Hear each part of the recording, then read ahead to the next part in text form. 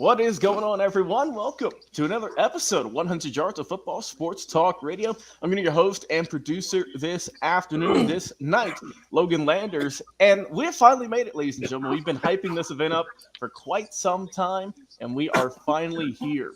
It is NFL Draft Night 2024. We're going to be doing a live reaction show, as you know, for the entirety of round number one, from the Bears all the way to the Chiefs and everything in between. It is going to be a great show, a fun show. We welcome all of your comments. If you have any ideas or anything that you want to discuss in the comments, we'll throw it up on the screen and talk with you, our fans, because without you, none of this would be possible. Now, I can't do it alone. I can't be on this screen for 3.5 hours, give or take. I have to have a very talented cast and crew to help me out, to talk about these draft picks, if they made the right move, if they made the wrong move, and whatnot. So joining me, as always, helping me out, first off, my boy from the Elite Sports and Entertainment Network, the man with the best beard in all of sports commentary, Mr. Jay McLovin. Jay, what's going on, my brother?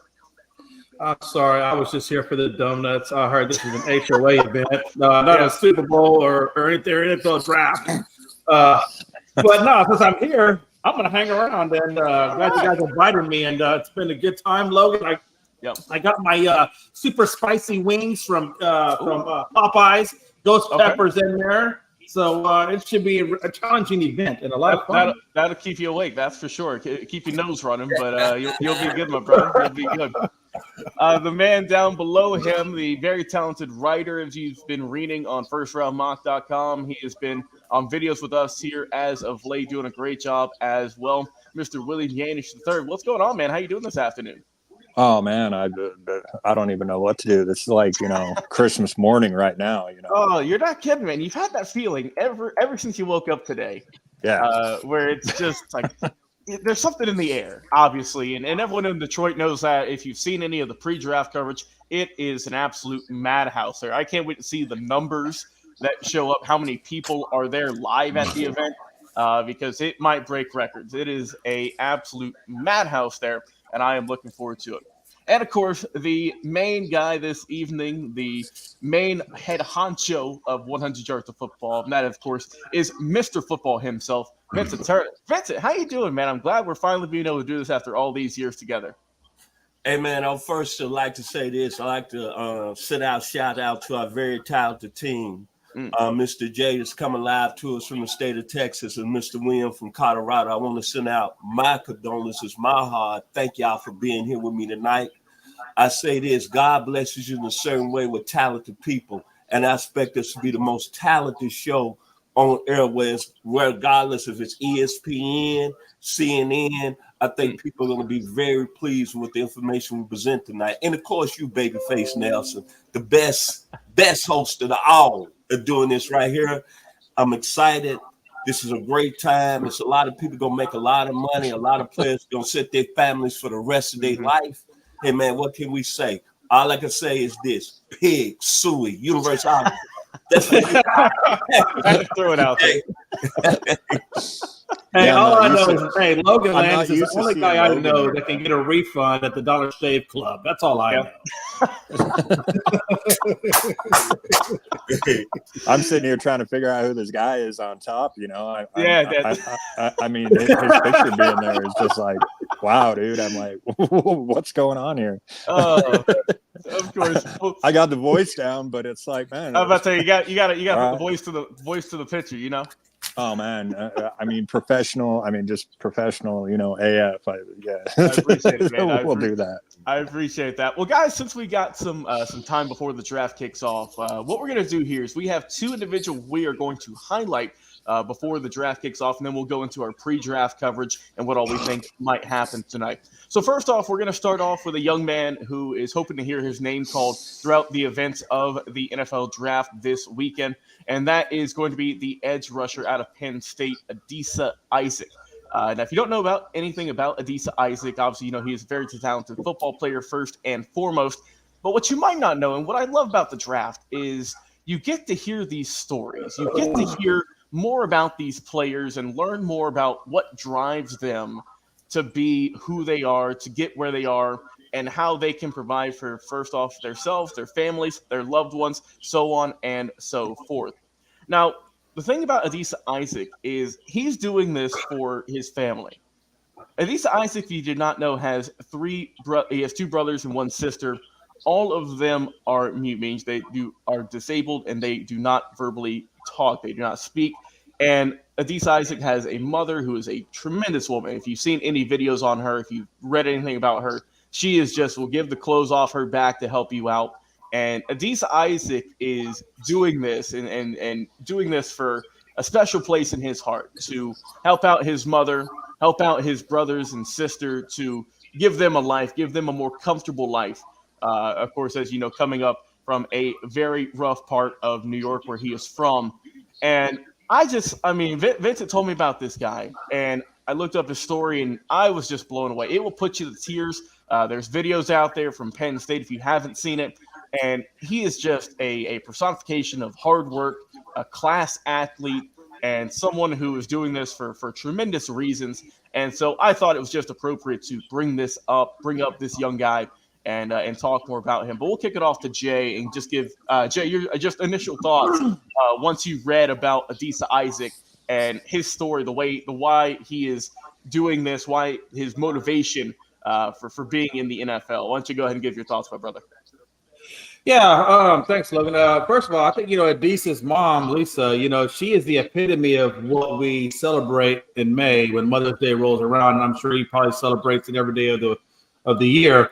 It's not. I can't imagine, having 3 nonverbal kids, being single, and trying to raise his whole family in and of itself and keep it together and do the right things without doing the wrong things to survive in this world and raise your family up right. And she did that. She did all of that. And so you got to imaginally just, be amazed at a woman of that caliber. And it shows in his upbringing. It shows in Adisa himself, because she was who she was. It allowed him to become the man that he is and be the person that he is. And there's a lot of things a Wonderlic test doesn't tell you at the combine. There's a lot of things that the metrics don't tell you at the combine. And character, maturity rate is a couple of those things that probably doesn't give you a good evaluation on.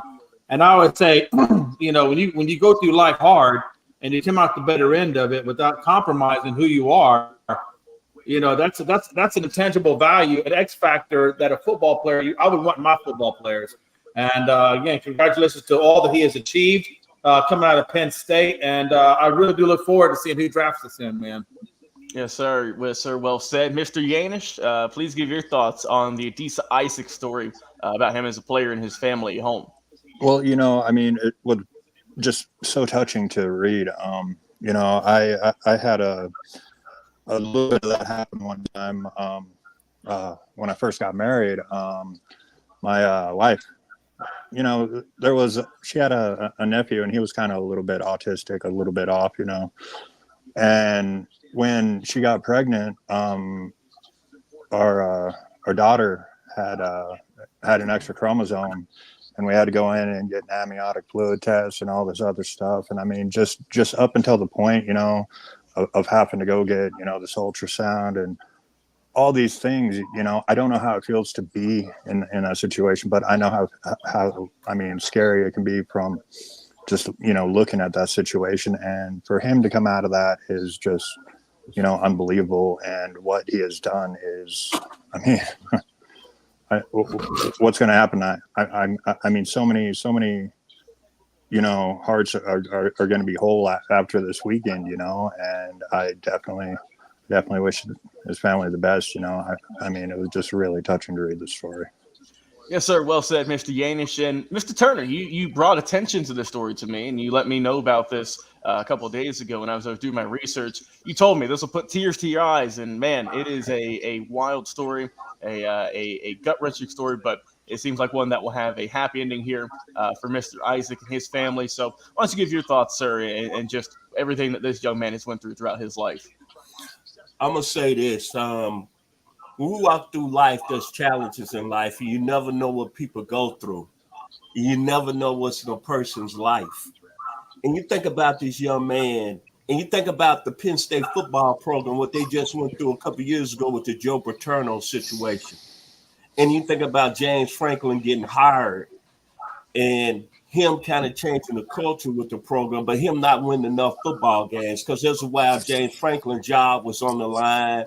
Penn State supposed to be a top 10 team, supposed to be challenging for national championships. But I got to give a lot of respect for Coach Franklin to even having that young man come to his campus, because one thing Mr. Isaac said, the reason he chose Penn State because it was a family. Because think about this, a young man was the #1 player in the state of New York in 2019. He could have went anywhere. Michigan, Alabama, USC, Ohio State. He visited those campuses. Yes, sir. But he loved what was going on at Penn State. And I want to give the Penn State family kudos for making that young man in his family be accepted. To Mr. Isaac, a 22-year-old man that had to grow up real fast, man. In his story, he had to learn how to drive at 10 years old. Didn't really have no childhood life. Think about that, gentlemen. And all the pressure put on him. But what I gained from reading about Mr. Isaac in the articles, his high school coach and some of his mentors said he was beyond his years of maturity. And he knew that his life was set in a different direction. And he knew he had to take care of the people he loved. Because one thing about this story, none of the kids' fathers or his fathers ever been in his life. And then they grew up in Brownsville, Brooklyn, one of the toughest areas in the country. The same place that one Mike Tyson grew up in. I'm talking about something serious. If you know what I mean, you read between the lines. And just to hear that young man, he graduated in December and come out and do where he at. And then he had a serious Achilles heel injury his junior year. But see, it's like this. As I look at 100 yards of football this evening, you know what Mr. Isaac's nickname is? The Chosen One. 100 yards of football is going to be the chosen show tonight. And what I love about the show, and I love about Mr. Isaac, and I'm going to leave my final comments.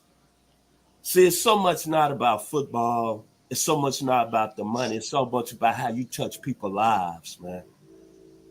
And one thing Mr. Isaac stated, every time he played a home game at Penn State, he looked at his family. He tried to find his brothers, his sister, and his mother. And all he wanted was for them to have a positive smile on their face. And that takes away everything in his life. He said you could not get that feeling for nothing. And you think about all the great players that played at Penn State. LeVar Arrington, Cal Brady, Chuck Facina, Franco Harris, Lenny Moore, Kurt Warner, Jack Ham. Kudos to Penn State University this evening. And when Mr. Isaac, if he don't go tonight, when he get drafted in the second round, you better believe this young man here in Douglasville, Georgia, is going to follow his career. And I'm not going to be surprised if his story is going to be one of the greatest stories of any prospect drafted in the NFL draft. Back to you, Mr. Landers. Yes, sir. Well said, Mr. Turner. And as we talk, before we get into our next story here, we got a comment here from Mr. Eric Marcus Gray saying, hey, my brother. Eric, we appreciate you coming on the show and coming along with the fun for us tonight. We appreciate it. And so we talked about the future of the NFL. Now we must talk about the past. And unfortunately, this past week, back on April the 18th of 2024, we lost a legend in the game of college football in the coaching ranks. And that is Mr. Archie Cooley, a man who myself and Mr. Turner have talked about multiple times here on the channel, and just the way he was able to revolutionize coaching at HBCUs, at Mississippi Valley State, of course, where he had that dominant run from 80 to 86. He also did some work at Arkansas Pine Bluff, Norfolk State. Paul Quinn is also working on the lines of Tennessee State, Alcorn State, and also helping out at Southside High School, where he got his start back in 1964. So a little bit of information about Mr. Cooley, for those who are not familiar with his game. He was a revolutionary head coach in every sense of the word. As you know, he had his satellite express passing offense. Now, that is a no-huddle offense which featured 5 receivers. And as we know, one of the most famous players to ever come out of Mississippi Valley State, the one, the only Mr. Jerry Rice.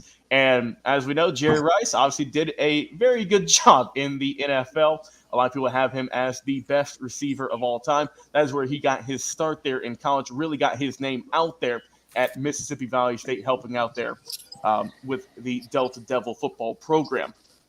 So a man who really set the tone on offense for what a team can do, was also doing some good work there at Mississippi Valley State, worked as a physical ed coach also, and just someone who just lived and breathed football. Finally got into the Southwestern Athletic Conference Hall of Fame back in 2007, and someone who, when you look at him, you see a guy who really changed the game of football, who really helped revolutionize the sport with passing, especially nowadays. I mean, this was way ahead of its time. And Archie Cooley, unfortunately, like I said, he did unfortunately pass away back on April 18th. But we are here to give our kudos, our recognitions, and our flowers to the man who helped revolutionize and help a young program there at Mississippi Valley State. Mr. J, I will give you the ball now, sir, if you want to give some of your thoughts on Mr. Archie Cooley. And also, just want to give you a heads up, your mic is muted at the moment. See here, hold on. Yeah, thank you. Yeah, I like to say something, but you didn't hit all my bullet points. So I just want to say the 5 wide receiver satellite express offense, I think, was the biggest thing that he donated to the game of football, amongst other things, obviously in character building and things like that. But yeah, he will be missed. Coaches like him, developmental coaches like him, ones that take time out for the kids to really show them how to play the fundamentalistic game of football at its purest form. He will be missed. And again, he's been in the game a long time. Like you mentioned, 1964 is when he came into high school, and he left out of the college ranks in 2006. So that's a long time, and a long time to have a mark on the game of football. So rest in peace, Mr. Cooley. Yes, sir. Mr. Yanish, if you want to give some words on Mr. Archie Cooley, a tremendous head coach for all those years. Tremendous, man. And I'm the Niner fan of the group here, so obviously it was Jerry Rice. I got to bring that up, and just what it did for the game. I remember, Joe Montana wasn't called the best quarterback ever until being out of the league for 10 years. And I mean, with Rice, he might have got there, but I mean, Rice just cemented all that over those years. I grew up watching him, and anybody who coached him and had that, I mean, got him into that first round of that draft and everything else, man. I mean, definitely lost a great one. So, yes, sir. And Mr. Turner, our resident football historian. Like I said, we've talked about Mr. Cooley on multiple videos before. So I know you have a deep connection with him and his story and how he helped revolutionize that program there at Mississippi Valley State, sir. So if you want to give your condolences, now is the time to do so. I mean, Archie Cooley is dear to my heart because I grew up in the South. Of course, I followed SWAC football, being 63 years old and going back in that time. And I watched a lot of SWAC football because I had a lot of guys out of my neighborhood that played at Alcorn State, Mississippi Valley. And I first came across Mr. Archie Cooley in 1982. Tennessee State was playing Mississippi Valley, and they ran a 5 wide receiver set. And I was in the game with my friend that played at Alcorn State that's deceased now, Mr. Lawrence King. And I saw a guy that was 175 pounds, Mr. Jerry Rice. And I remember what my friend told me, Lawrence King said. He said, this guy right here is going to be one of the greatest receivers to go in the NFL. And at that time, I didn't believe that. But he said, check the coach out. He's got pro football qualities. And it was running the offense. There was a 5 receiver, no huddle offense. And I say, wow. Man, what are we doing here? Because back then, the game of football is all about the running game. But if you know what happened after that, Mississippi Valley went on and had one of the greatest offenses on any level of college football back in 1984. The Delta Devils, coached by Mr. Cooley, averaged almost 59 points a game. Jerry Rice had almost 1,800 yards that season, 27 touchdowns. Willie Cotton, the quarterback that ran the show, nicknamed the Satellite, had over 58 touchdowns a year, over 4,500 yards. But what came out of my mind was greatness. And you look at all the college coaches that's coached on this level. from Darryl Roll at Texas, the Bear Bryant at Alabama, the Frank Broyles at Arkansas, the Pat Dye at Auburn, Bobby Dodd at Georgia Tech, John McKay at USC, Eddie Robinson at Grambling, Lavelle Edwards at BYU. But look what this man did, Archie Cooley. He produced pound for pound, probably the best player that played in the National Football League. What's his name again, Mr. William? Jerry Rice. And all I know is this: Jerry Rice ended up with 197 receptions, 22,000 yards receiving, and 197 touchdowns. Jerry Rice didn't play at Alabama. Jerry Rice didn't play at USC. He played in Mississippi Valley State. And who was running the show? The gunslinger, Mr. Archie Cooley. And then you look at that conference back then, and I think what a lot of people need to understand, of course, we're going to always be fans of the great programs, Georgia, Texas, and everybody else, right? But just think about the players that came out of the SWAC. That a lot of people should not even be surprised with what Mr. Cooley has become. Deacon Jones, Walter Payton, Buck Buchanan, Mel Blount, Lynn Barney, Claude Humphrey, Robert Bazille, Michael Strahan down there in Houston, Texas, where the eyes of Texas. Mr. J from. Help me out here, man. Archie Cooley is one of the greatest that ever done it. Much flowers and love to you, Mr. Cooley, out of the state of Mississippi. It's some in the water in Mississippi. It's Logan. I tell him all the time. James Earl Jones, Morgan Freeman, Archie Manning, Brett Favre. I don't have to say no more. I'm excited. Let's get rolling with the 2024 NFL Draft, gentlemen. Yes, sir. And we are 8 minutes away from the 8 o'clock start of the draft, where the Chicago Bears will be picking number 1 overall. Of course, as we know, they acquired that pick last March in the DJ Moore trade with Carolina. So that is how they got that. We know that coming into this draft, they were wondering, a lot of people were wondering, is Justin Fields going to be the guy? They're going to build around him. Well, as we know, he was traded to the Pittsburgh Steelers. So it is presumed that they are going to go with a quarterback number 1 overall. And guys, the consensus across media, across every talking head out there, seems that it is going to be the former Heisman winner coming out of the University of Southern California, Mr. Caleb Williams. So let's talk about Caleb Williams. We'll talk about him, and then if we have some time, we'll talk about just our teams and what we think they can go with here in the draft. So Caleb Williams, a divisive figure for some. Some will see his on-the-field play and say, this guy is a number 1 overall talent. He has the arm strength. He's got the stats to back it up, obviously. He's got the Heisman Trophy and just an impressive player. Some people are a little bit turned away from his off-the-field just comments he's made over the past few months and whatnot. And some people that will deter them from picking him number 1 overall. So I just want to get a feel of the room. And we'll start off with Mr. J. Talking about Caleb Williams, man, do you think that he will go number 1? And what do you think his career would be like in Chicago if he does indeed go that way, sir? Your mic is muted, my friend. Yeah, exactly. I think he goes number 1 because I think right now his name is the flashiest name out there. And Chicago's looking to make a flashy type of thing, and they're going to – so I think they probably do take Caleb Williams. Do I think – but you know what? I'll tell you, if I'm Caleb Williams, you better come with it. You better be the best damn thing ever. Otherwise, you're going to go down worse than Ryan Leaf. You're going to go down worse than Jamarcus Russell. All these other people that we thought were going to be great. Jameis Winston's and the list goes on. I mean, I don't know, Logan. This guy better bring it, man. I like confidence. Don't get me wrong. I think your number 1 field general should have that level of confidence in himself.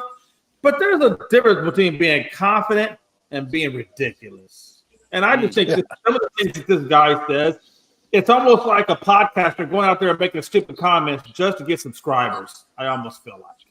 All right. James, we know just not mixed.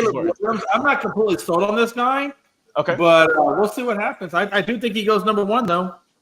All right. And Mr. Yanish, I know you also have some thoughts on Caleb Williams and how do you think this will play out? Do you think he'll go number 1 overall? Do you think that Chicago will kind of go with the narrative we've been seeing here?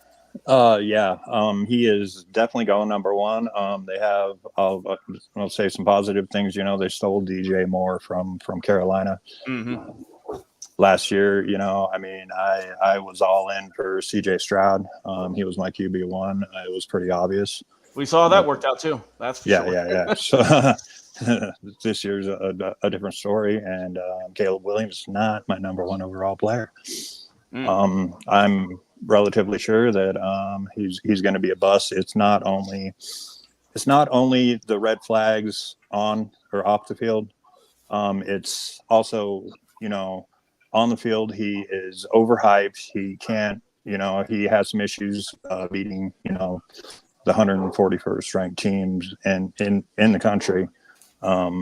He has, you know, I mean, he definitely has some talent. The thing is, I just don't see him putting it together. I'll be quick about it. You know, you asked for my opinion.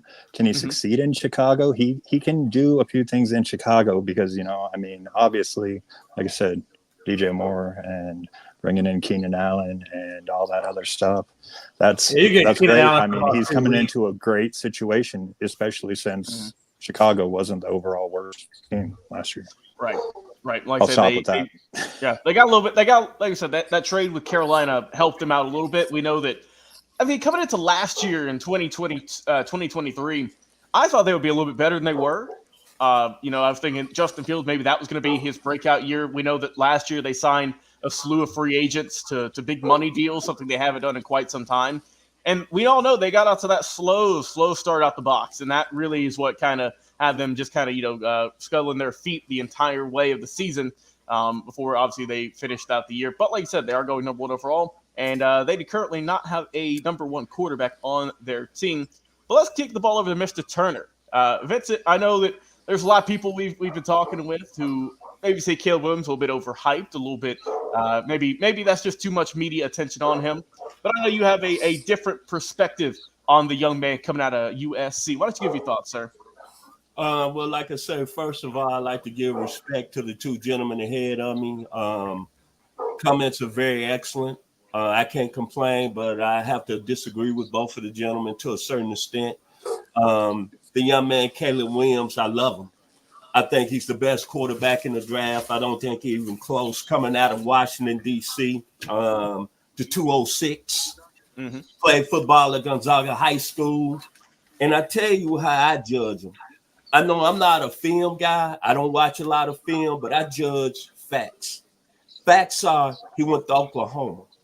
He could have went to any school in the country, but he went to Oklahoma with a quarterback already there, and a lot of people saying it was going to be an NFL first-round pick. He went through spring practice, his year on campus. He came straight out of high school. And if you look at all the tea leaves coming out, Oklahoma waves at the time, they say by far he was the best quarterback, better than Spencer Rattler any day. So I said, okay, we go into the season. Spencer Rattler starts the first 3-4 games. And word on the street is that Caleb Williams was performing so well in practice with the second team. He's not even getting first team reps. But Spencer Rattler, Oklahoma's still winning games. But I know this. I can't see how you can call a gentleman a bust when he was putting the game in the first quarter after Oklahoma got down to Texas 28-7 before 92,000 in the Cotton Bowl. And see, Mr. J can help me out. The Red River Shootout, the most rivalry of all time. And Caleb Williams come off the bench and had to release Spencer Rattler. See, that's facts. And I'm right. And I'm right. They went down 28-7. And he leads that team back to victory, 55-49 in that game. But I said, okay. There was one thing Caleb Williams said after that game. Spencer Rattler will never get his job back. And then Texas, help me out. We're doing a draft tonight. It was 2 D linemen that played in that game. Mr. Devontae Sweat, who's predicted to go in the second or third round, and Brian Murphy, who's a first-round pick. They were on the field. But then I said, okay, Mr. Williams leads Oklahoma to 11-2 record, but the last game of the year against Oklahoma State, this one I know the young man was special. Oklahoma State, they playing for a berth in the Big 12 championship game. Oklahoma State and sacked them 6 times that game. It's 54 seconds on the clock. Oklahoma don't see they have no chance of winning the game. 3rd and 18, and Caleb Williams go 56 yards. It gets Oklahoma in the position to win that game. Again, I'm looking at facts. That don't seem like a bust to me. They end up losing the game, and Oklahoma doesn't play in the Big 12 championship, so that's okay. But then I'm looking at, he went to a school, Oklahoma, that's got history. He didn't go to no other program like Troy Lance, who went to South Dakota, North Dakota State, who didn't play against competition. He went to a school that had 3 previous Heisman winners and a guy that was ahead of him. And he said, I was going to win the job. Now, we might not like him because he got this sort of type of situation, or he might not say the wrong things, but the fact, he played well. Then his coach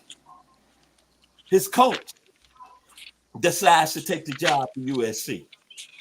The mighty USC Trojans, who have won national championships. That's not a program that anybody can go into quarterback position and play at a high level.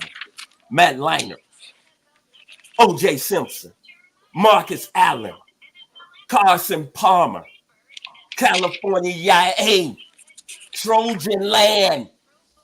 And Leinart did how well? Hey, how well did Leinart do in the NFL? Can somebody tell me that? At the end of the day, hold on. Now, you interrupted him. He won I know you're in your soliloquy, but I need you to come back and address that Matt Leinart, please.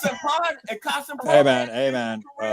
Marcus Allen, the Super Bowl champion, right? That's true. Yeah, you're right. Marcus Allen, huh, Jay?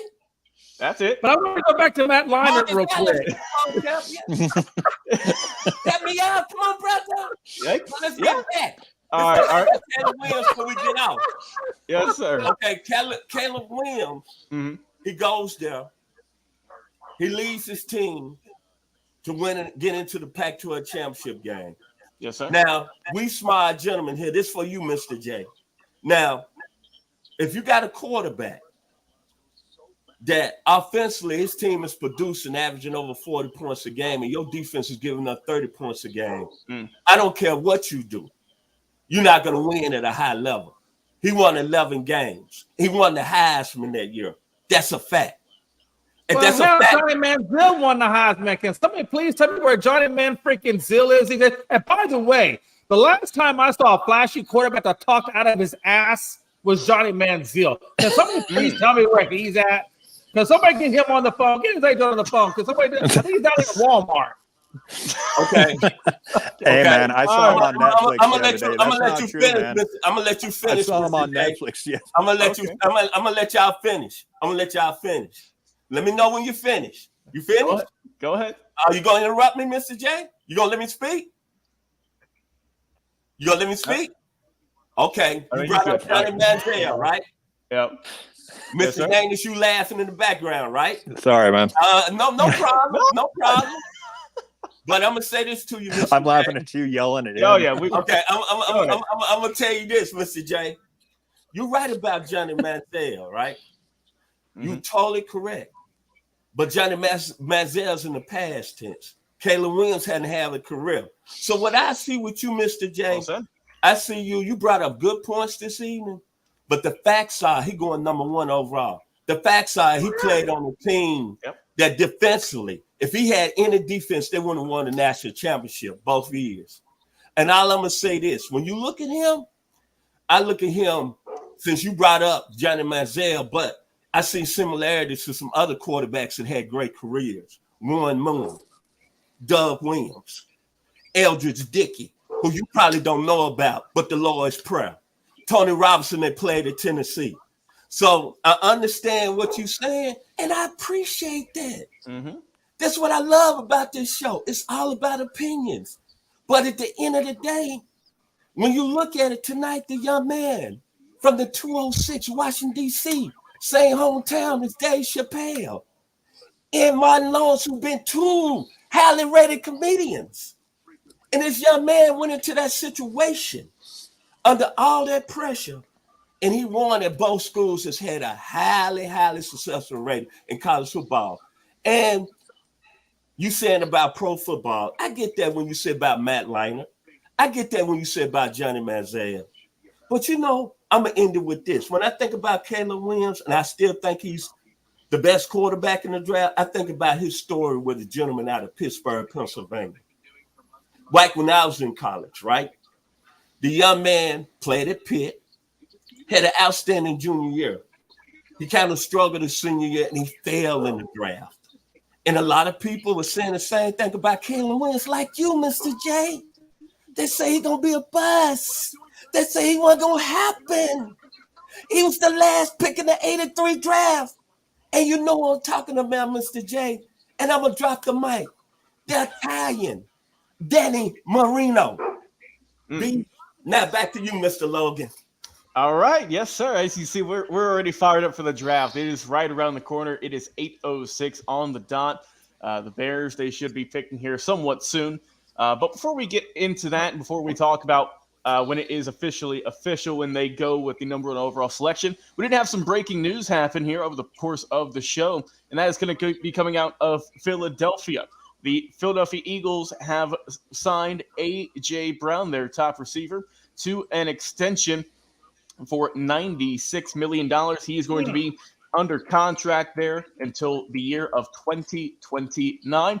Just give your initial thoughts off the it's going to be 3-year extension, $96 million, highest for any wide receiver now in NFL history. He's guaranteed $84 million of that amount. So just your quick thoughts. Jay, did you think this will help out the morale we see in Philadelphia? We know last year that they started off solid, and they just kind of fell apart at the end there. As you know, being a Cowboys fan in the East, you saw that story all too well. And I know our mutual friend, the Philly sports guy, who's probably at the draft right now, paid it all up, looking good in his Philly gear. I know he is pumping his fist right now. Oh, I'm sure he is. Here's the thing about Philly. Number one, is A.J. Brown worth the money? Yeah, I think he's shown that he's worth the money. So that aspect of it. Matter of fact, him and Devontae Smith make a really nice tandem out there in Philadelphia land. The problem is, can they get over whatever was going on in that locker room from last year, right? They clearly had some issues in that locker room. I don't know what all the speculation of what went on in that locker room, but them Eagles got to get that locker room under control before it's going to go anywhere. But I think A.J. Brown is worth the money for sure. All right, Mr. Yanish, what are your initial thoughts to this breaking news there? Well, Philadelphia, I mean, they definitely need that. He's been a great player for them. Like you said, across from Devontae Smith and just different weapons they have there. Mm-hmm. The thing that I'm looking at is, since, I'm the resident Niner fan, is now is Brandon Ayuk going to be traded because, how far apart they are in contracts. He was dancing yesterday morning, about Amon-Ra St. Brown signing a record contract, and now A.J. Brown does today. Go ahead. No, I'm just saying, man, like later on, what's going to happen? I see the 49ers going after a receiver, but are they going to have to go after two? Yes, sir. I've got a comment here from the Fantasy Football GOAT Strategies page on YouTube saying the Eagles offense will have to overcome their deficiency on defense. Their secondary is horrible, in their opinion. All right, and Mr. Goodell and famous rapper Eminem have walked up to the stage, and that is saying that the draft is about to get underway. Mr. Turner, let's get your quick thoughts on what is going on in Philadelphia with them re-signing A.J. Brown to a contract extension. I think I got to agree with Mr. J a little bit. Let's be real, fellas. We haven't talked about Jalen Hurts. I thought Jalen Hurts regressed last season, and there was a lot of problems in the locker room. That's why I think the Eagles fell apart. And my thinking is, what happened between the relationship with A.J. Brown and Jalen Hurts? Because at the end of the year, they wasn't clicking, and A.J. Brown was doing a lot of complaining. And to me, to give a guy that much money, have you really solved that problem between your quarterback and your star receiver, allegedly A.J. Brown? So I got to agree with Mr. J there. Something happened in that locker room, and it happened with A.J. Brown and Jalen Hurts. Now, me going forward with the Eagles, Jalen Hurts played outstanding the year before. But last year, let's be real, fellas, he didn't play at a Pro Bowl level, and that team fell apart, and that's why they lost in the first round to the Tampa Bay Buccaneers. And I don't know if I would have gave A.J. Brown that money, because anytime you have a receiver to start complaining about he needs the ball, that has a trickle-down effect throughout your team, especially your quarterback. Why you think Stephon Diggs not coming back to Buffalo? I leave it at that. Yes, sir. That's just my opinion. Yep, I got you. I got you. And now I'm looking at draft, seeing a bunch of the Lions faithful coming up on the stage. I see, of course, the current regime of Jared Goff, Aiden Hutchinson, the young core out there. And, of course, people say the greatest Lion of all time, Mr. Barry Sanders up there rocking the Letterman jacket, looking good out there at the podium as we just wait and wait and wait. Looks like, yep, here comes Barry up to the stage.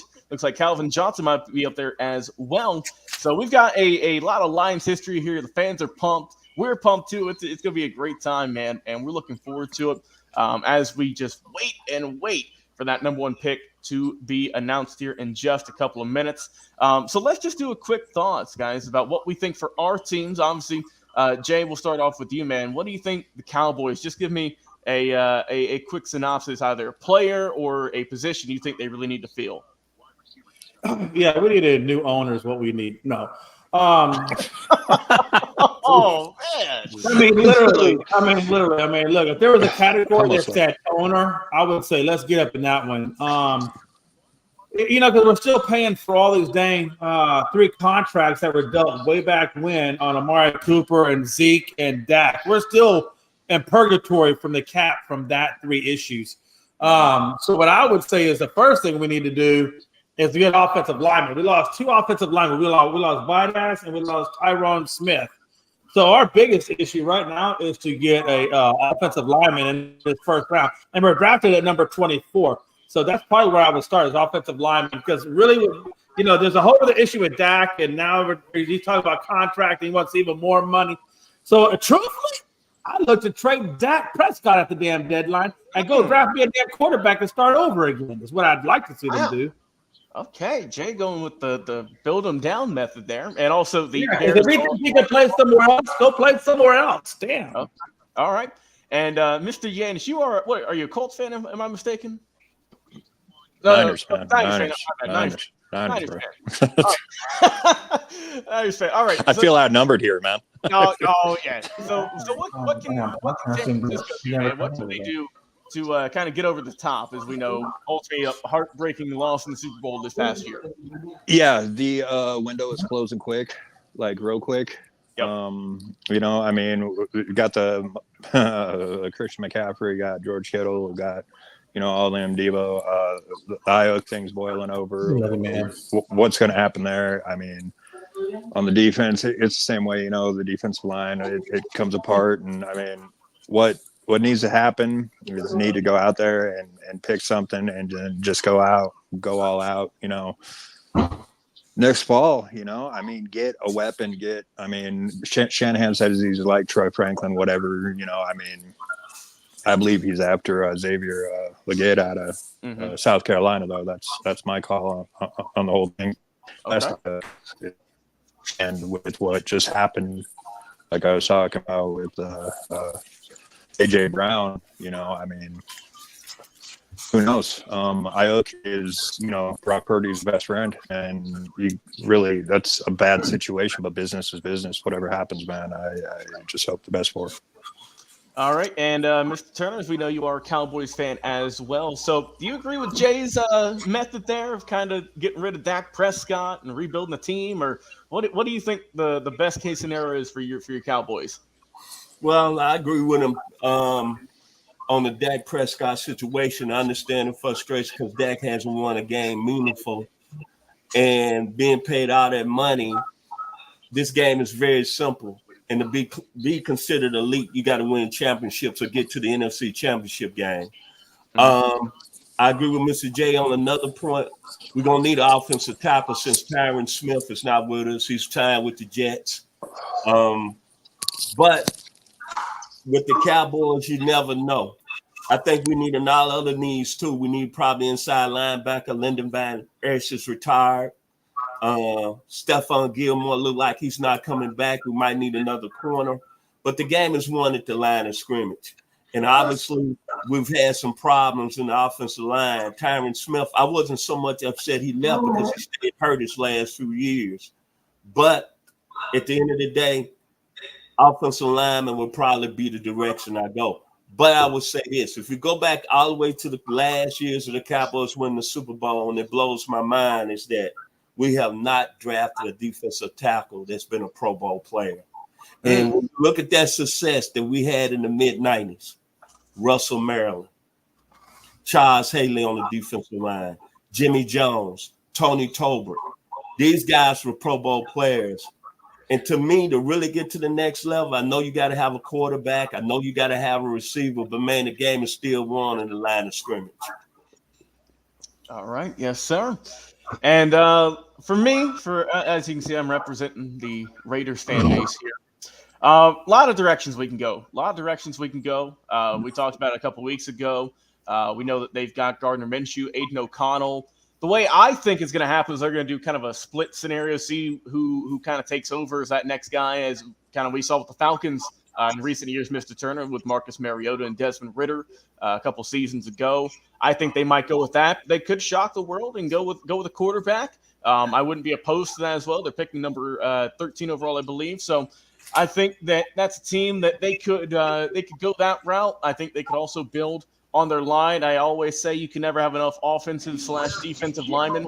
Those guys are important. You got to have some consistency on that basis because we know those guys get hurt constantly. You got to be able to be good, and it'll be interesting to see what happens. All right, and we got about 5 minutes or so here before the Chicago Bears are on the clock and see who they go with. We think it's going to be Caleb Williams, but could there be someone else? Is there anyone else you think that they could really figure it out and go with a wild card selection? Maybe another quarterback. Any thoughts on that one, guys? Oh, I definitely have a few thoughts on that one. Drake May is is my number one, and it's not particularly close. Okay. And I feel, he could do really well on that team. Like I mentioned before, DJ Moore, get a running game in there, everything else. With Herbert, there's Kyle Kmet, or Cole Kmet, just a whole bunch of, different ways that can go. I mean, like I said, the hype thing, everything else. But like I said, I have also said that Drake May is going to be, offensive rookie of the year, and I mean, if he lands in New England, that's might be a stretch compared to some of these other things like Chicago or, Minnesota, some other place. Minnesota needs to be, they got some options over there. They can go with it with Minnesota as well. Comment here from Fantasy Football and Goat Strategies saying that they would love to see Jalen Daniels on the Raiders. Long shot at the moment. Obviously, we know the most recent Heisman winner.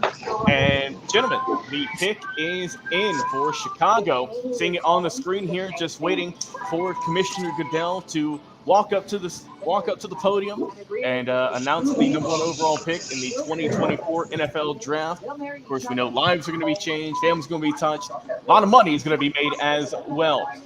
So it is going to be interesting to see what happens here. It's going to be interesting, man. It's going to be a lot of fun in this draft. Do you see any players who maybe might get in the draft? Someone who maybe will jump. We saw with New England a couple of years ago. We saw in New England they drafted a Cole Strange, the offensive lineman out of Chattanooga. No one saw that. No one saw that. So it's going to be interesting to see what happens here. But Jay, I'll kick it over to you here real quick. I got to take a phone call here, and I will be back in just a moment, sir. Yeah, I actually see Jaden Daniels going number one. That's what I'd like to see. I really like Jaden what he did out there with LSU. I don't think he's quite as cocky as Caleb Williams is, but I think he still has kind of those same tools. But I wouldn't mind seeing Jaden Daniels go number one to Chicago. I don't know how y'all feel about it. All right, and it is official, guys. Caleb Williams has been selected number one. That is it, number one overall pick, and he is now going to Chicago, and it's going to be interesting. I think that Uh, I think we got it. And Mr. Football, as you just heard, Caleb Williams, it's official. He's number one overall. Well, like I said, I stand pat on what I say. I respect everybody's comments on the panel. I'm not going to say anymore. The facts are, I presented them. I think he played at two schools that are highly competitive. If you look at football history, of course, some people say he plays hero ball, which I don't understand that. But he's a dual threat, and all I can say is this: opinions are be made. The Yes, sir. season's going to kick off, and we're Yes, going to sir. see what Caleb Williams is going to what he's going to do in Chicago. But I will say this: Big Buckets is not coming through the doors. Mm-hmm. Walker Payton is not coming through the doors. Darius Bears is not coming through the doors. Yes, sir. But you know what? Caleb Williams in DC is coming through the doors, along with DeAndre Swift, Keenan Allen, DJ You keep Moore. talking Keenan Allen. You know how many times Keenan Allen been hurt? What's Whoa, the best ability? Hold on, hold on, hold on. 100 yards football. We don't interrupt. Hold on. We say we let gentlemen speak here. Go ahead. Go ahead. So at the end of the day, obviously, Mr. J, you don't like Caleb Williams, and I understand that. But let me speak here on 100 yards of football. If we're going to go forward, I got to let you speak and let me speak. Now, all I know is Keenan Allen. You say he been hurt. But to me, I take a guy that's an 11-year veteran that's got over 10,000 yards receiving because injuries are in the game. And remember this, Chicago might take another receiver in this draft. But I understand everybody's not going to like certain players in the draft. Everybody going to have personal opinions. That's why I love this game. Mm-hmm. That's what I love when y'all football. Hey, excuse me, somebody dog barking in the background. Can we control that? We got to get that corrected here on 100 yards of football. Let's take who dog is barking in the back? Hey, Jay, what's Blue doing over there? Blue passed out, bro. I'm hearing a couple different dogs. Okay.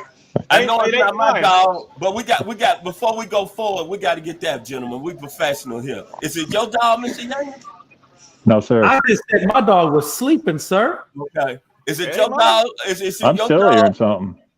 Yeah, my dog. My But dog's 15 pounds. we can't move down. We can't do that. We can't do that. We got to get that straightened out. The echo. We got to straighten out. Yeah, I don't hear nothing now. Okay, good deal. So back to you, Mr. J. I know you're gonna look at. Hold on now. Hold on. Somebody, dog. Do we need to take a break? Let's take a break here on 100 yards of football. Okay, let's take a break. We got enough time between the picks. Can we take a break here on 100 yards of football? How about if you guys want to go around and whatnot, I'll keep it going here. Yeah, but not. Let me talk to you out there, Logan. Take a break. Let the two gentlemen go on with their pick. Let me talk to you out there. I'm gonna give you a call. Right. Sounds good. Jay, go ahead, my brother. Talk about just whatever you want to speak about, my friend. We'll be right back. Okay, now is the time. If you got a dog, you might want to let them know. I don't know where to go with this.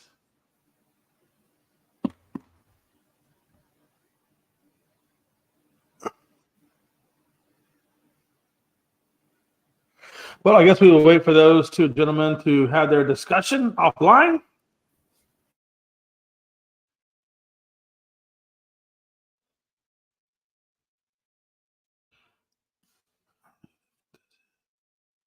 So who's your team?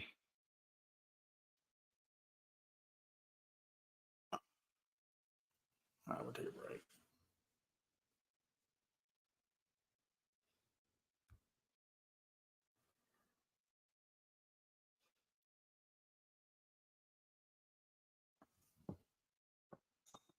I ain't got time for this bullshit.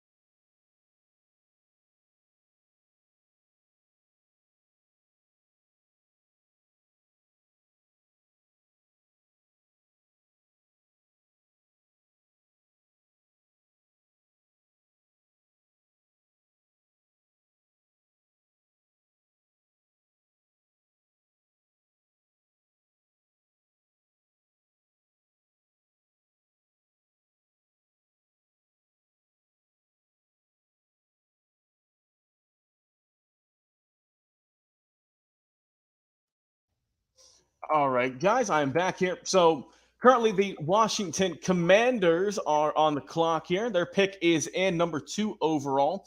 So Washington, any ideas who you think they're going to go with? Bit of a wild card team here. They obviously have a lot of holes they need to fill. So it could be interesting. Jay, just your quick thoughts here before we see the commissioner walk up. Yeah, I'm going to guesstimate they're going to go wide receiver here at this point. I think they're going to go wide receiver. I don't think they're going to go quarterback here. I think this is where we see Marvin Harrison come off the board.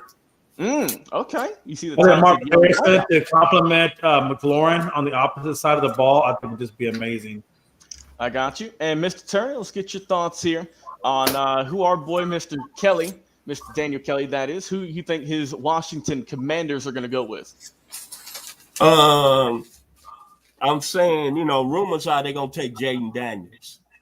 But my gut feeling, I think they like Drake May a little bit better. That's just my gut feeling. I think Drake May will be a perfect fit here based on Cliff Kingsbury. It's not an offensive coordinator. And I think just looking over, I think Cliff Kingsbury will have a better relationship with Drake May. That's just my opinion. Drake May look like a Dan Quinn guy. I think they're going to go quarterback.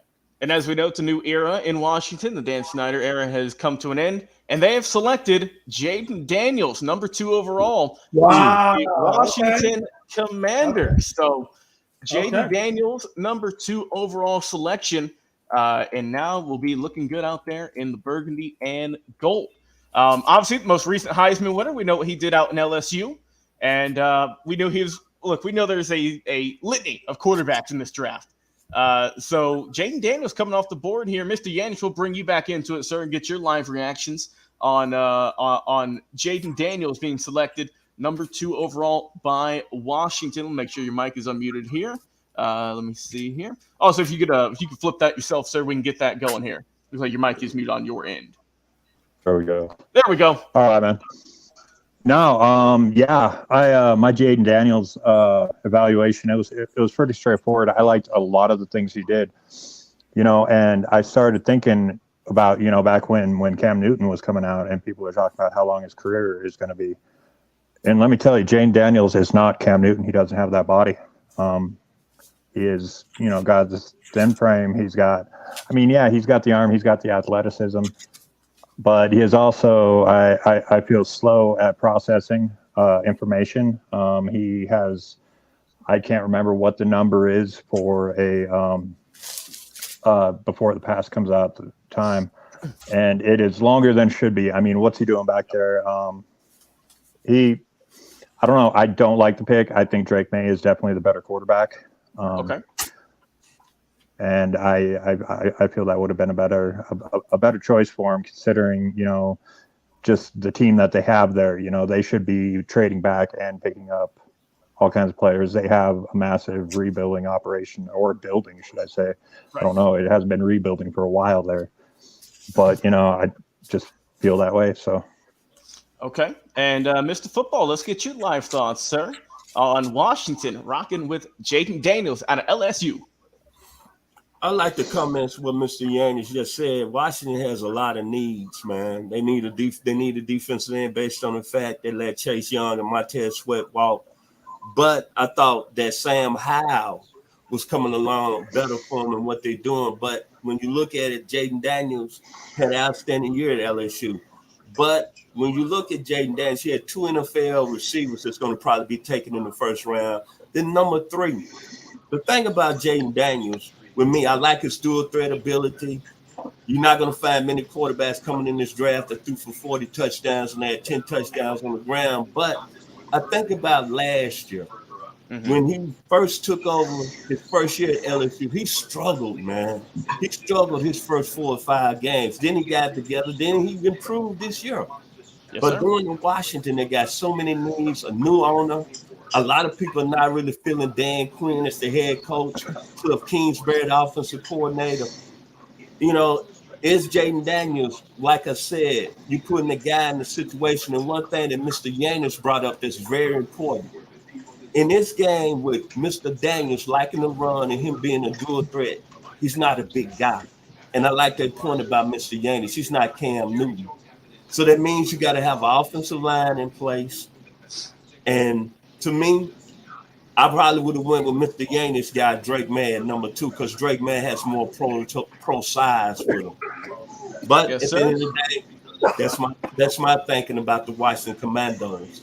I like the pick because basically I think Jaden Daniels is going to kind of struggle a little bit in our division. The Dallas Cowboys, go Cowboy Nation. All right. And speaking of picks, man, the New England Patriots, their pick is now in. Of course, brand new ball game over there. No more Bill Belichick. Mac Jones got shown the door, and it's been a rough couple of years for New England, man. Since the Tom Brady era was over, they have just been trying to get their footing in the highly competitive AFC East division. So are we in agreement they're going to go with another quarterback here with Jared Mayo kind of leading the charge? Absolutely. They're in another situation that. You think Drake May? Okay. William, is this where you think your boy goes? Yeah, I do. Like I said, New England, but they have the same situation I was talking about in Washington. And what they're going to do as a team, bringing in a flashy new pick is something, flashy new quarterback, but that is not the situation they have up there. That's Bill Belichick's roster. He was an unorthodox coach, to say the least. That's for sure. Yeah. That's a way to put it, my friend. Yes, sir. Yeah. Hey, he got it done but they great said, coach, man. They got it done for all those years. And Mr. Turner, let's get your thoughts here, sir, as we wait for the commissioner to walk up. Is this where you think another quarterback's going to go off the board here? I will make sense because New England, they need a quarterback. Yep. Obviously, Mac Jones wasn't the answer. Brady Zappi wasn't the answer. But the thing they'll look at in New England, if it's a Drake May pick, he's going into a situation when you're looking at a New England team that was 30th in total offense. Mm-hmm. Rushing offense, they were 26, and passing offense, they was 28. That's going to be a lot to put on a young man coming out of North Carolina by way of Huntsville, North Carolina. Yes, sir. And is Drake May going to be mature enough to go in that situation? Now, New England was real good defensively. They finished 7th total defense, so they got pieces there. Christian Gonzalez, outstanding cornerback. But like Mr. Yanish just said, that's Bill Belichick's staff. So it's going to be kind of really, to me, whether or not they're going to add some offensive pieces in the offseason if they go with Drake May. But obviously, they need a quarterback, man. You need a quarterback in this league. But Drake May going to the Patriots or any quarterback, it's going to be a lot of issues because you really don't have no playmakers on the offensive side of the ball. Yes, sir. And our prediction was correct. Number 3 overall, Drake May out of UNC is now headed up to Foxborough and going to be the, hopefully, new franchise quarterback for the New England Patriots. So, so far, 3 players, 3 quarterbacks, as we've kind of suspected. With this NFL draft, and we'll see. But so far, guys, overall good observation. And now we turn our attention to the Arizona Cardinals. Arizona is an interesting team, to say the least, a team that doesn't necessarily need a quarterback. As we know, they spent a ton of money on Mr. Kyler Murray, a man who came back middle of the year last year and seemed to get his footing. So let's talk about Arizona. What route do they need to go with? Jay, I'll let you kick things off, my brother. Where does Arizona need to go to get their team back on track and get them back in playoff contention? We'll start off with you. Yeah, I really thought Marvin Harrison would have gone number 2, but to Washington. But since he's still on the board, I know Carolina. I think Arizona. It looks like they're still going to be stuck with Kyler Murray. It doesn't look like they're going to move off of Kyler. So I think the best thing you can do for Kyler Murray is give him some weapons to throw to it. I think Marvin Harrison or Dunze, I think Marvin will probably get the nod there if they're going to go wide receiver. I think this would be a good spot for him to go in. Okay, Mr. Yanish, what does Arizona need to do, my friend? Where do they need to really beef up their team? Is it offense, defense? What do you think the number 4 overall selection, who that will be, what position? Well, they are a team. I think Kyler Murray is mostly overrated. However, to give him some weapons, outside of, he's got Trey McBride, Rome Odunze. I'm not sold on Marvin Harrison Jr. I haven't watched enough of his film to talk on him. but from what I'm understanding, it's not. I mean, he's probably not the top receiver in the draft. So they just need to go with whoever they like or listen to trades. They have a little bit of a nucleus there, so something that they can maybe do something with. But whatever they end up with, I'm not sure. They're probably looking to trade it, but other than that, they just need to add the biggest playmaker that they, that is on that board. Help out the quarterback a little bit.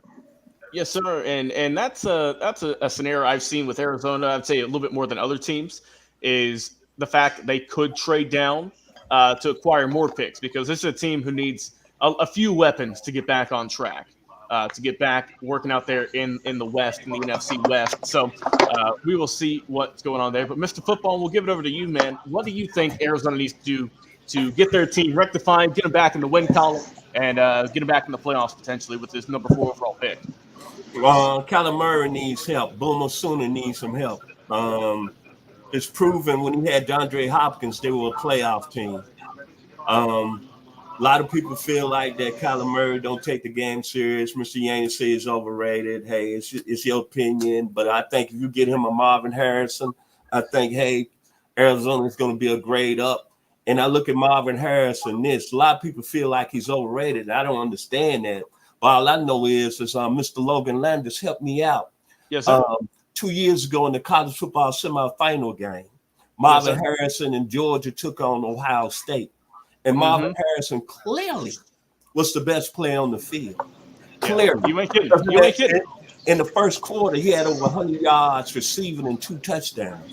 And he was going against a secondary that's got Chris Harris that's in the NFL right now, Kelly Ringo, who's with the Eagles, Kamari Lassiter, who's going to get drafted, and then Malachi Starks, who's going to probably be a first-round pick next year. And as we say in the neighborhood from the 901, he put that work in. Yes, so sir. I don't understand how people say, red, and then his daddy a Hall of Famer, and then this kid's 6'4", 205, and he went to Ohio State. Again, I go on facts, gentlemen. He went to school. He followed the likes of Chris Carter, David Boston, Terry Green, Galloway, these Ohio State Buckeyes. I'm taking Marvin Harrison Jr. like the eyes of Texas Jay just said. Yes, sir. And it is now in, so we will wait and see what Mr. Goodell is going to announce, who is going to be the number 4 overall selection for the Arizona Cardinals team, who has a lot of potential. And let's see who could be changing this. So we will see here, number 4 overall pick in the 2024 NFL Draft, Marvin Harrison Jr. is heading out west to Arizona. So that is going to be, I would say, their top option there. Obviously, we know he's going to get a lot of balls thrown to him by Kyler Murray. And who knows, gentlemen, that could be a pretty good connection. We know that Kyler's been in the game for a couple of years now. He's getting, he's still getting used to it for the most part, but he's shown flashes of really solid potential, which is why Arizona selected him as their franchise quarterback, gave him all that money. And as we've just been talking about with Marvin Harrison Jr., we know that his time at Ohio State was super special. I mean, he has a lot of really good intangibles, a lot of great stats as well. Mr. Football brought up the game against Georgia where they could have won that had he not been hurt. It seemed very likely. But now he's going into the National Football League, and now he's going up against, as we know, tougher competition. It's going to be fun to watch. Mr. Turner? I'm going to say this. When you look at Marvin Harrison Jr., the one thing I think he has an advantage, man, his father's a Hall of Fame receiver. And his father played the game at 5'11", 190, and his father's seen every coverage, know what it takes to be a pro, played at a high level for 12, 13 years, and played with one of the better quarterbacks in the game, Peyton Manning. I think that's real advantage to him. And I see a young man that already shown that he has an outstanding work ethic. That's what his coach Ryan Day said. So he understands the pressure. And playing at Ohio State, gentlemen, it's not playing like at Youngstown State or Boo Boo University. We play at the school, the big house, Columbus, Ohio, Archie Griffin, Cornelius Green, the 68 Super Sophomores. Ohio State is no joke. I'm happy for the pick because now Kyler Murray gets some help. And Arizona, I think, has got some good young players out there. Zavon Collins is one of the best young linebackers in the game. Yes, sir. And now, as we wrap up talking about the Arizona Cardinals, we will turn our attention now to number 5 overall, the brand new look of the Los Angeles Chargers. As we know, led by Justin Herbert, they're not going with a quarterback. I would be floored if they did. As we talked about earlier, Austin Eckler, no longer with the team. He is out. And a lot of people have been speculating. I don't know if maybe it would be round 1 or a potential later draft, but maybe with Coach Harbaugh reuniting with his superstar running back out there in Michigan who used to play for him. Yeah. That has been thrown around. So my question to you, gentlemen, and Jay, we'll start with you and work our way through the panel here. Do they reach, quote unquote, in a sense, and go running back number 5 overall? Or do they go with another option that has been heavily thrown out, and that is help on the offensive line? So, Jay, what route do you think that they should go with there in Los Angeles to kind of get things back? And as I've said, all these teams are like little brothers punching up at big brother there in Kansas City. So what can they do to get one more step closer to getting that there in the AFC West? Yeah, well, obviously, there's been a lot of injuries that have happened to this team. Obviously, you saw that there was a thumb issue that Herbert had to go through, and Herbert's been dealing with a few injuries himself. So I'm going to go with that offensive line. I still feel like that is the more important spot. I think they're running a running back spot. I think they addressed that later in the draft, either probably the second round. I just don't think that quarterback is high enough need for them right now, as much as it is that offensive line pertaining to Herbert. Right. All right, Mr. Yanish, do you have a similar statement? Do you think that they should rock with the offensive lineman here? Well, as Harbaugh is an old school coach, and, that's where he started as the trenches, and that's what made Michigan, watching those playoff games, watching everything, what happened there, I described it as a stacked running game that they had up there in my J.J. McCarthy. It seems like we have lost Mr. Yanish for the moment. Let's see. Let's bring him back here. Let's see here if we load him in. All right, go ahead, sir. We got you back. Okay. Anyway, I'm not sure where I left off, but I was talking about in my J.J. McCarthy evaluation. I talked about the stacked running game. It wasn't a superstar running game. It was stacked. And the offensive line. That's exactly what they did. They weren't the greatest at the pass protection. That's how they won the national championship. Don't let J.J. McCarthy throw the ball. Everything else, just get in there and win. He didn't throw it for an entire half, just turned around, hand it off. And I definitely see Harbaugh going, starting where he believes. I remember him back with the Bears growing up, and I remember him getting beat up like the rest of the Bears. He knows what's important. So. Okay, Mr. Football, what can Los Angeles do to beef up their squad and give them another chance to potentially win another division title for the first time since 2009? Well, I'm going to say this to the two gentlemen that are very talented panel members. I got to give them love. I know we got out to a rocket start, a little controversy between us, but I got to agree with both of the very good-looking gentlemen tonight. Offensive line with Harbaugh. He likes to run the football. He's an old-school guy. I would say this, though, if the gentleman can agree with me. Harbaugh might throw a monkey wrench in the pick since he's a guy that likes to run the football, but he likes the tight end. Maybe the boy from Georgia is on the board, Brock Bowers. Ooh. And I'm going to leave it at that outside the offensive lineman, as the two gentlemen, Mr. J and Mr. William, just stated. I agree with them, offensive lineman, but don't be surprised because Harbaugh likes that tight end position. And Justin Herbert needs all the help he can get. Because as Mr. J said, injured Keenan Allen is gone, so he went to Chicago. Throw a shot. But he said Keenan Allen is gone. And we don't know what we got with Quentin Johnston, the guy they took first round next year. I wouldn't be surprised if they take back Brock Bowers with this pick. That's a good name there. And I think, could you imagine that pairing with Justin Herbert, who we know has a super talented arm? As long as they keep him upright and keep him healthy, he's one of the best quarterbacks in the game, bar none. And if you get Brock Bowers, who a lot of people are saying is one of the best just wideouts, let alone tight ends, just because of the freak of nature he is that we saw at Georgia over the past handful of seasons. That could be a lethal combination. We do see the pick is in. However, they are on a commercial break. A lot of names I've seen thrown around is obviously going to be Joe Alt, the talented offensive lineman out there in Notre Dame. There's a lot of really big offensive linemen in this draft. Got J.C. Latham, of course, coming out of Bama, Talisi Fuaga out of Oregon State.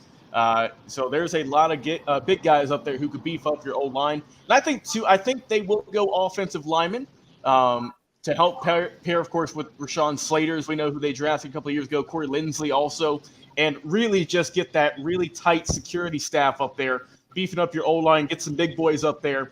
And I think that would be, I would say you build your team in the trenches and you work your way around from that if you got issues there. And we know that Los Angeles, they've had some problems, as we know, with a slew of injuries past couple of seasons. So I think that they go with the offensive linemen, go with the big guys up front, and see who they go with. But I like your assessment, Mr. Turner. A little bit of curveball there, and.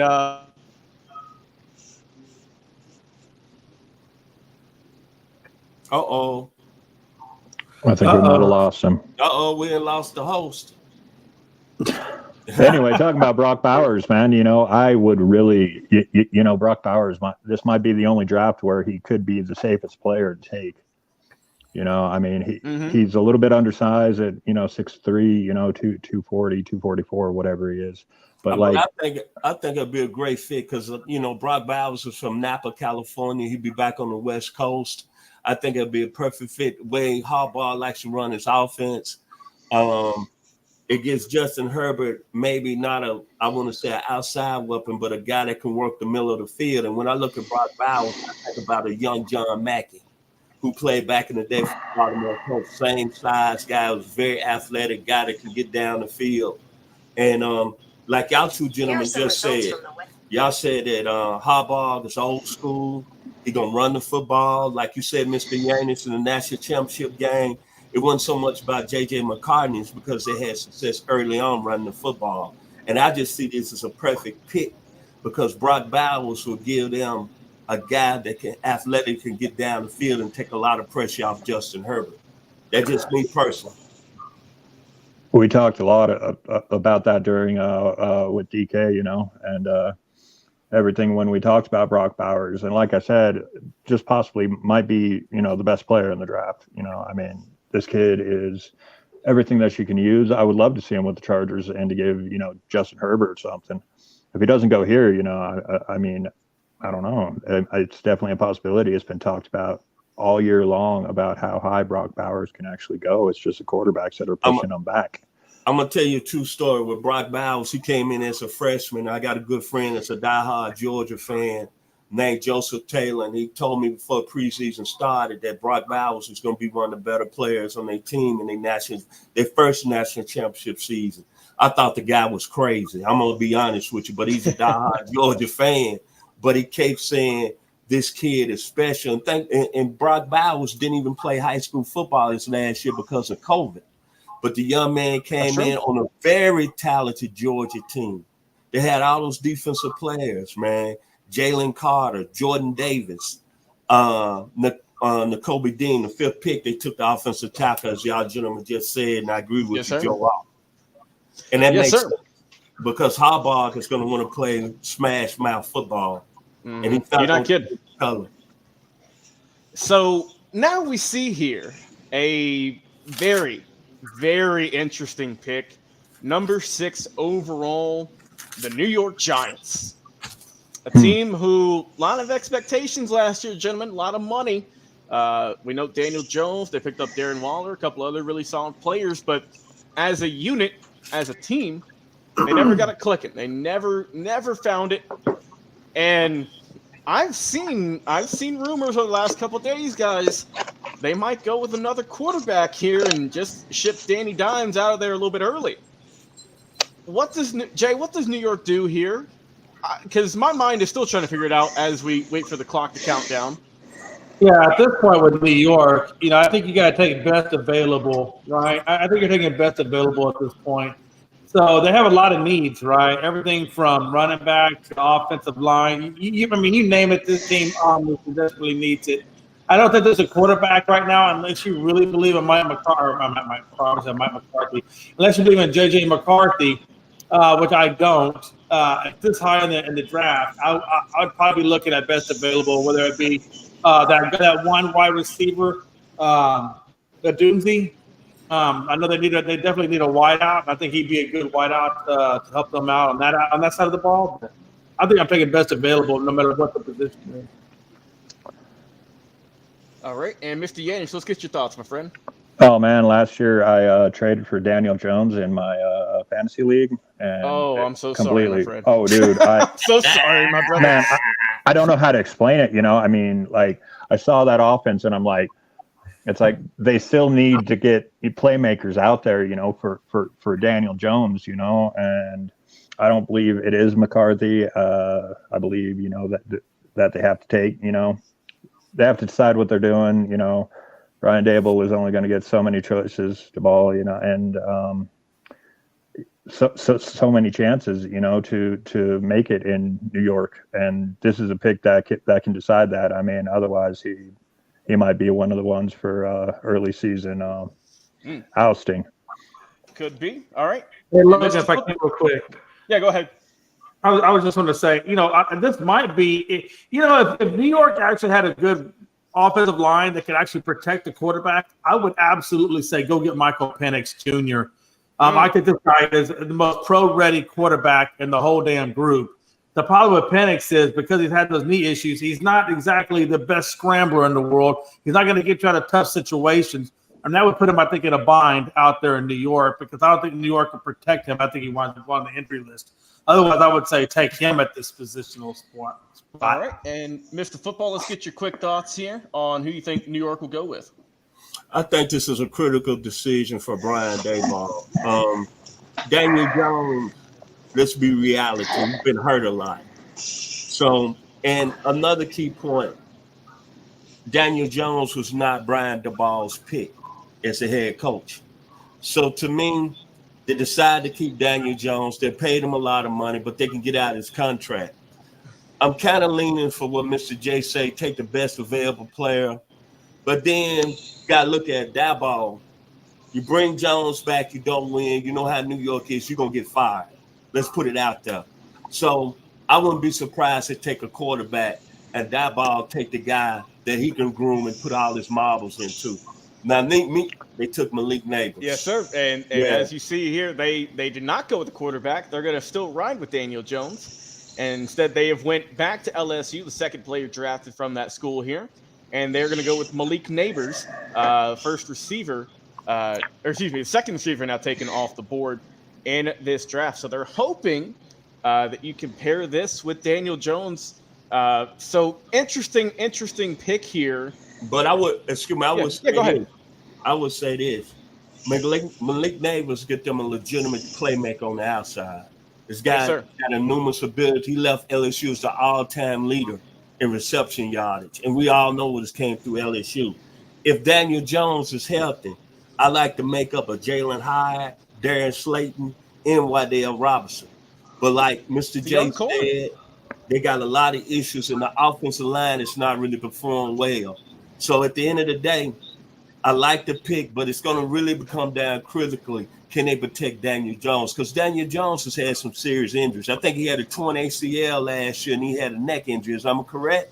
Yes, sir. I believe so. That's why they had Mr. Tommy DeVito in there.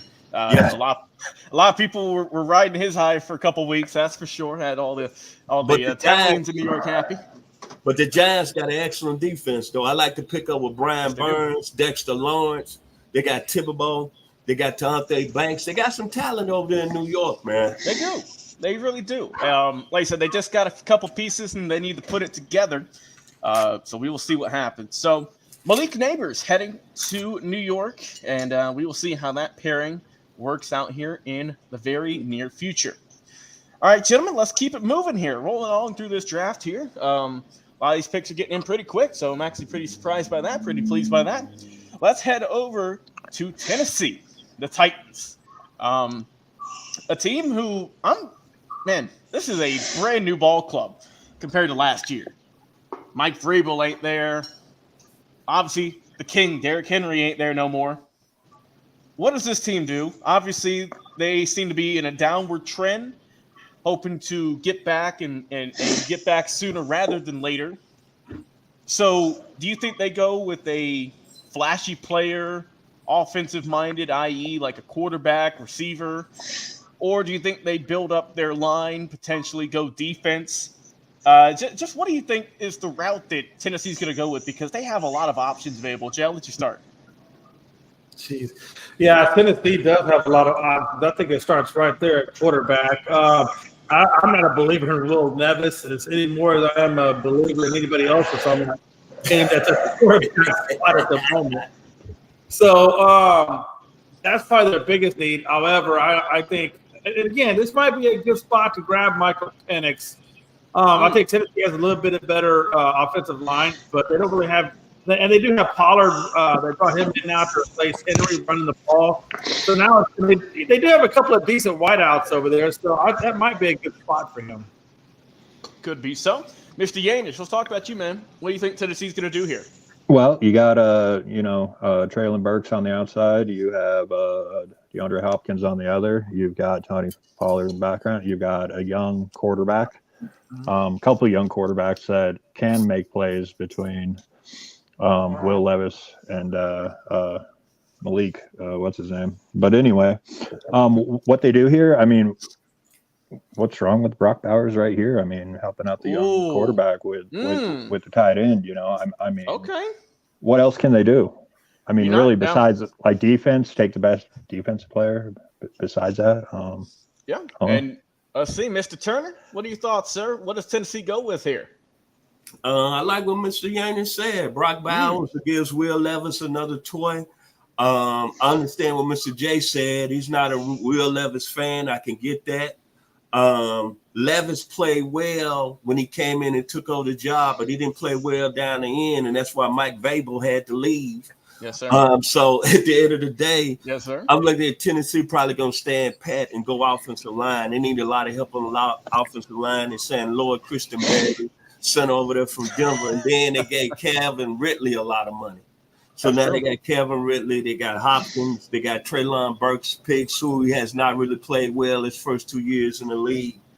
And then they got Tony Pollard from Dallas. We know about Tony Pollard, Mr. J, me and him. If Pollard is healthy, he's going to be a productive player. If not, then we know the history on him.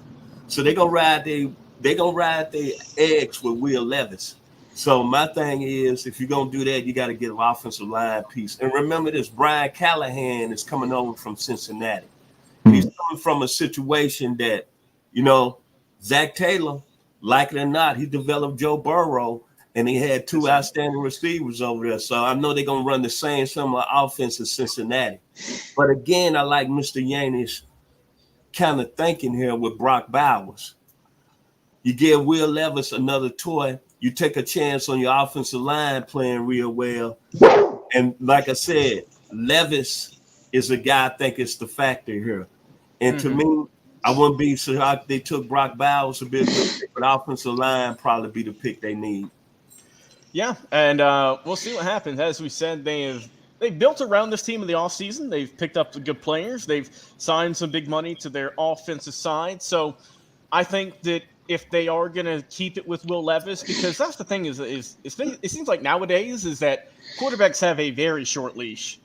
If, with all of them coming out of college now, that if you struggle a year or two, you have a very short hook. And it kind of seems like that might be in the cards for Tennessee with Will Levis, but I'm not sure if they go there quite yet. I think they might go with an offensive lineman, help build that team. As you mentioned, you got to help Tony Pollard get some holes to get him healthy, get him in the end zone. You've got to have your guys, all of your receivers, as we just mentioned, give them time to get their routes ran and get them open and in the slots and whatnot. So I think personally, I believe that Tennessee will beef up that offensive line. Now it remains who they're going to go with. As you saw, Joe Alt was selected out just the pick prior for the Chargers. So we'll see if another big guy will head off the board here. once the NFL draft returns from its commercial break. They are on there now. The pick is in, just waiting for their advertisers to get their money and for Mr. Goodell to come back on the stage. So it's going to be interesting. But this is a team that I wish they would have kept Mike Vrabel, man. I liked him as a coach. I thought he did a great job. But as you said, Vincent, unfortunately, if you don't produce results, head coach, you're the first one out of there. That's just how the game is. And I will see with Brian Callahan, right, brand new head coach over there. We'll see what he can do. And in Tennessee, with all the fans in Detroit really rocking right now, and man, they are just packed out there. They are on every single street corner, just trying to get a piece of the action, trying to see Mr. Goodell as we see him now walking up to the podium to announce the number 7 overall selection in the 2024 NFL draft. So, guys, let's see if our predictions will be right. Will it be Brock Bowers, or will it be a offensive lineman, or it could be a wild card? So let's see, ladies and gentlemen, with the number 7 overall selection in the 2024 NFL draft, the Tennessee Titans go with an offensive lineman, tackle J.C. Latham out of Alabama. So they are shoring up that O-line there. So let's get our initial reactions. Jay, what do you think, my friend? J.C. Latham, big boy from Bama, now heading to Tennessee.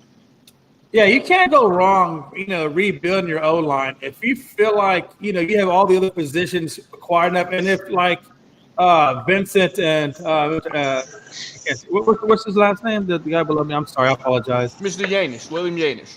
And there you go. Yes, sir. If both of these guys are believing in Will Levis enough like that, then I'll give him another shot. But I don't believe in Will Levis. I don't believe in Malik Willis. I think both of those guys, and I had Malik on my I had Will Levis on my fantasy football last year.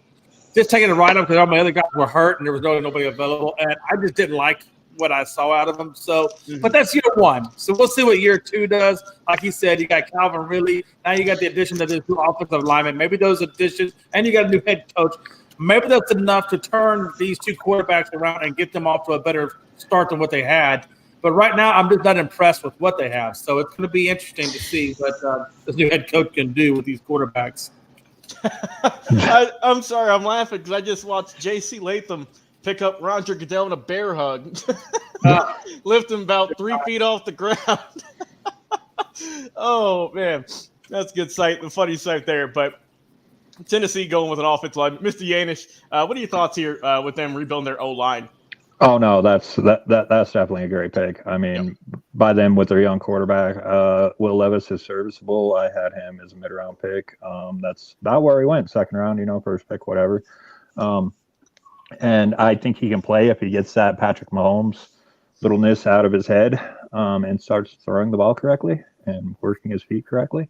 Yep. That's how I feel. And an offensive lineman, a big guy like J.C. Latham here, can do that. So I like the pick.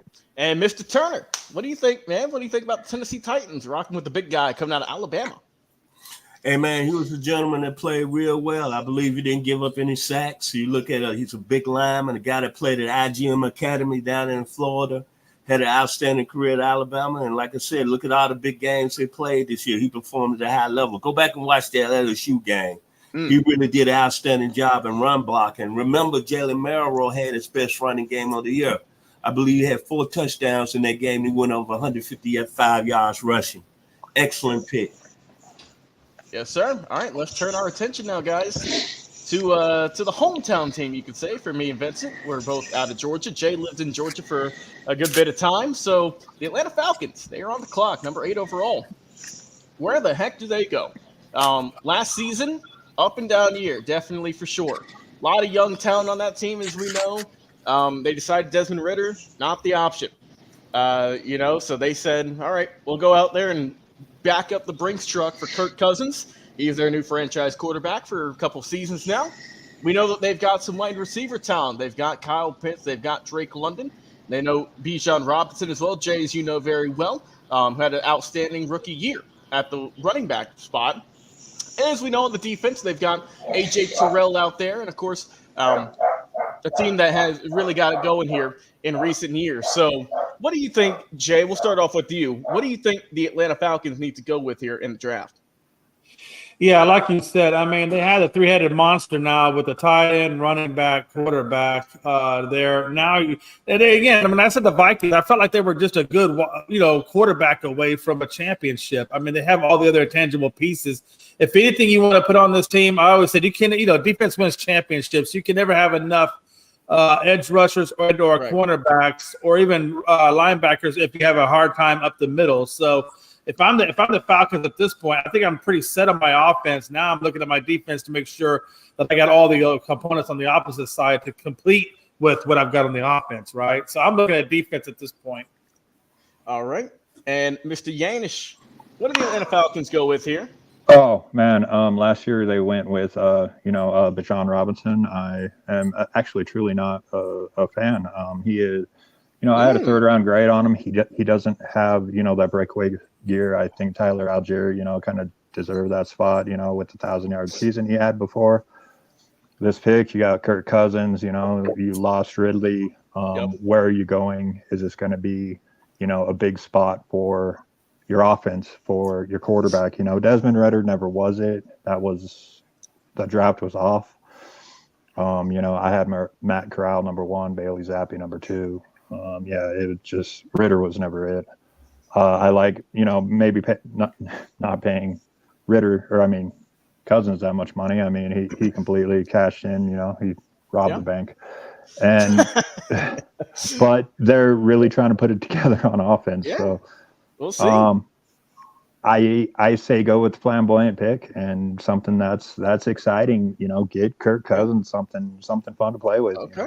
All right. And Mr. Turner, your final thoughts here as we see Mr. Goodell walking up to the screen. Well, Mr. Yanish said it. The Falcons like to go with the best available player. To me, realistically, you need a defensive end to rush the passer. They haven't had a pass rush in years, but knowing the Falcons, they're going to go with the best available player. I wouldn't be surprised they take a receiver, a playmaker. Oh, whoa. What Michael just happened? Penix Jr. to the Falcons. What? I am confused by that one. Okay. But glad for him. But no, actually, hey, you know what he's doing, Logan? Hey, what are they doing, Jay? Bringing in that in case Cousins goes down with injury, and or they're bringing him in to be his heir apparent. Because look, Cousins is at 36 years old. Somebody get replaced. Coming off Achilles injury as well. Yeah. The injury thing. Not only his knee, that he tore twice. Whatever. He had work on both the shoulders. Stuff like that. After what he did in college, he put out 1st round grade, but film when I evaluated him, but I couldn't give him that because of the medical side of it. I know I've been hurt in my life a lot, and some of those things never get better. I'm not saying personally, whatever he's got going on is his own thing, but I watched his throwing motion and his happy feet settle down like he was coming out of pain, and twisting, body torquing, throwing motion. Dude can sling the ball. Obviously, but I understand, the Falcons and maybe some Kirk Cousins, the whole Achilles thing. It's called Achilles for a reason, and we don't know how he's going to look. We haven't seen him. We haven't seen a snap yet. So interesting, Mr. Football. What are your thoughts on Michael Penix now coming to Atlanta? Well, I tell you what, I sure didn't see that coming. But I say none of us did. but I'm gonna say this about Michael Penix Jr. He's had 3 serious injuries when he was at Indiana, but he went over to Washington. His former offensive coordinator, who's now was the head coach at Washington, who's now at Alabama, Caleb DeBoer, really devised a scheme. It showed you if you can protect Michael Penix Jr., he can get the job done.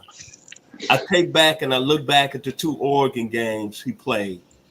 There was no question about it. NFL all day, baby. The game against Texas, no disrespect to you, eyes of Texas, Mr. J, but he was flawless. The ball didn't touch the ground against Texas. But I would say this. He struggled against Michigan because they got pressure on him. And that really made me a little concerned. But as far as the talent, arm strength, getting the ball all over levels of the field, You putting playmakers around him. The gentleman, is no question about it. He get the job done. Yep. I understand the Falcons' logic, though. Kirk Cousins, that's why I went crazy when they gave him $100 million guaranteed at 36 years old, coming off a torn Achilles. That don't make sense. But I'm going to say this. You got to understand, gentlemen, these head coaching jobs not going to stand for long if you don't have a quarterback that can save you. That's true. And that's That's Arthur Smith. That's Arthur Smith. That's what got him out. He went with that. You know what's interesting to me, though, is it tells me enough. This choosing of Michael Penix Jr. tells me that the head coach of the Falcons truly believes in this team, that he has all the pieces he needs. Because if he didn't have all the pieces he thought he needed, I guarantee you Penix wouldn't have been his choice. That means he's comfortable with this team. He's ready to roll. Good point. That's a great point. And this is obviously this quarterback room a lot better, Vincent, than we saw the last couple of years. That's just how it's looking here. Interesting pick. I was not expecting for Michael Penix to get drafted, but here we are. But I'm going to say this before Chicago pick is in. Yes, sir. That's the guy that's on a local radio station. You know I'm talking about, Logan. I talk about him all the time. His initials is BB. 6'8". Yes, sir. Yes, sir. He loved Michael Penix, bro. I can't wait to see what he say tomorrow morning. He's probably jumping with joy. He loved Michael Penix Jr. Yes, sir. And let's see who the Chicago Bears are going to go with. Their second selection now in the first round. Roger Goodell is at the podium. Gentlemen, let's see who they go with.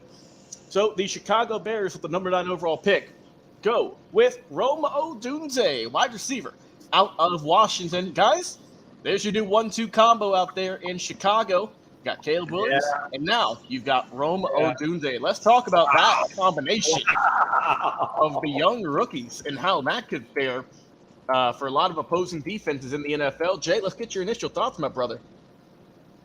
Yeah, Caleb Williams better not screw this up, or he's going to have hell to live down over this.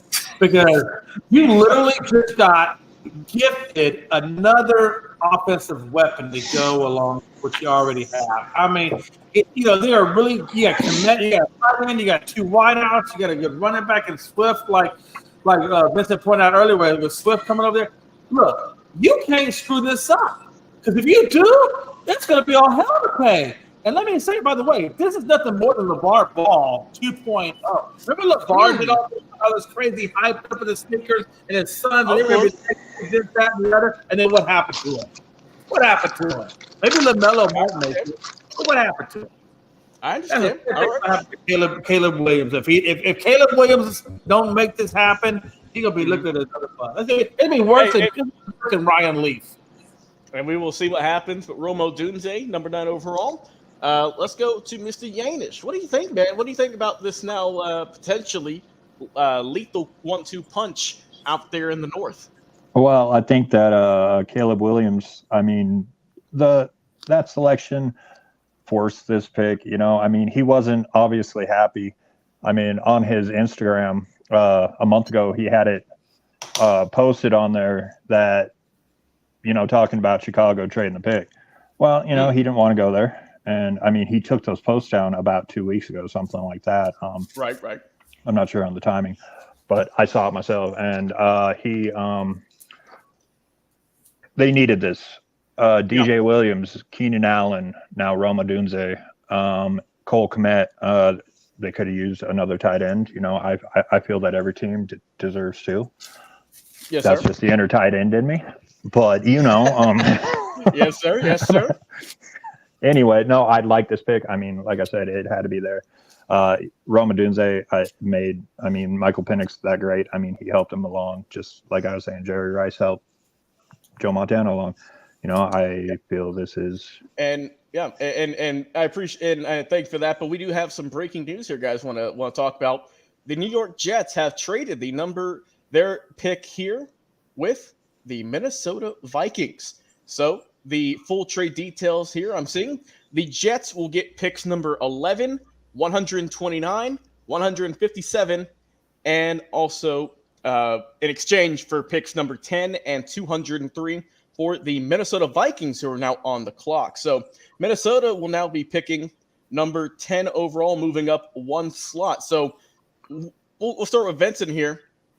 Vincent, what do you think about? Let's give your thoughts on Rome Odunze because we haven't got those yet. But what do you think that Minnesota goes with here? I love the pick. Like I say, the 206, Washington, D.C. is in the house. When I think about Caleb Williams, I think about this guy I used to listen to when I was a young student at the University of Arkansas back in 1980. Everybody looking at me crazy, but his name was Turner. I'm busting out L7. And now with Rome Odunze, to all the Caleb Williams doubters, now your faces are looking kind of like, that's all I'm going to say is in the NFC North, even though Detroit got to the championship game and Green Bay had a successful season, I can see that this can kind of put Chicago in a good situation.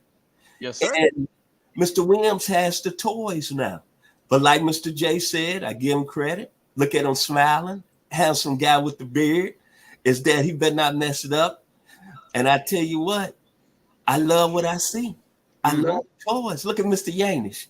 I love what I see with the toys. Yes. Hey, you know what they say? Hey, Mr. Turner, you know what they say? Be careful what you wish for, because when we give you everything you wish for and you don't make it to fruition, that comes back to haunt you. And I'm gonna say this to you, Mr. J. Uh-huh. You totally correct, but I'm gonna go like the great female singer out of Chicago, Mrs. Chaka Khan.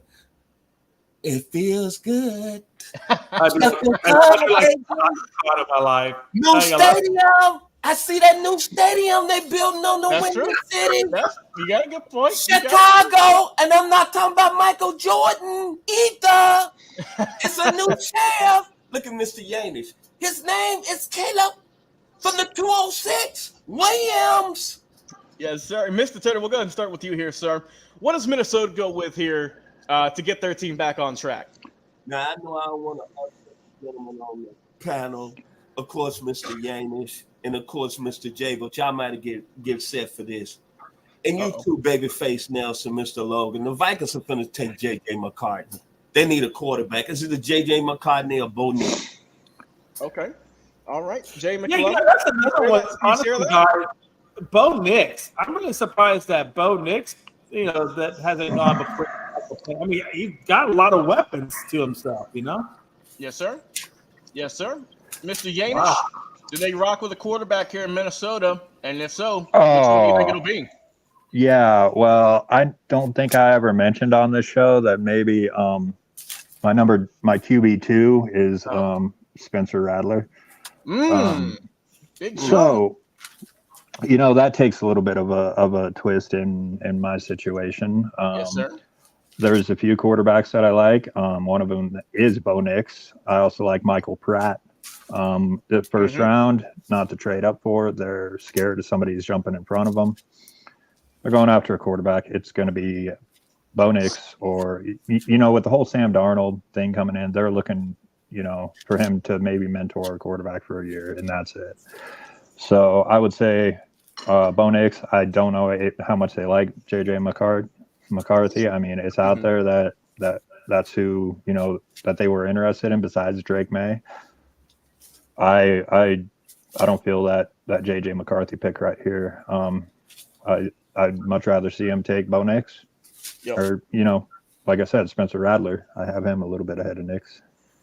Yeah, for me, if I'm going with a quarterback here, and I do believe that's what Minnesota will go with, get that potential franchise quarterback here at number 10. Obviously, they felt the need to move up to get him, so they felt that he was going to be off the board here soon. I'm going to agree with Mr. Yanish. I would, if it was my preference, if I was the GM picking this, I would go with Bo Nix as opposed to J.J. McCartney. That's just my feelings. I like that Bo Nix, how he has progressed as a player since he went to Oregon. J.J. McCarthy did a bang-up job, obviously, helped get his team to a national championship, did all the right things, solid player. But when I look at throwing potential, when I look at arm accuracy, when I look at just pure passing, I prefer Bo Nix as a passer as opposed to J.J. McCarthy, who I see more of as a Jimmy Garoppolo type of player, someone who's going to nickel and dime you to get you to the end zone. When I see Bo Nix, I see someone who's a gunslinger and who's not afraid to chuck it 30-plus yards, which is what we're seeing more and more of in the National Football League nowadays, as we know that most of the teams have resorted to a passing-heavy offense. And that is just how it is. So we do see the commissioner, Roger Goodell, as well as some cohorts alongside him, coming up to the podium to announce the number 10 overall selection in the NFL draft, who will be the top player potentially and top earner here for the Minnesota Vikings. So let's see who it is. The number 10 overall pick, the Minnesota Vikings, select.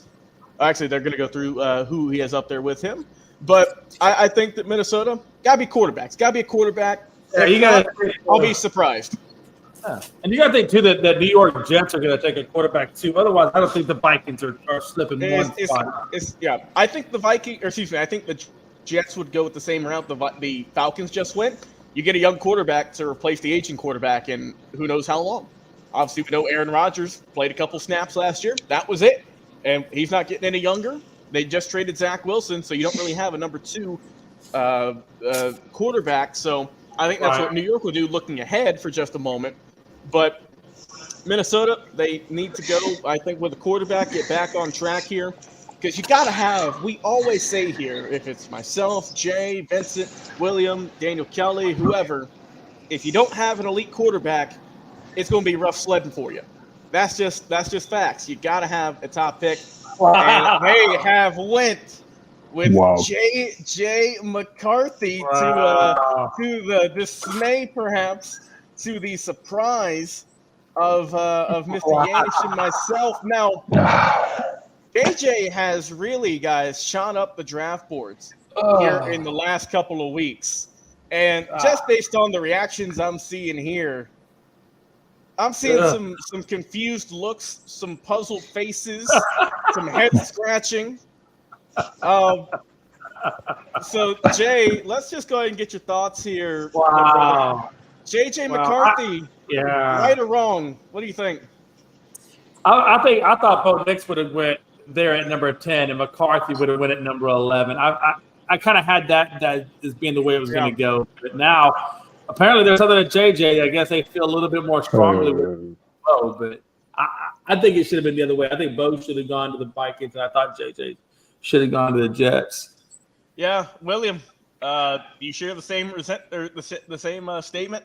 Yeah. If I was the other JJ, I'd be asking for a trade right about now. I'd have made it there. Like, for real, man. I mean, this kid isn't bad. I mean, he can make it in the league, but he's going to be, a backup. He's got some issues with arm strength. He's not as athletic as everybody's putting on. I mean, that is, you can watch him every throw. He's got this thing where he what he puts into every throw is crazy. He can make them, obviously. Right. However, what he has going, I mean, I don't like it much. I gave him a 6th round grade because I frankly said at Iowa that Iowa's old Cade McNamara was a better quarterback than J.J. McCarthy. Okay. And I gave him a 5th round grade. Otherwise, J.J. was around a 5th. Like I said, I had that, but I felt that McNamara was a full round better. And on the field, it was hard telling the difference between them. I had to go through the plays and zoom in, make sure it was him. Deep. Yeah, and I would have liked Bo Nix a lot more. All right, Mr. Football, your thoughts on Minnesota Vikings going with J.J. McCarthy as we wait for the Jets to get their pick? Well, obviously the Vikings had to go with a quarterback. I don't think they would have wanted to go in the season with Sam Darnold. I think J.J. is walking into a very excellent situation. Jordan Addison and Justin Jefferson, he's got firepower on the outside. I know a lot of people are down on J.J. They don't think he's what I say quality first-round talent. I understand that, but I say this about him. I go back to the national championship semifinals. He threw 2 pick sixes against TCU and actually cost Michigan that game. He came back into this season. Now, granted, Michigan offense maybe got away from a little bit running the ball, but the guy won a national championship and went 14-0 in the Big Ten. And he made plays in the Alabama game. He made some throws in that game, and he made some throws in the Washington game. Guy's got great size, 6'3", 205, 220. He's very, very, like I said, a guy that's played a lot of football, and I think he's got some great coaching under Jim Harbaugh. Yes, sir. Is he better than Bo Nix? I can't say that. Y'all the experts, so y'all think Bo Nix is better. But at the end of the day, he went 10th overall. That's it. JJ, you're a rock star, baby. The Phil Collins of the draft. Go ahead, Yes, JJ, with your bad self, man. 10th overall, and you got, and let me back up too. Okay. You're bringing the young man over from Green Bay, Aaron Jones, who still got some miles on him. Good point. Hey, happy for JJ. Yes, sir. As you can see, they were building around him as opposed, and that's why they got all those players over the past years, as you mentioned, to help make this an easier time for him transitioning into the NFL. So number 11 overall, the Jets are about to select Roger Dale coming up to the screen. Now this is where Brock Bowers should go right here. This would be on the front page, Vincent, of the New York Times. Brock Bowers right here. Tight end, potentially, number 11. But let's wait and see who the Jets will select. Number 11 overall, they go. Brock Bowers. I told you. I just flashed it a minute ago. Did you? They go. But that thing makes sense. Given all the offensive line issues that team has gone through and all the injuries that they've sustained on the offensive line, that makes a lot of sense. Yes, sir. And remember this, Mr. J. We should know what Tyron Smith has been the last few years, so I don't have to say no. We already know. And that's why I wasn't too upset when he left, because with all the injuries that he had, and then him want a pay increase, nah, I'm good. Let's move on. And they go with the big man coming out of Penn State, Oliamanu Fashanu. That guy's an excellent football player right there, man. He gave up no sacks this year and played in a very tough Big Ten conference. That's tough. That's what they need, because Aaron Jones is Aaron Rodgers, yes, sir. Yeah, Aaron Rodgers is going to need to be upright in order to be effective. You're not kidding. And so they go with the offensive line. Not a bad selection overall. Like the Jets there. Denver Broncos on the clock. All right. Bo Nix. Sean Payton. Let's get your franchise quarterback here, my brother. Let's see who you're going to go with. And that seems very likely, doesn't it? If they don't go with a quarterback, I don't know what they're thinking. They'd have to go with one. A lot of quarterbacks have already been picked, as we've seen.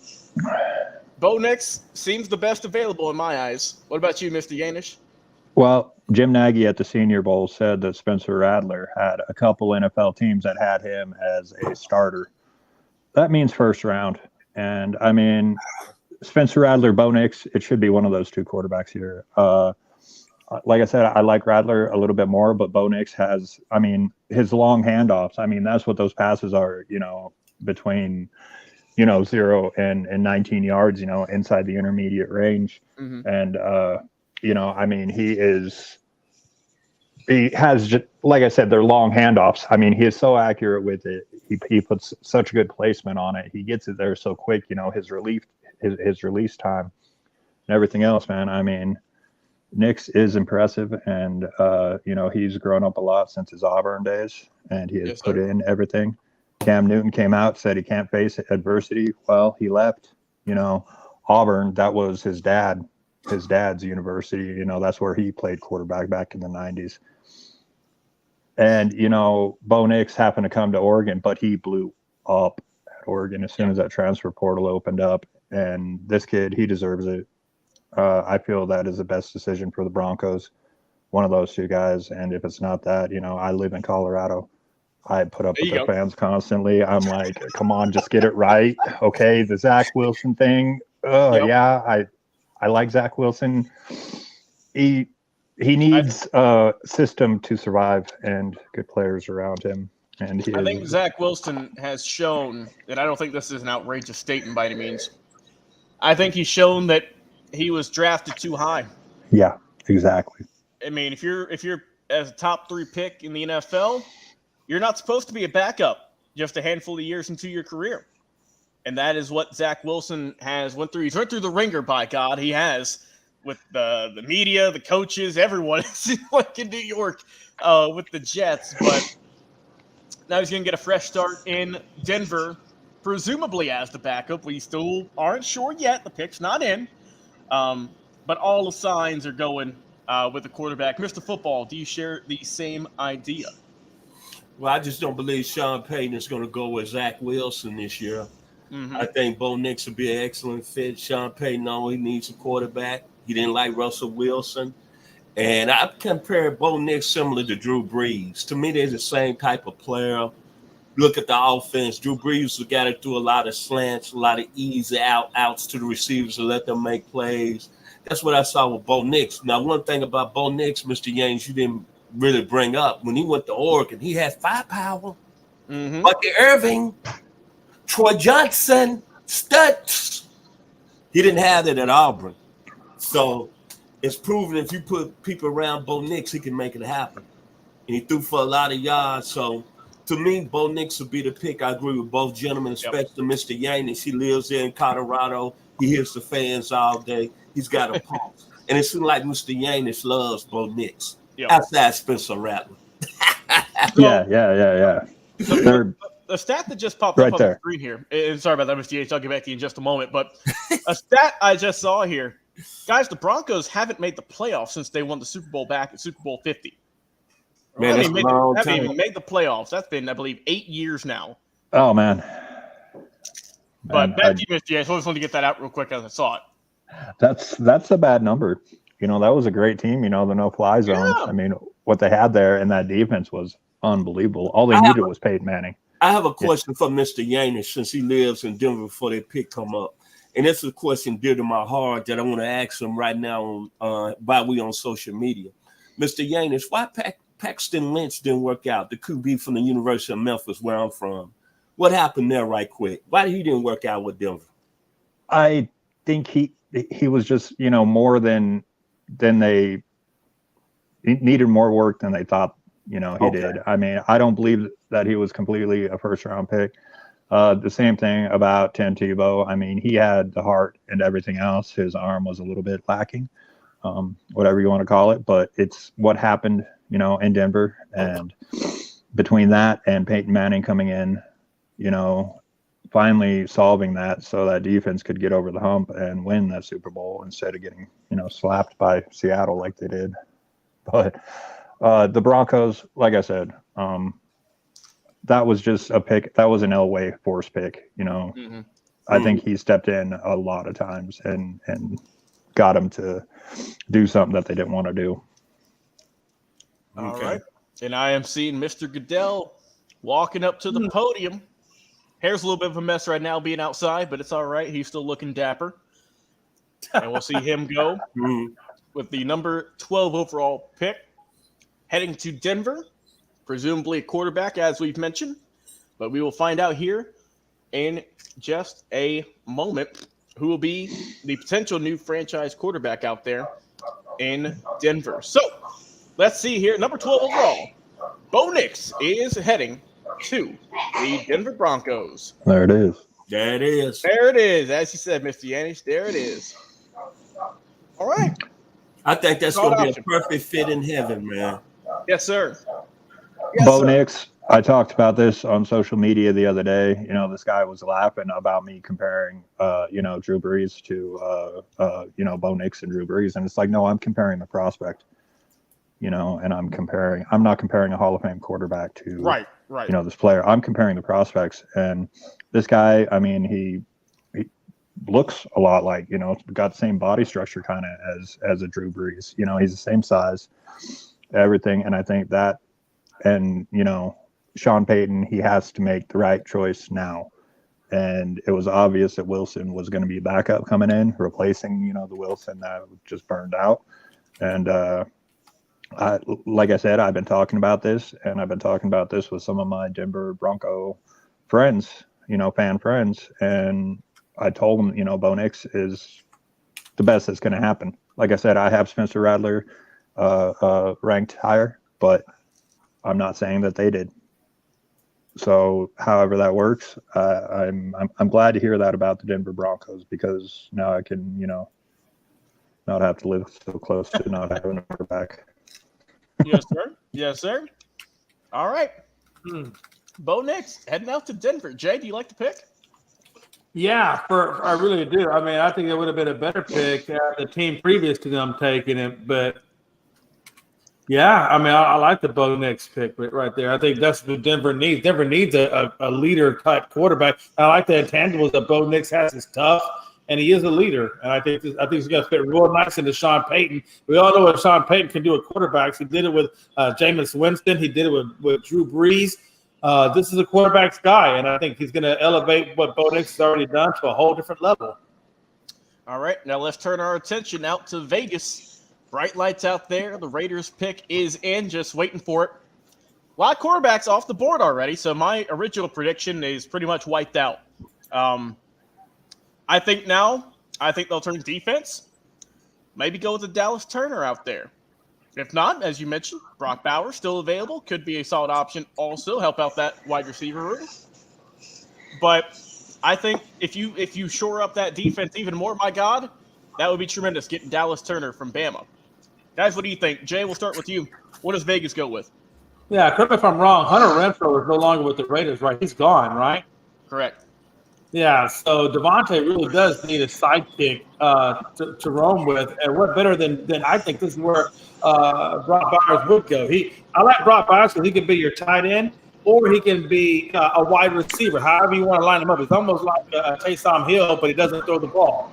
So you can line this guy up as a tight end, a fullback, a wide receiver. There's all kinds of ways you could play Brock Bowers. And for a team that really has only one receiving threat now in Devontae Adams, you need a guy like Brock Bowers to come in and give you some misdirection either at the tight end spot or the wide receiver spot to help out Garoppolo, since now it seems like you said, most of the quarterbacks are off the board. Right.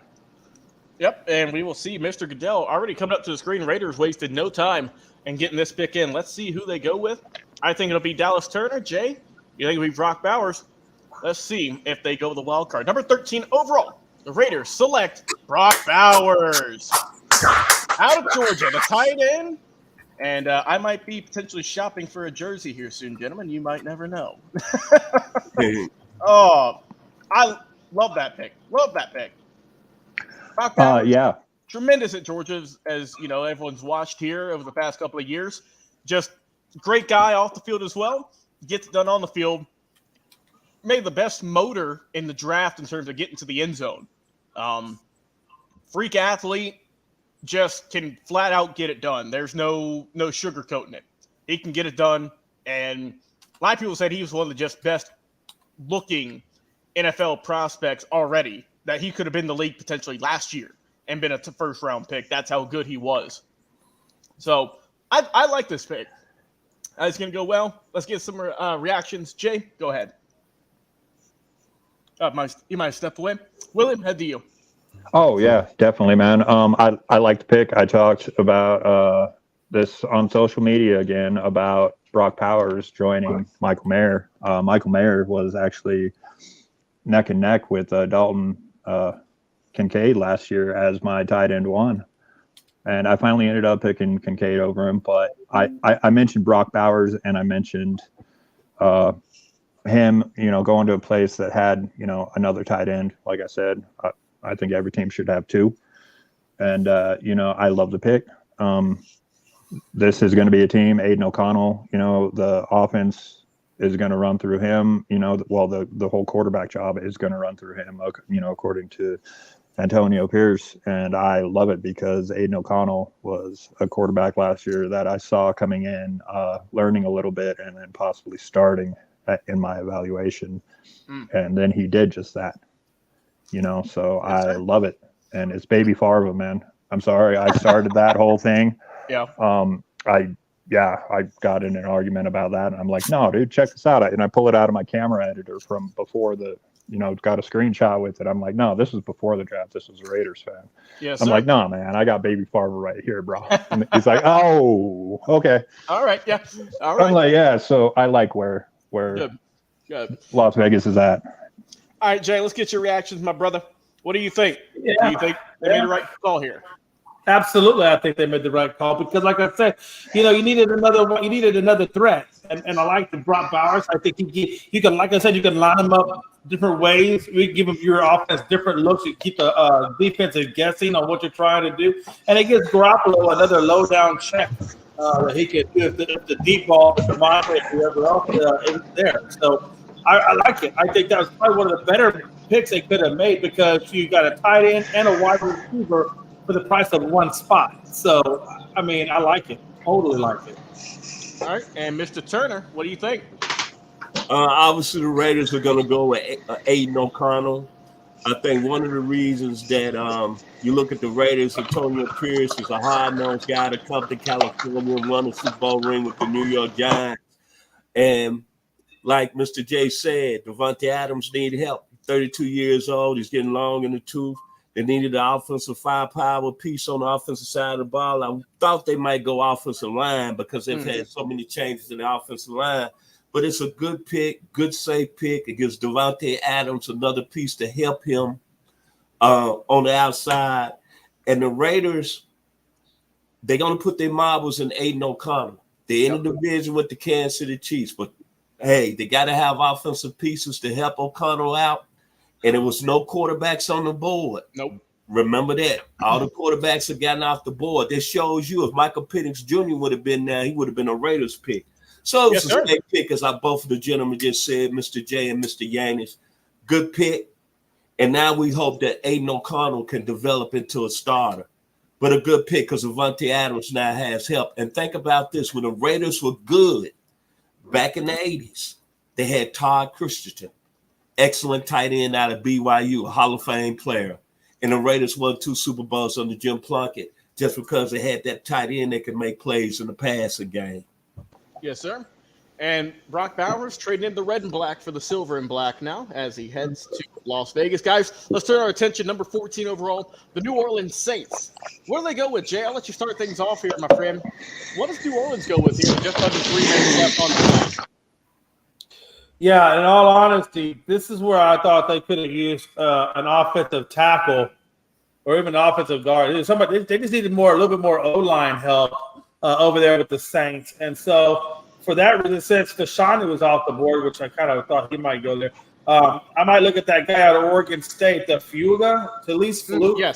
Yes. Talise Fuga. I hope I said his name right. I butcher names all the time, but I think he might be, the second best in the offensive lineman group still left on the board. So that's probably the direction I would go. But I still think they need to address the offensive line. All right, Mr. Yanish, what position do the Saints need to fill? Well, they need something they've got their 2 quarterbacks there, from Fresno State, Carr and Jake Haener. Jake Haener was one of my favorites last year. The kid can wing it. They have to come in there, decide who their weapons are going to be, decide decide everything. That team needs to be remade as it is. And, the line is a great start or a great place to start. And so something defense, we've seen all offensive players so far.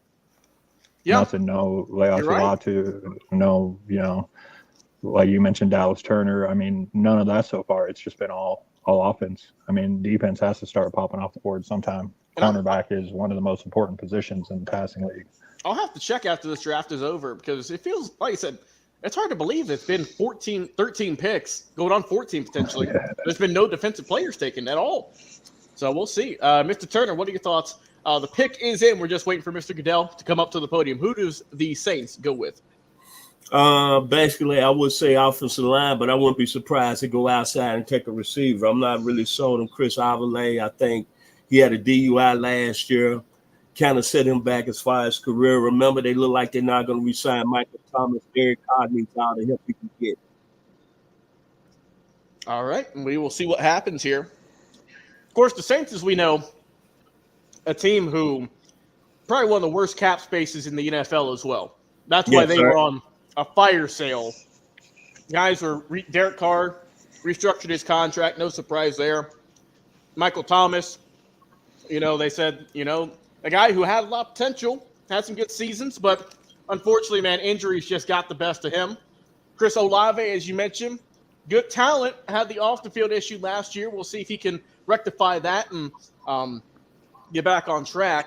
They also lost Jameis Winston as well, who was a guy who I would say more of a locker room guy, helped them out, helped keep the team together.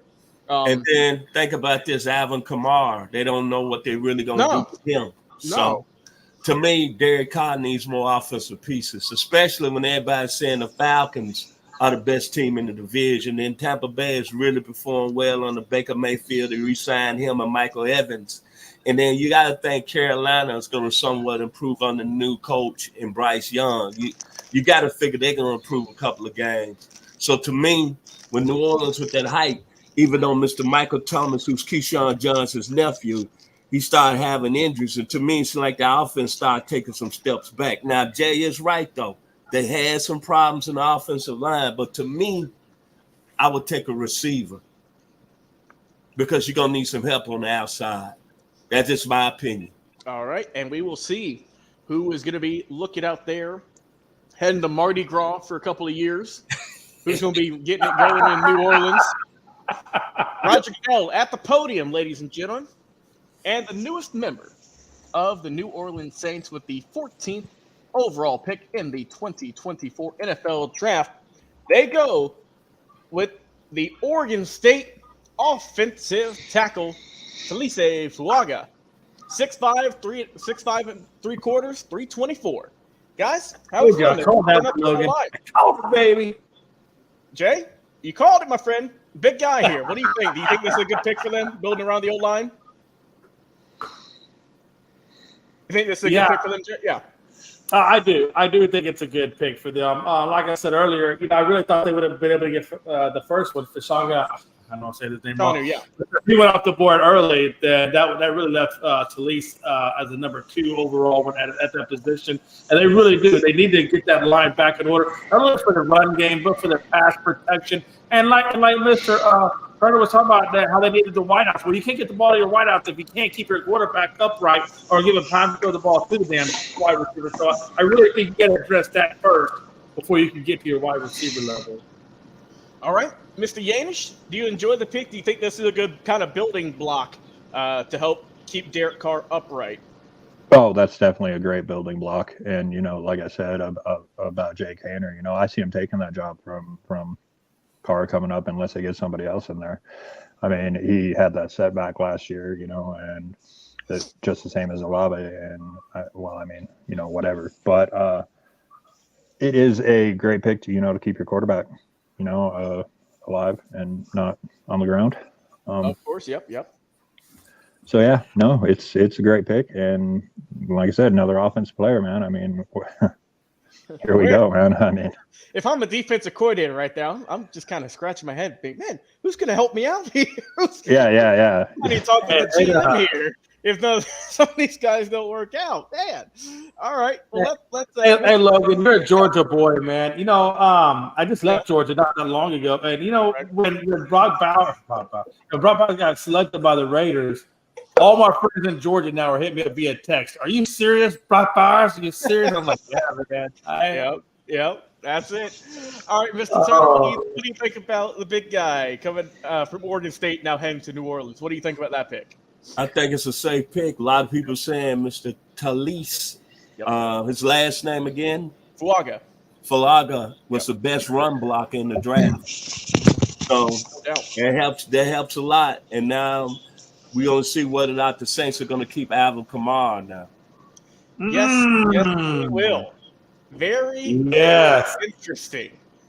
And we'll see what happens. Currently, the Indianapolis Colts are on the clock. They have about 4 minutes or so before their pick is due in. So let's turn our attention there, gentlemen. Jay McLovin, I will get you started here. Obviously, last year, fairy tale start, not so much at the end. Anthony Richardson, their top pick, went down in just a few games. They only saw a handful of snaps from him, a handful of games. What would you say? What do they need to go with here to get their team get their team back on track, hopefully keep him healthy so we can get a full season from the young man coming from Florida, drafted last year? Yeah, I think for Indianapolis, that defense is still an issue over there, and more so, even that secondary is an issue. And so I'm going to go with the guy out of Toledo, that Quinyon Mitchell Yes, sir. out of Toledo. I think I'm going to do that to help address their secondary needs out there in Coatland. I think that's going to be the next big issue. Okay, Mr. Yanish, I'll kick it over to you, my friend. Who do we see the first defensive player taken off the board here? I would pick a quarterback, but that's just me if I were. Ooh, a quarterback? Yes, sir. You don't trust Anthony Richardson? No, I don't trust his health either. Oh, okay. He kind of stares blankly downfield, like he doesn't know what he's looking at, like he's looking for an open receiver. He has an injury history that nobody has brought up, and that it only came up last year when he got hurt. But I mentioned the short leash. My goodness. you got Michael Pittman. You got Michael Pittman. You got Alec Pierce. I like Pierce. Yes, I do too. Yep, solid player. His only drawback is a separation that he doesn't create. Other than that, he's a great player. You got your tight end. What's that guy's name up there from last year? Anyway, yeah, they got tight end in there, and I mean, if you're gonna leave Richardson in there, you need to get him some weapons or protect him, keep him for upright. What we've been talking about this whole time, man. Okay.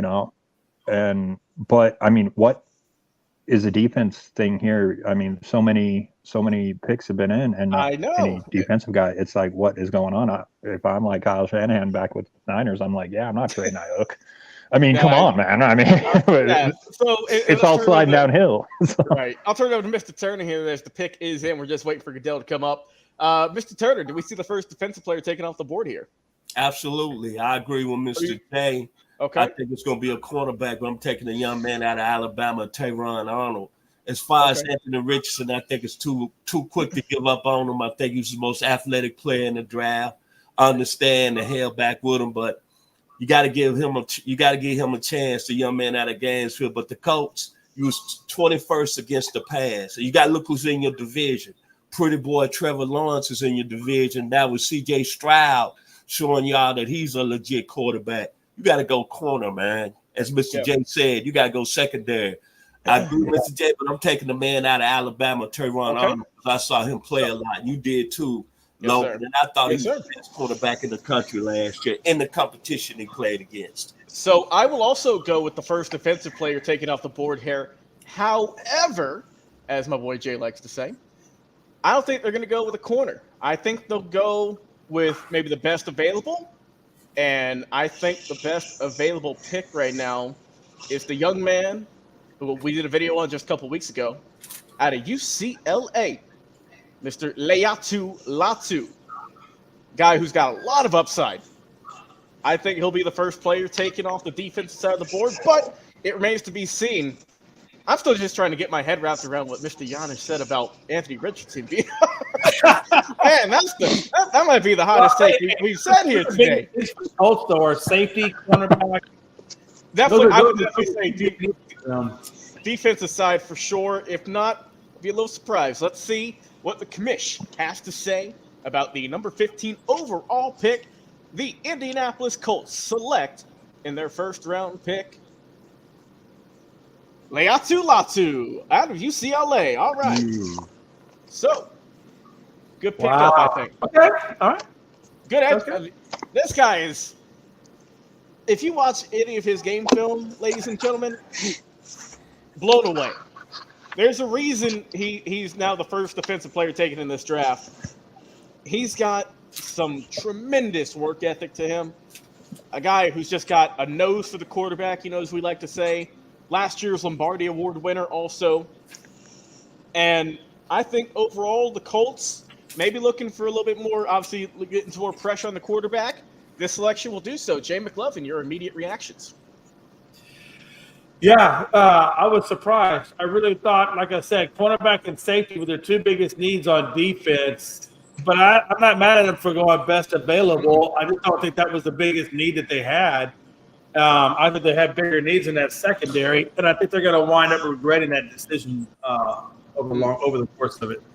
Now, I will say this before I hand it over to you, Mr. Yanish, because I'm sure this is going to get brought up. This is a man who we know has injury history at UCLA. Neck injuries, to be specific. Could that be a potential red flag? Obviously, the Colts didn't think so, but as to why he got dropped to potentially 15 overall, what are your thoughts on the selection here? Well, this I have seen, obviously familiar with the Latus, Cameron Latu, tight end, with the 49ers, coming in last year. And this guy, like you brought up the injury history. I mean, I just heard that the other day about him, and I'm like, whoa, wait a minute, what's going on here? And it was on the thing that, chattering that his name was coming up and being the best pass rusher here. I don't blame him at all. Like I said, the line on both sides is where everything starts, and Yes, chasing sir. down quarterbacks is something you need. And, we just talked about the injury history, or at least I did, on, Anthony Richardson. Yep. And spine injuries and shoulder injuries, they don't necessarily get better. I don't know if the team is comfortable with it. I like it. I really do. Like I said, top defense player off the board. That had to be, like, wait a minute, what do we do here? All the offensive players coming first. So, Yeah, and let's not forget, guys, this is great story on his part also. A guy who sustained that injury while he was at Washington, was forced to medically retire for a short amount of time as well. Worked his way back, transferred over to UCLA, and now he is set to be the cornerstone on that defense there. The future in Indianapolis. And as we see now, the first overall defensive player taken in the 2024 NFL Draft. Mr. Turner, let's get your immediate thoughts here on Laiatu Latu holding it down now in Indianapolis. Well, if it wasn't for his medical injuries at Washington that shut him down, he had 2 serious neck injuries. There's no question about it that there was questions there. But I tell you, man, when he got to UCLA, I'll go back to the Colorado game this year. I'll go back to the Oregon game this year. He really put on the show rushing the passer. When you play in 37 career games as a defensive end, you got 101 tackles, and you got 35.5 tackles for loss, and you got 24 sacks, and you got 20 quarterback hurries. You know what that's telling me? You putting the work in as a D lineman. You putting the work in. You getting after the passer. And make no mistake, I'm sure Indianapolis did all their medical testing. If this young man stays healthy throughout his NFL career, he's going to be a 10 to 12 sack guy. These are the type of guys to change your team from a defensive line standpoint. This the type of player, if healthy, we talking about putting you in a level of playoff team. Think about Indianapolis just lost a Hall of Fame player in Dwight Freeney, who's been voted to the Hall of Fame this year. Think about what this young man is going to bring to Indianapolis. For me personally, I would still stay with Mr. Dre. I went with the corner. I just would went with Teron Arnold. But I'm very, very pleased that they did go with a defensive side guy. And most of all, they're in the AFC South. And think about it, you got Trevor Lawrence and you got C.J. Stroud. You got to get after the passer. But look at that guy's production. Once he got cleared, transferred from Washington to UCLA, 101 tackles at the DN position in 37 games. But one more stat that I'm going to bring up, 35.5 tackles for loss. That's what we call down in the neighborhood handling your business. Yes, sir. Yes, sir. All right, let's turn our attention now, guys, to the number 16 overall pick halfway through. The Seattle Seahawks, they are on the clock. This says their pick is in as well, so let's just do a quick rundown here. Who do you think they need to go with, Jay McLovin? What positions do they need to go with here in this first-round pick? Yeah, the Jaguars. Well, they just lost Calvin Ridley. Seahawks. Oh, I'm sorry. I'm on a computer that says on the clock Jaguars. I guess my brain went right to Jaguars. Seahawks. I'm sorry. Excuse me. The Seahawks. Yeah, that's another team. I think, what was his name? Hamish, the guy that William. He hinted at it earlier that they need quite a few little things to plug in there. Obviously, the Legion of Doom is no longer there. So they've still got a lot of issues on that defense that they need to address. But I'm going to stick with the offensive line there. I think Tyler Guyton, that offensive tackle out of Oklahoma, would be nice there too. I like him a lot out of Oklahoma. I think he's going to help Geno Smith, because Geno's going to need some more help too to continue what he started last year. I think they got a lot of good pieces, though. They still got a lot of really good spots over there on that offense and their wide receivers and company that are really nice. So Kenny Walker III, he needs to step up at the running back spot, but I definitely think offensive lineman is where I would probably plug in. I think that Tyler Guyton out of Oklahoma would fit in nice. Okay, Mr. Football, who do you think the Seahawks need to go with here to get their team back in playoff contention and back going things upward out there in the NFC West? I say Mr. J brings up excellent points all again. He said offensive line. I agree with him. Only I want to take Tyler Guyton. I like Jackson Powles Johnson, the center out of Oregon with this pick. He's played at Oregon, Northwest guy. It's nasty. It's cold up there. They got the highest suicide rate because it rains so much up there. Jackson Powles Johnson is a very nasty player at the center position. And Mike McDonald, the new head coach, is coming from Baltimore, where they like to run the ball. Think about they led the league in rushing with Lamar Jackson under the center. He's right. Mr. Kenneth Walker, that would help him. Mr. Walker's from my hometown, the 901, Memphis, Tennessee. And you like to get interior strength, I'm going with Jackson Powles Johnson, the center out of Oregon. Okay. All right. Interesting here. Seattle can go a couple different routes, I think. You know, they have a few needs that they need to fill. You guys have mentioned it. You can help out your line there.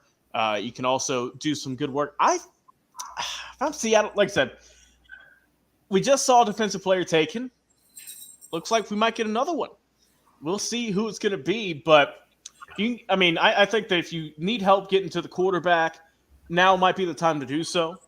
It wouldn't shock me one bit if they go with, another defensive end here, another defensive tackle perhaps, maybe someone who can stuff the run, who can just be a big blocker right there, big guy to stuff it. So I think the Seattle's got some interesting pieces they can play with overall, but we'll see what they go with. Like I said, their pick is in. We're just waiting for the commish to come back on the screen here and see who they're going to go with. But I think that when you look at Seattle, the team who, since the Pete Carroll days of Russell Wilson, Richard Sherman, all those great guys there in the Legion of Boom, they're trying to get back on track, right? We saw Geno Smith have the great year a couple seasons ago. Last year, a little bit of an off year for them. But we will see who they go with. And also, I just want to say this, Jay, I don't know if you've seen it, but I think the draft setup looks pretty nice there in Detroit with just all the graphics they got. Looks pretty cool. The night's coming out now. Obviously, it's getting a little darker, so we'll see some of the buildings, their lights and whatnot showing up, and I think it's going to be interesting, man. But I think that with the Seattle Seahawks, interesting, right? Geno Smith, we've seen pretty much all the quarterbacks be taken here. So you're going to rock with him. And we'll see, man. We'll see who they go with. So I think they'll go defense one more time. Back-to-back defensive picks. Logan, I got to tell you, as a Cowboys fan, I could care less about this draft. I'm sitting at number 24. I probably would have that nobody cares about. He said, look, man, I'm just waiting to see who we get here. I'm just waiting to see that lonely player I get at 24. Yeah. No. In all honesty, they did do a really nice job out there at the draft. They did a great job. It's an incredible scene. I'm sure Philly sports guy is enjoying the hell out of it, along with Jared out of ESPN Asheville. I'm sure they're enjoying the hell out of it. I would love to be there myself, to be honest with you. Yes, sir. That's the goal. So let's see. The 16th overall pick, the Seattle Seahawks. Roger Dell at the podium. They are going to go with, what did we just say, gentlemen? The Eyes of Texas. Byron Murphy, the second defensive tackle. Heading to Seattle. Wow. Okay. They went defensive tackle there. All right. So let's get some reactions here, Jay. This is your boy. You know him really. Oh, he's looking good too. He's got the looks like the Gucci shirt and belt Listen, he's coming buckle. out dressed. He's looking good. You know he's dressing right. He's dressing to impress. As you should. As you should. It's draft day. You gotta look good. You represent down south, man. You gotta look the part. That's no, it. I like it. You know, they haven't been the Legion of Doom in a hot minute. The 12th man has been really irrelevant. So I think they got to rebuild that defense to get that Legion of Doom back up to where it was in order to get that 12th man back involved. Not that I care because it is Seattle. But if I was going to do that, I would probably start on the defense. Like I said, I really believe defense wins championships. And that defensive tackle, I think, is where they need to look. Okay, all right. Right along that front line. Matter of fact, I'd probably even look at a guy like Gerard Curse, that defensive end out of Florida State. I think he would be really nice there. He's a monster. All right, Mr. Turner, what do you think about Byron Murphy, one of the more impressive players we've seen, big guys coming out of Texas here in recent years, big defensive tackle? Well, Mike McDonald, remember, he came over from Baltimore. He was the defensive coordinator. And I would have thought they would have went offensive line, but again, I like the pick. A lot of people saying he was the best D tackle available in the draft. You think about all the great tackles that's played in this league out of the University of Texas. Casey Hampton with the Steelers, Shawn Rogers with the Lions, Kenneth Sims, who's the first overall pick in '82 with the New England Patriots. So very solid pick by a guy, the head coach that believes in defense. And looking at Seattle, like Mr. J said, they haven't been the Legend of Boone in a while. Maybe it's the start of a cornerstone built on the defensive line.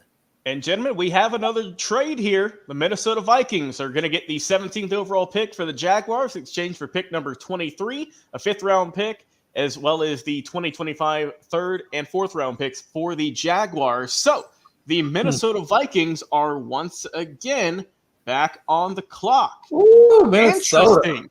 Minnesota being aggressive now. We saw, obviously, they traded earlier to move up one slot, and now they are moving to get another pick here, number 17 overall. Let's see. If the pick's already in, we don't even have enough time to talk about it, guys. Let's see who the Vikings go with to shore up their team. Obviously, they felt like they need to move up. Let's see who will be going along with J.J. McCarthy, number 17 overall. The Minnesota Vikings select, drum roll, please, Dallas Turner, coming out of Bama. Oh, wow. All right, so we've seen. Hey, can I just say that I believe Minnesota Vikings' new ringtone has now been set to "We're not gonna take it." They're aggressive. They've been the most aggressive team this draft, obviously. Twice. Yeah. And now they have potentially, right? Got to have that there with some asterisks. Found their franchise quarterback in J.J. McCarthy. And now found a cornerstone to their defense now, and someone that me and Vincent know really well. Jay, you've seen a time or two also.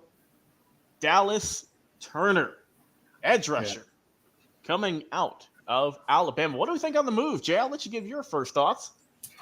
Yeah, I mean, it's a huge move on their defensive side of the ball, so that's definitely giving them some toughness. It's going to give Brian Flores another guy to work with along that defensive line. So it's going to be interesting to see what Flores could do with him. I like it. I've liked this guy. You know, I'm obviously a big UT guy. So I like what he's doing on the field. I think he's going to do great things for Minnesota. Honestly, I wish he was playing for Dallas, but it is what it is. And Dallas would have been nice. I think this is a good spot, though, for him with Minnesota. And I think Brian Flores is going to be a great defensive coordinator for him. All right, Mr. Turner, let's talk about Mr. Dallas Turner going to the Minnesota Vikings. Do you like the move here? I like what the organization is doing. First, they're going with the offensive piece. They got the quarterback they wanted. Defensively, they signed Jonathan Greenyard over from Houston to a lot of money. Local guy from Dallas, Georgia. There was a 12-sack guy last year. Dallas Turner now gives them some stability. They got the defensive tackle, Jerry Tilley, who's a first-round pick of the San Diego Chargers. So now Minnesota's kind of getting strong on both sides of the ball. They got the quarterback. Now they got the defensive piece. They re-signed Harrison Smith, still one of the best safeties in the game. And the Vikings are real strong in the NFC North, like I said. McCartney, the receivers, Jordan Addison and Justin Jefferson. We don't have to say no more about Justin Jefferson. Right now, he's trying to fight to being the best receiver overall in the league. Look at his production. Then they bring Aaron Jones over from Green Bay with the Mexican hat. So he's going to be wearing that in the dome. So at the end of the day, I like the pick, man. We like you said, Mr. Logan, we've seen Dallas Turner play a lot of football. And the one thing I remember about Mr. Dallas Turner, go back and look at his tape in the SEC championship game against Georgia. Maybe been the best player on the field. That's all I have to say. Freaking nature. No doubt about that. He was special. Obviously, that's why Minnesota said, you know what? We need to move up a couple slots here. Let's go ahead and get him. And like I said, I like that Minnesota's being aggressive. They have a new regime here in the last couple of years. A lot of big changes, so they are going all in, and I appreciate that. They're going for it. So I like the aggressiveness coming out of that ball club. Let's turn our attentions now to the Cincinnati Bengals. A very interesting team. Recent days, we've seen that Trey Hendrickson might be trying to get out of there, requesting a trade perhaps. And also T. Higgins doesn't seem too pleased out there. Also have seen trade rumors. Also, Joe Burrow has been beaten up, banged up, seemingly every single year he's been there. But as we know, they went to the Super Bowl a couple of years ago, couldn't get it done. But still a very young and spry team. Obviously, when you look at the team with Jamar Chase and Joe Burrow being your top two offensive weapons also. This team in Cincinnati, they're still young, and they're about to get even younger here with this number 18 overall selection. So, Jay, what does Cincinnati go with here? I'm kind of perplexed. There's a lot of routes they could go with, couldn't they? Yeah, look, this team done lost their running back, Joe Mixon. Yes, sir. They lost a couple of the wide receiver, and then they lost some other stuff along the way. Offensive linemen have gotten hurt, things of that nature. If I'm Cincinnati, your biggest commodity at this point is Joe Burrow and his health, and he's been roughing it for the last 3 years behind that O-line. I'm just trying to tell you. So if your first thought is it to put some O-line protection up there and get this figured out and keep Burrow upright so you can actually have a season, then you're in a world of hurt. So at this point, I don't think they have a choice other than to draft an O-lineman. And I would take the best available at the O-lineman. I think probably the best available might be that Amarius Mims, the offensive tackle out of Georgia. That might be the next best available, I think, left on the board. I haven't seen the full offensive lineman board that's left, but I think Aramis has got to be up there at the top of it. So I would go with Amarius Mims at that spot. All right, Mr. Turner, what do you think the Bengals need to go with? Do you think they need to shore up their O-line and protect Joe Burrow, or do you think they need to go someplace different? Good point that Mr. J brought up. Joe Burrow's been hit a lot the last couple of years since he's been in the league, especially the Super Bowl season, as you mentioned, Mr. Logan. They got Orlando Brown. They re-signed him. They did lose their running back, as Mr. J said, and Joe Mixon, but they picked up Zach Moss. They think he can do the job. They lost Tyler Boyd. But Jamar Chase is going to want his money. T. Higgins is still saying he's upset because he signed a franchise tag. Then Troy Hickerson, who's been their best D lineman, now he said he want out of Cincinnati. It's a tough choice to me, man, personally. They've gotten by with the offensive line and still been kind of successful. But Joe Burrow is a franchise player. But to me personally, if you lose Trey Hickson, that's going to be a big loss. I'm looking at them taking Gerard Verse with this pick. I think he's a perfect player in Cincinnati. They drafted Miles Murphy last year, not Sam Herbert. But I understand what Mr. J is saying. Joe Burrow is your guy. But knowing Cincinnati, knowing Zach Taylor, they're going to probably gamble. And to me, I wouldn't be surprised to take a defensive player. But offensively, they need to take an old lineman. But I think they might go with Gerard Verse out of Florida State, the defensive end. Powerful guy, 6'5", 260. I think the most powerful defensive end in the game. A guy that's going to come at you. He's not going to give a lot of moves. He's just going to bring pure power off the edge. And that's where I'm at. But I wouldn't be surprised they stay pat, do the right thing, as Mr. J said, take offensive lineman and protect Burrow. But we are talking about Cincinnati now. And you brought up a good point, Mr. Logan. A couple of years ago, they went to the Super Bowl with an offensive line that gave up the most sacks, the most sacks. And Joe Burrow, I don't know how they got to the Super Bowl. They got there somehow. But I'm looking at the Cincinnati organization. Over the past week, Trey Hickson is saying he won't out because they franchised him.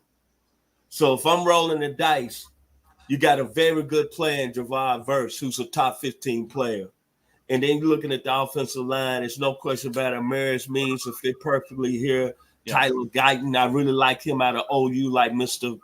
Jay said. I even like Patrick Paul out of the University of Houston. Yeah, it's for me, I think they'll help out their O-line.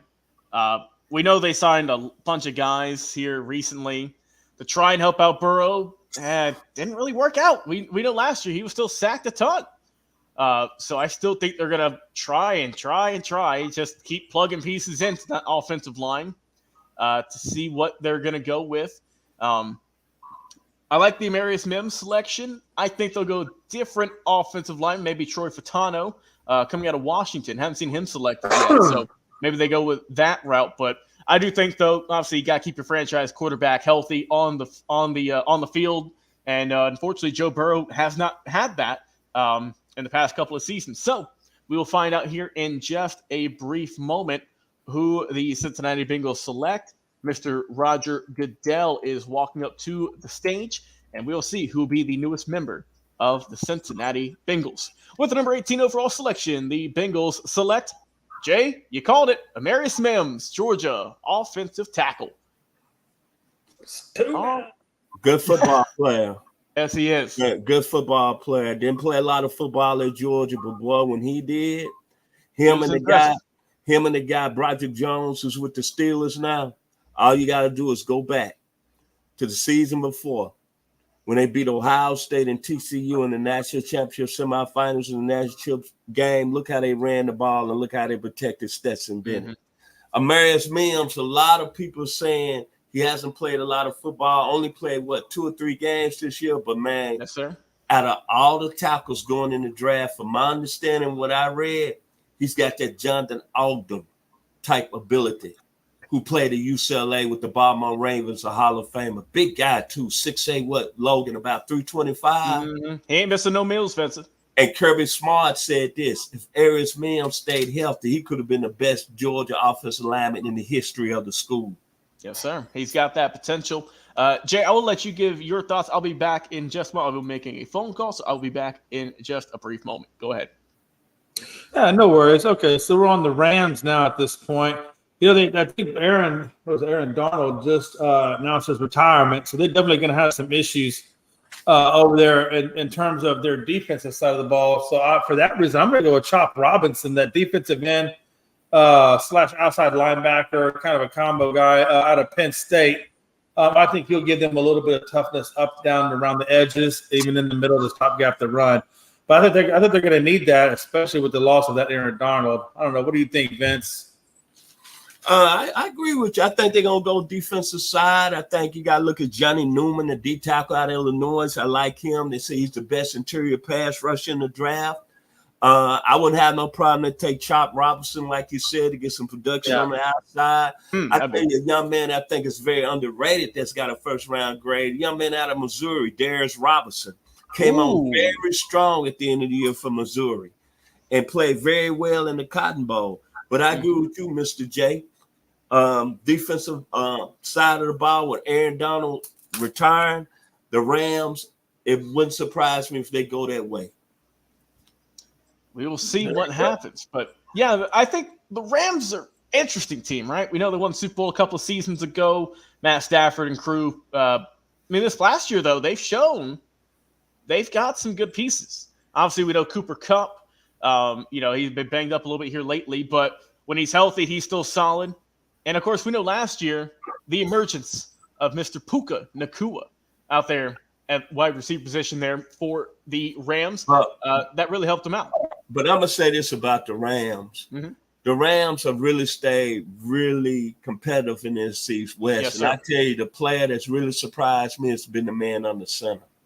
I thought Matthew Stafford, when he went out there to LA, I thought he might have lost a couple of years because he stayed in Detroit so long. But man, he's really impressed me with his play the last 2 years with the Rams. And he played very well last year. He really did. I think he's been the cornerstone of the Rams staying competitive and them winning the Super Bowl. Yeah, it's easy when you go to a team that, is looked down upon or maybe hasn't had the success or what have you. It's easy to forget about players that played there like Matt Stafford. And then when they get out of those areas, and then you come over to a team that has probably at that time a better coach and a little bit better team than what you came from, and then you show what you can do. And you come out your first year after you make that switch and you get to the Super Bowl. I mean, it kind of tells you a little bit about a guy and how it's hard to judge a player by their situation because you never know until they get out of their situation what they really can be capable of. And I think Matt Stafford, as well as Jared Goff, look how well Jared Goff has been successful. What a good trade. All the way to Detroit. Now look what he's doing. So, I mean, that situation really makes a big difference. It's worked out well for both of them. And also, I saw this stat, and I couldn't believe it, guys. This is the Los Angeles Rams' first-round selection since the year 2016. They haven't had a first-round pick, Jay, in 7-8 years. Right. I was in high school the last time they had a first-round pick. Yeah, it's been a hot minute. That is insane. It's been a hot minute. So they're finally on the clock. After all these years. Right. I mean, no, seriously. I mean, it's been a while, hasn't it? That's right. Since 2016. So it's been a minute since they've drafted in the first round, man. So you can see on the screen their pick is in. Getting this information, of course, from NFL.com. So we'll see what Los Angeles will go with here. Like I said, they've stayed consistent, made the playoffs 3 of the last 4 seasons. Won Super Bowl a handful of years ago. Matt Stafford's been solid under center, even though he's going into the twilight of his career, as it seems. They've got some good pieces. Like you said, it's going to hurt this year, though. With Aaron Donald calling it a career, that's going to hurt that team. Just locker room-wise, he's a leader, we know, well-respected, future Hall of Famer. I mean, accolades out the wazoo.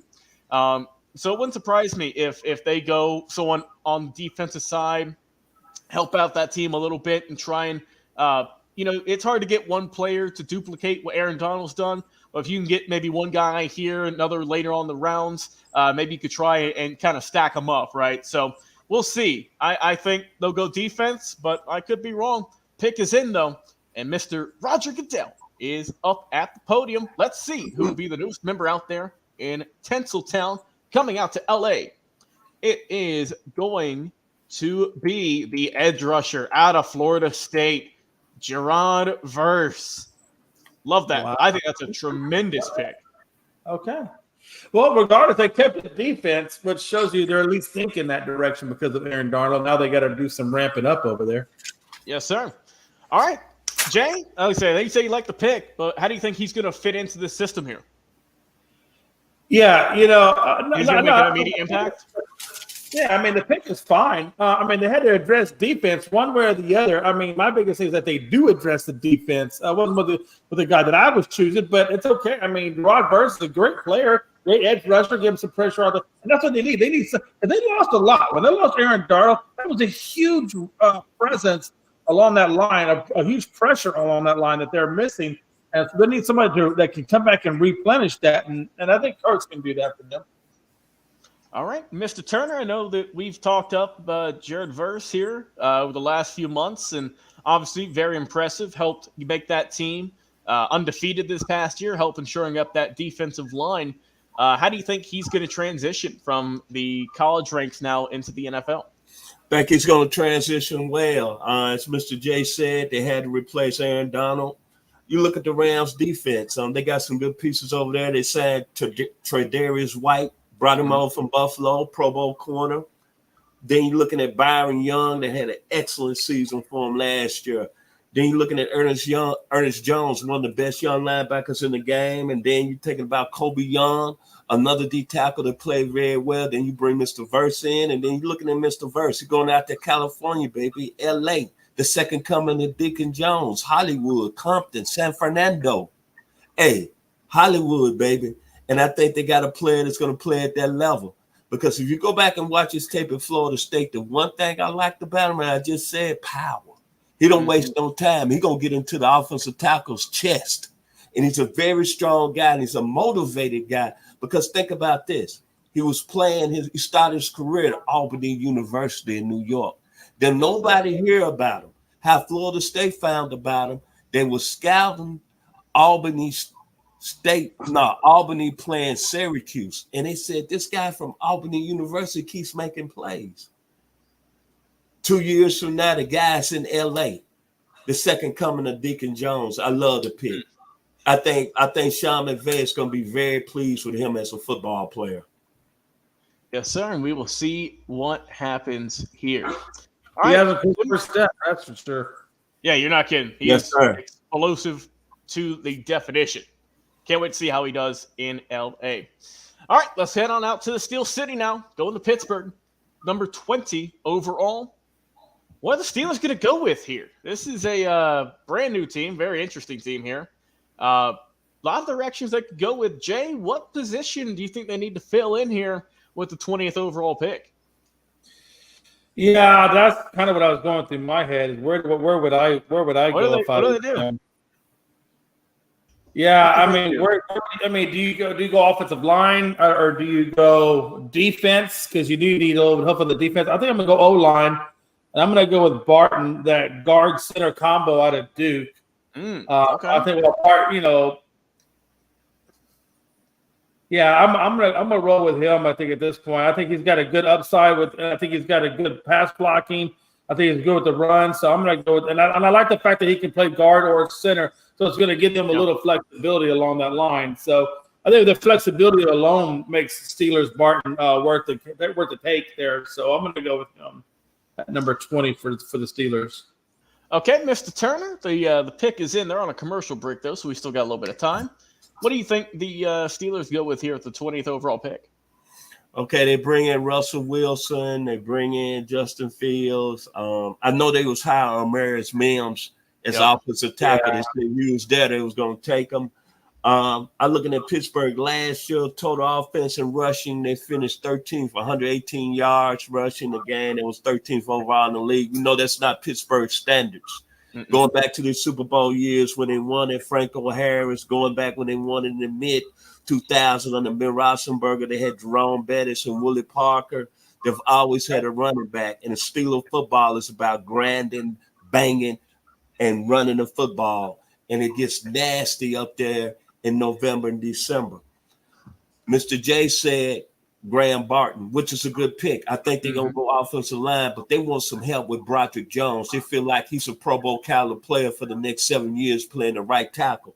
So they wanted Arius Means. I'm going to go with a guy that Mr. J said a few picks later, Tyler Guyton out of the University of Oklahoma. Boomer Sooner is going to be in Pittsburgh, baby. And you're looking at Broderick Jones and Tyler Guyton, Boomer Sooner and the Dogs. And Najee Harris is going to do some eating. I might as well go with the clean sweep here of going with an offensive lineman. Keep us all in agreement here. I said a couple picks ago, Troy Fatano out of Washington. He's still out there. Yeah, you like him a lot. You really like him. He's a good. He was one of my top offensive linemen coming into this event, and I'm surprised he didn't take him yet. He's gonna go eventually. At some point, he's gonna go. He's got to go here, Jay. He's got to go somewhere. So we'll see what happens. But yeah, I definitely think Pittsburgh as a whole. Russell Wilson, as we know, didn't work out at all in Denver. That was a nightmare, not a dream, and it just did not work out. A lot of combinations didn't go really good, and Vince, you brought some good stats there with Pittsburgh and their ability to rush the ball or their lack thereof these past few seasons. A lot of people have been kind of dogging Najee Harris, but is it Najee Harris? Is it the O-line? Because it's you got to remember, guys, it's a team game. And if you don't have a good O-line, it's going to be hard to run the ball. So we will see who the Steelers go with here. Goodell should be coming out to the podium here any minute. But as we see, we're about to be 20 picks into this draft. Just coming up on the 3-hour mark here of the program. Just want to say thanks for everyone for tuning in, checking us out here live on Facebook and YouTube. It's been an absolute blast so far. It's been absolute fun here. First live draft show. It's been great. And I just want to say, just shout out to the team once again. All of us here on the screen, Mr. Football, Vincent Turner, also Jay McLovin, Mr. William Yanish, who you saw a little bit earlier today. And, of course, our resident NFL draft scout, former NFL draft scout, Daniel Kelly, as always, doing his great work.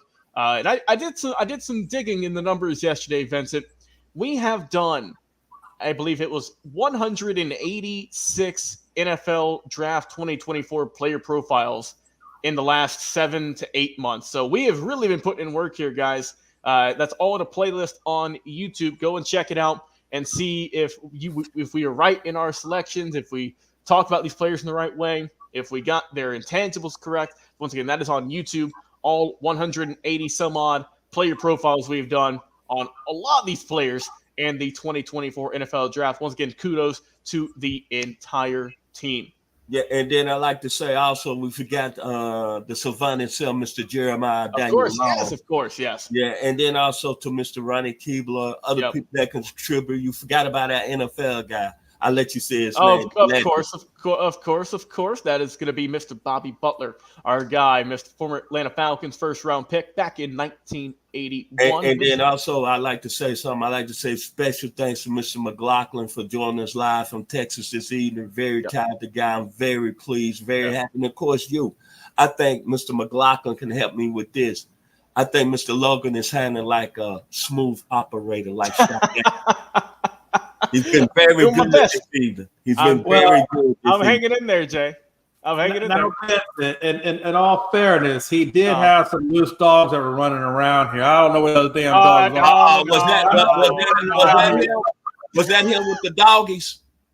Somebody had those damn dogs. Hey, Vince, I'm like you, my friend. I've got a dog that weighs 15 pounds. That dog don't bark like that. That's for sure. I can and I got a dog. She's sitting right here. Yeah, she's about 10 pounds. Her name Coco. She's a Yorkie and Chihuahua. You can tell if that's her. Yeah. You can tell if that's her. Yeah. Hey, and I don't know why Logan is asking me if Blue was in the room. Logan, you've heard Blue before. You know exactly how that dog sounds. And what is Blue? Hey, what breed is Blue? Blue's a 132-pound mastiff. Woo. And when Blue barks, it's so low and so loud, you'll know it. It ain't gonna be like, hey, Blue, is that your dog? Hey, right quick, Logan, they took your boy, man. Yes, they did. Troy Fatano. Go number 20 overall for Pittsburgh. My pick got taken. All right. He finally got off the board here. Let's get our initial reactions, Jay. We all said they're going to go O-line, and that's exactly what they did. Do you like the pick here? Yeah, they sure did. And yeah, I do. They needed an offensive lineman.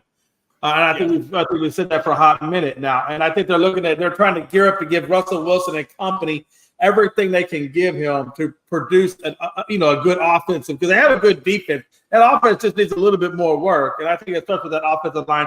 And I think Vincent really hit it off earlier, who said that you got to get that offensive line before you get the other guys running. So yeah, I think they made the right selection for sure. All right, and Mr. Turner, as I mentioned, we all picked offensive linemen. We all had different answers, but ultimately that is the spot that they chose to fill here in Pittsburgh. Hey, man, the young man protected Michael Penix's bad side, man. Yeah. And like I said, didn't give up a sack this year, played very well, really played well against Texas in the National College Football semifinal game. Think about Michael Penix had a lot of time to throw the football, man. And it was because this young man right here, I call him the second coming of Lincoln Kennedy. There was an outstanding pro for your Raiders, Logan, back in the day, a University of UW grad. Yes, sir. Good poll there. And now let's switch gears, gentlemen. Let's go down to the Sunshine State, Miami, with Mike McDaniel and company. Tua Tagovailoa. Beautiful weather, beautiful city. Can they get it done in the AFC East, though? Can they? We know last year in the playoffs, unfortunately, once again for that team, it was the cold that got them. Playing in the Ice Bowl, it felt like in that game in the playoffs. Those guys are freezing. But Jay, what does Miami want to go with here? What can they do to get over that hump and maybe get into a conference championship game, perhaps? maybe get to a Super Bowl perhaps. What more do they need? Well, they definitely got to keep Tua upright. All those concussions that he took on a year and a half ago or whatever, that can't be duplicated. Last year, he still kind of struggled a little bit. So I'm going to go offensive line. I don't think Guyton was picked up, and I had him going earlier in the draft. So he's still out there. Yeah. So now that he's still out there, I would go with him out of Oklahoma to fulfill that spot. But these guys got to do a better job of protecting Tua. Okay, we got a early prediction here from Finish Strong over on YouTube. They're saying go Cody Schrader out of Missouri, I believe. He said he wants him to go to the Kansas City Chiefs as the final overall pick, number 32. I think that would be a good selection if Cody's still there. Solid player overall. We will see what happens as we get closer and closer. We're still a little bit over 10 picks away. But Vincent, let's talk, man. What do you think about the Dolphins? As a unit, we know that they've got a ton of potential on that team. Young team, they've had some experiences now, some ups, some downs. What more do they need to build around? What is a position they need to fill to get over that bump and move even closer to another championship, perhaps? Well, I'm looking at Miami. Miami obviously can score the football. Like Mr. J said, they keep Tua upright. They're going to put some points on the board, man. There's no question about it. It was number one in National Football League, total offense, 401 yards. Tua, number one in pass and averaging almost 265 yards a game.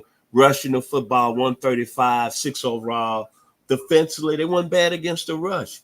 There was 7 against the rush. There was 10th overall in total defense, which surprised me. But passing defense, they were 15th. Mm-hmm. To me, it's either the quarterback position. Tyron Arnold was still on the board, but they lost Kristen Wilkes. They decided not to pay him the money, so he's with your Raiders now, Logan, black and silver. Y'all decided to give him some money so he could be rich out there and gamble out there in Las Vegas. I don't know. But my thing is this.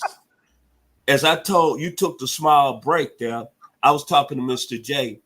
I like Darius Robertson, the D tackle out of Missouri. Late rise, really came on at the end of the year. Either Johnny Newman here from the University of Illinois, who's the best interior defensive lineman rushing the passer.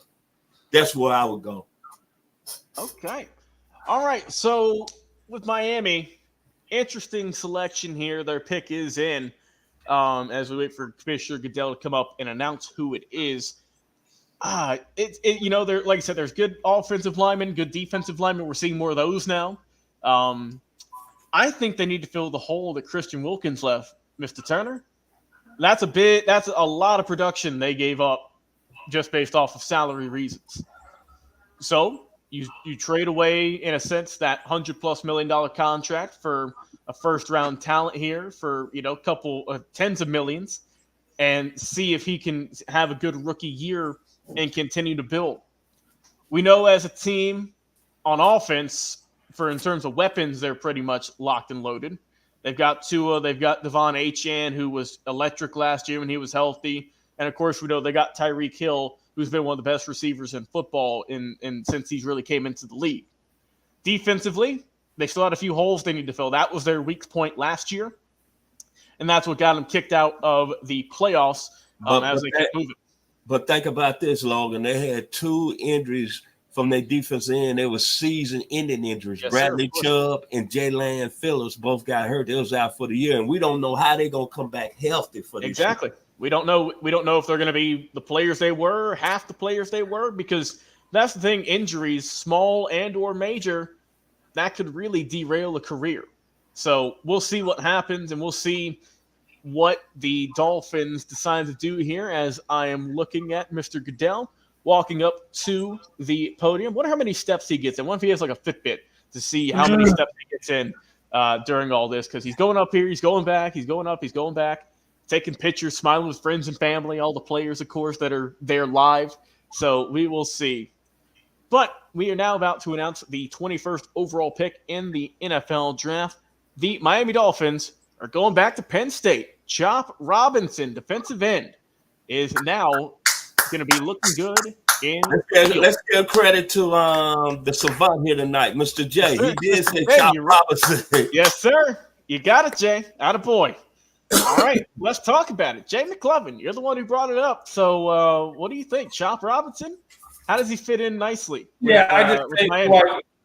for what Miami really needs as a team, defense at this spot, and for what's available on the board, I felt like this is really the best spot right now for him. They need to keep that defense rolling. Offensive line, I thought was an issue for those guys. I thought defensive pressure was a thing for those guys. They lost Xavier Howard, which out of that secondary. So that means you really got to put more pressure to force bad throws to help out that secondary that is kind of hurting. So I think Chop Robinson, obviously he can play outside linebacker. It's almost like a Michael Parsons, where you can kind of fit either one of those molds. So I think he's going to be a good, versatile type of player for that Miami Dolphins team. Yeah, same school as Parsons as well out in Penn State. So they are really becoming edge rush university in recent years with guys who can get to the quarterback, guys on the defensive side. So Chop Robinson now heading to Miami. Yeah, go ahead. Also, don't forget Bradley Chubb and Jaden Phillips are still working their way back from those injuries last year. So again, that's another spot that could be sensitive for the Miami Dolphins going in. That's why I think they're shoring that up now with Mr. Robinson here. So I think that's kind of the mindset they had. The Philadelphia Eagles are on the clock now, have around 3 minutes or so. But Mr. Turner, I want to get your thoughts on Chop Robinson now heading to Miami and how he can potentially impact that team and get them one step closer to another Super Bowl, perhaps. I said Miami's got the number one offense in the league. Yep. As I said, Mr. J just recounted what I just said based on the fact that Bradley Chubb and the gentleman, Jalen Phillips, had season-ending injuries last year. Then they allowed Christian Wilkes to walk last year. He signed with the Raiders. Like I said, that gave him a lot of money. I hope that he doesn't use that slot machines.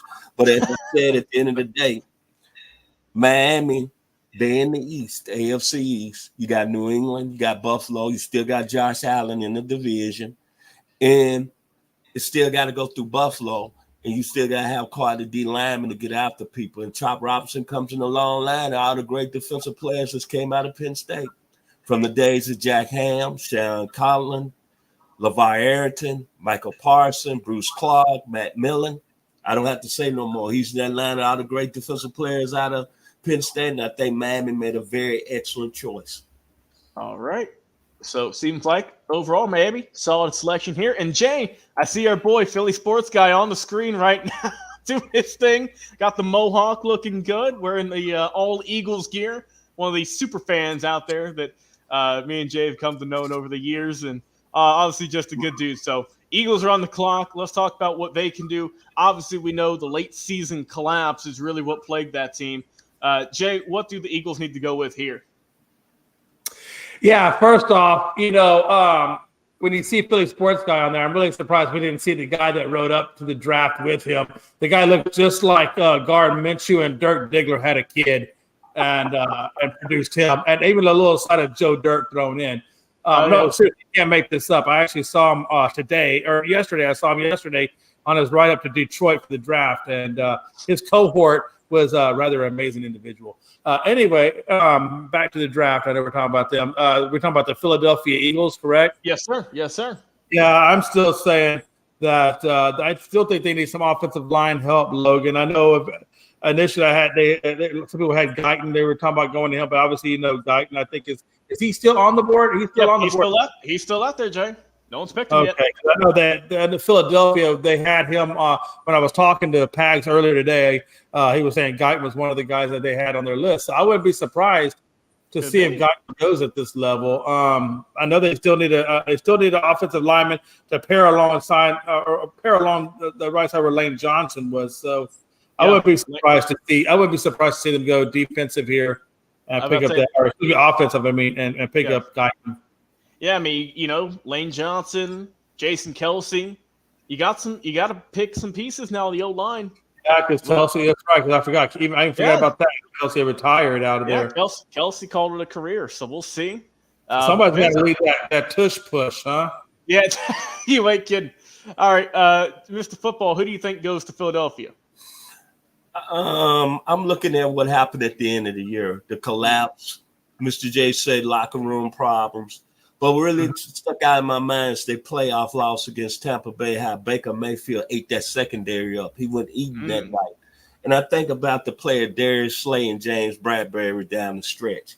To me, both of them are getting long in the tooth. They just didn't play good football down the stretch. You still got Nate Wiggins, the corner out of Clemson, still on the board out of Westlake High School. And you still got my man, Teron Arnold out of Alabama.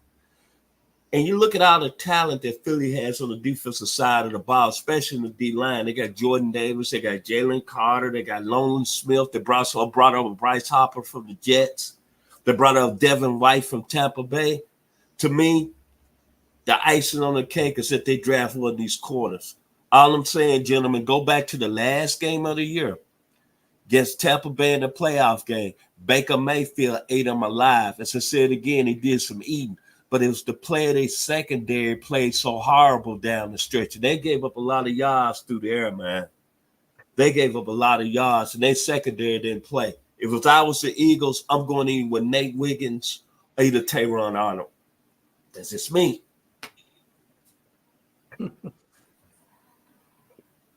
Okay, I was just looking at Philly sports guy the team where he said he does do a good job on that makeup. I still don't know how a man can put makeup on himself and make it look nice. I don't know. I've tried it one time. It turned out so well.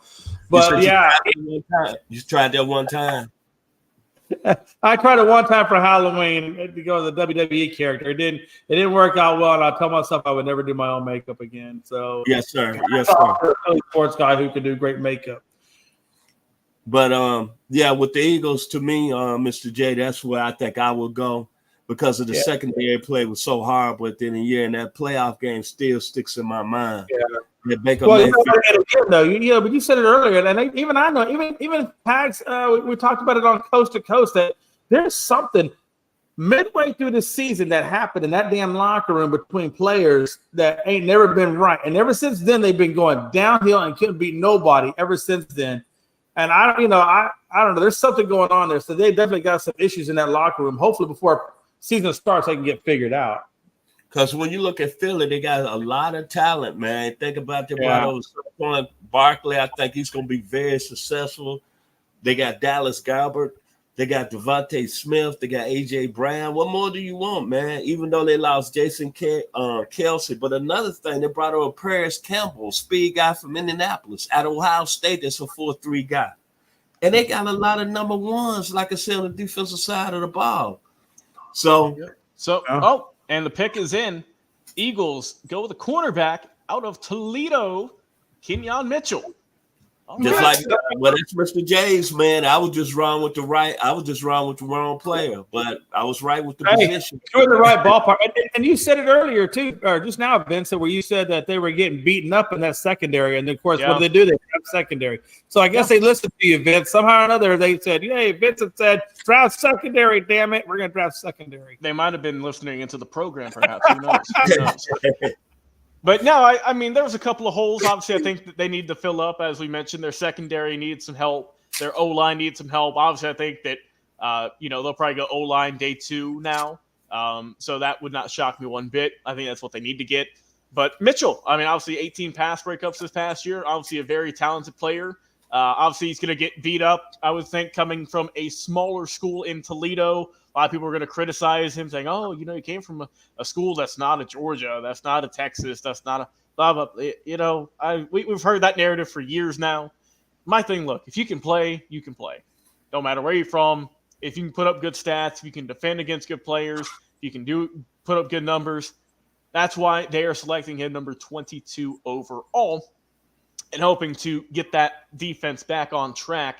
As we know that they've made some good additions this year, obviously. Picking up Saquon Barkley now as your top running back, leaving the Giants, of course, heading to the Eagles.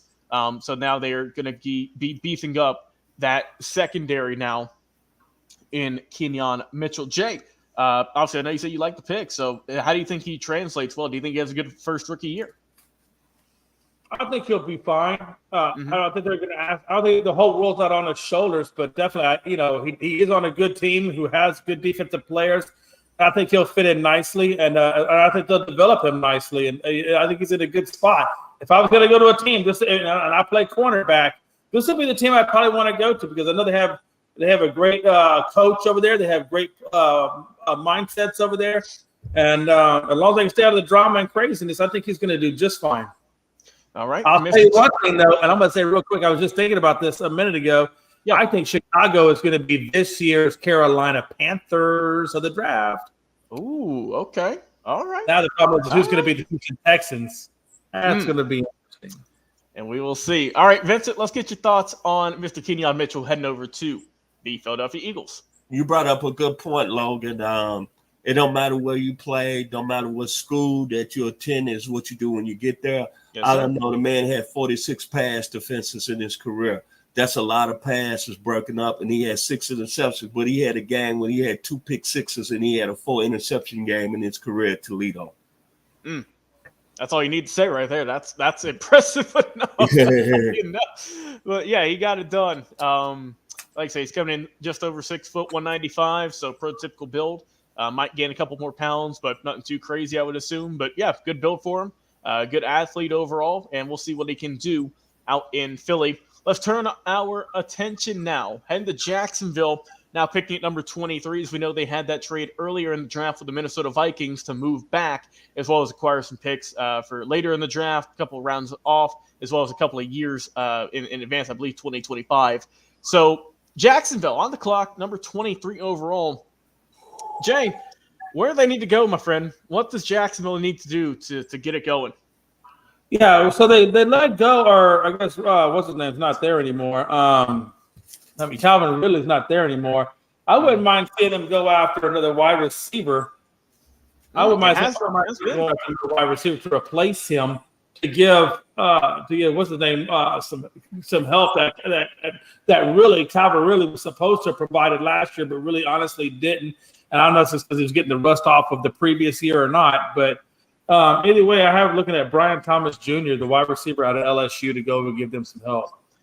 Yeah, I mean, and it's been a while since we've seen a wide receiver. I believe the last one taken was Rome Odunze back in, I believe, the number 9. Brock Bowers, obviously, at 13. But in terms of just pure receiver, that was back with Odunze back at number 9. So it's been a while since we've seen a wide receiver taken, and I think you've hit it spot on. Brian Thomas.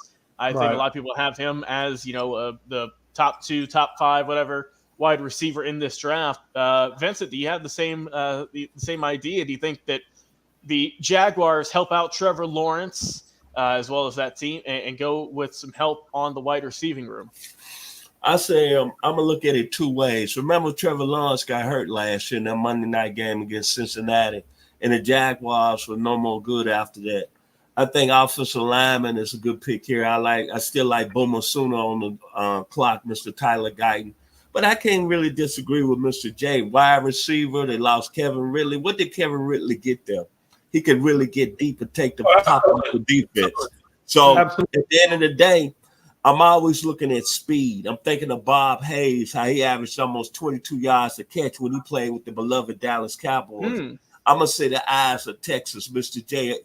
If I'm looking at a receiver, I like Brian Thomas athletic, but Xavier Worthy could take the top off the defense. Speed. And Jay, you must have your crystal ball, because Brian Thomas Jr. is now headed out to Jacksonville, number 23 overall. How you like them apples? Hey, how you like them apples? I got some Granny Smiths over here. They're phenomenal. I got some I think some Gala apples, real sweet ones over in the kitchen. I got some good ones. Excellent. Yes, sir. Brian Thomas, number 23. Jay, you said it. Trevor Lawrence gets another weapon. Man, I'm telling you, I wish I could pick this good when I'm at the casino. Yeah, I got you. Oh, that's so how do you let me go very often, Logan? Yeah, I got you, brother. So how do you think Thomas does in his first year? Do you think he makes an immediate impact?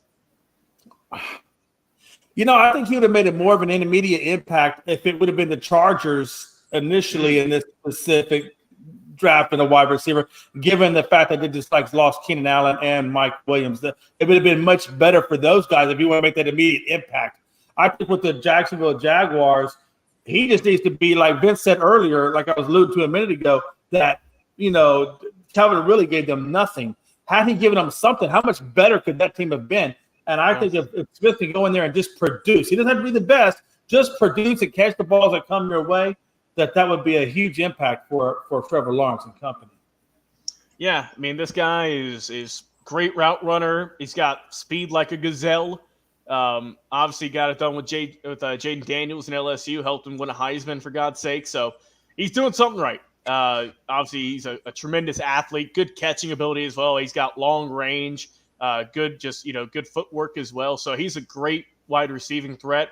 And I think we'll make a pretty big splash come year one in the NFL. Maybe, like we saw in New York a couple of years ago with what they got there, with that tandem of Sauce Gardner and whatnot. So I think that could be a good pick there with Jacksonville. But Mr. Turner, what do you think how this will go? Of course, Sauce Turner and Garrett Wilson. But what do you think about the Brian Thomas Jr. selection heading out to Jacksonville? I think a very excellent pick. I think he's the most athletic receiver in the draft. Remember this young man was a high school 5-star recruit in basketball. He won a state tournament in Walker, Louisiana as a freshman. This guy really had some serious offers, man. And then what really surprised me, he really came on last year. All the publicity went to Malik Neighbors before the season started. Yes, sir. Then all of a sudden you see this guy, and all I saw him do is run away from people. He had 17 touchdowns last year, over 1,000 yards. That led the country to 17 touchdowns. So I'm going to give him a nickname. I'm going to call him the Clyde Drexler of the NFL draft. 5-slammer jammer too. Jay's a Rockets fan. I know he's going to love that. Hey, you going back to my 5-slammer jammer days, man. Yeah, I still have flashbacks to those days. I loved them when they were happening. Oh, well, gentlemen, now's the time. I'll let both of y'all have your discourse. 24 overall, Dallas Cowboys. It's time. Jay McLovin, you've been waiting on this for many, many months now. Me and you have had many conversations. Mm-hmm. You've had the crystal ball. You've been picking people correctly left and right here the last few selections. Well, you get another one here with your boys. Who does Dallas go with, my friend? They're on the clock. We need offensive line, and Vince knows this. We talk about this. We need offensive line like it happened yesterday. So if the best one on the board right now is Guyton, then good God, please, Lord, let's go take that guy and put him on our line because we need help. We didn't lost 2 offensive linemen that were our starting offensive linemen. Mm-hmm. We need help. So that's 2 spots. So and Tyron Smith was a left tackle, so we need a tackle like the worst kind of way. So I would definitely go with Guyton at this point. If they don't go with Guyton, I don't know what to tell them because we have no cap. You can't just go out and get somebody. See, you better draft him now, or you're not gonna have the opportunity at this point. Okay, all right, Mr. Turner. Do you also think you need to get someone on your offensive line, or do you want to go somewhere else with this? I mean, the smart pick will be the offensive line. We lost Tyron Smith.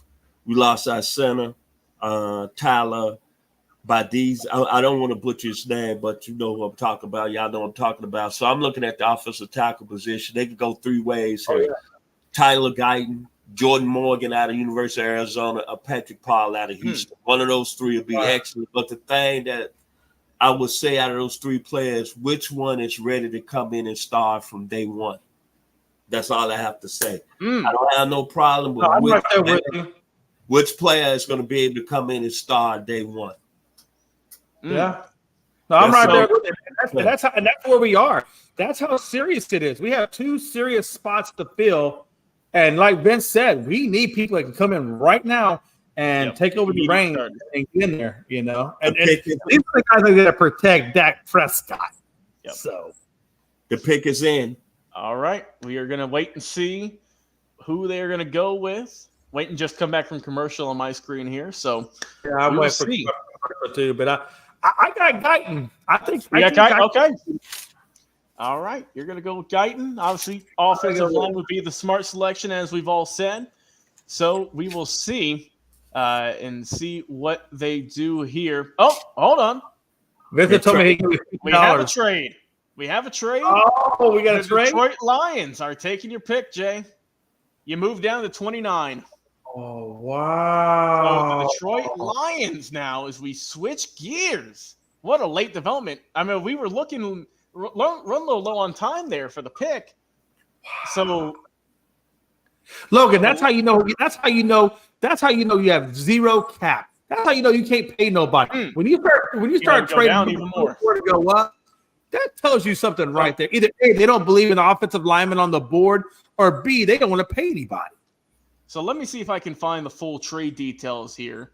I don't know if the crowd went crazy. That was unexpected. So I guess for Detroit, let's just give a quick thought. What do they go with here? Jay, I'll let you start, brother. I don't even know where you go when you're picking at number 24 and Jay's whole mind just got blown there. No, it really did, because I didn't see that. I honestly didn't see that coming. To be honest with you, I really didn't see that coming. So it's going to be the 24th overall pick. I guess at this point, you're probably taking best available, because the Detroit Lions, they really have a complete team over there. They just need more seasoning and more experience to get further in the playoffs. So at this point, if I'm the coach, I'm probably taking whatever's the best available at that position, honestly. So whatever the best available players available.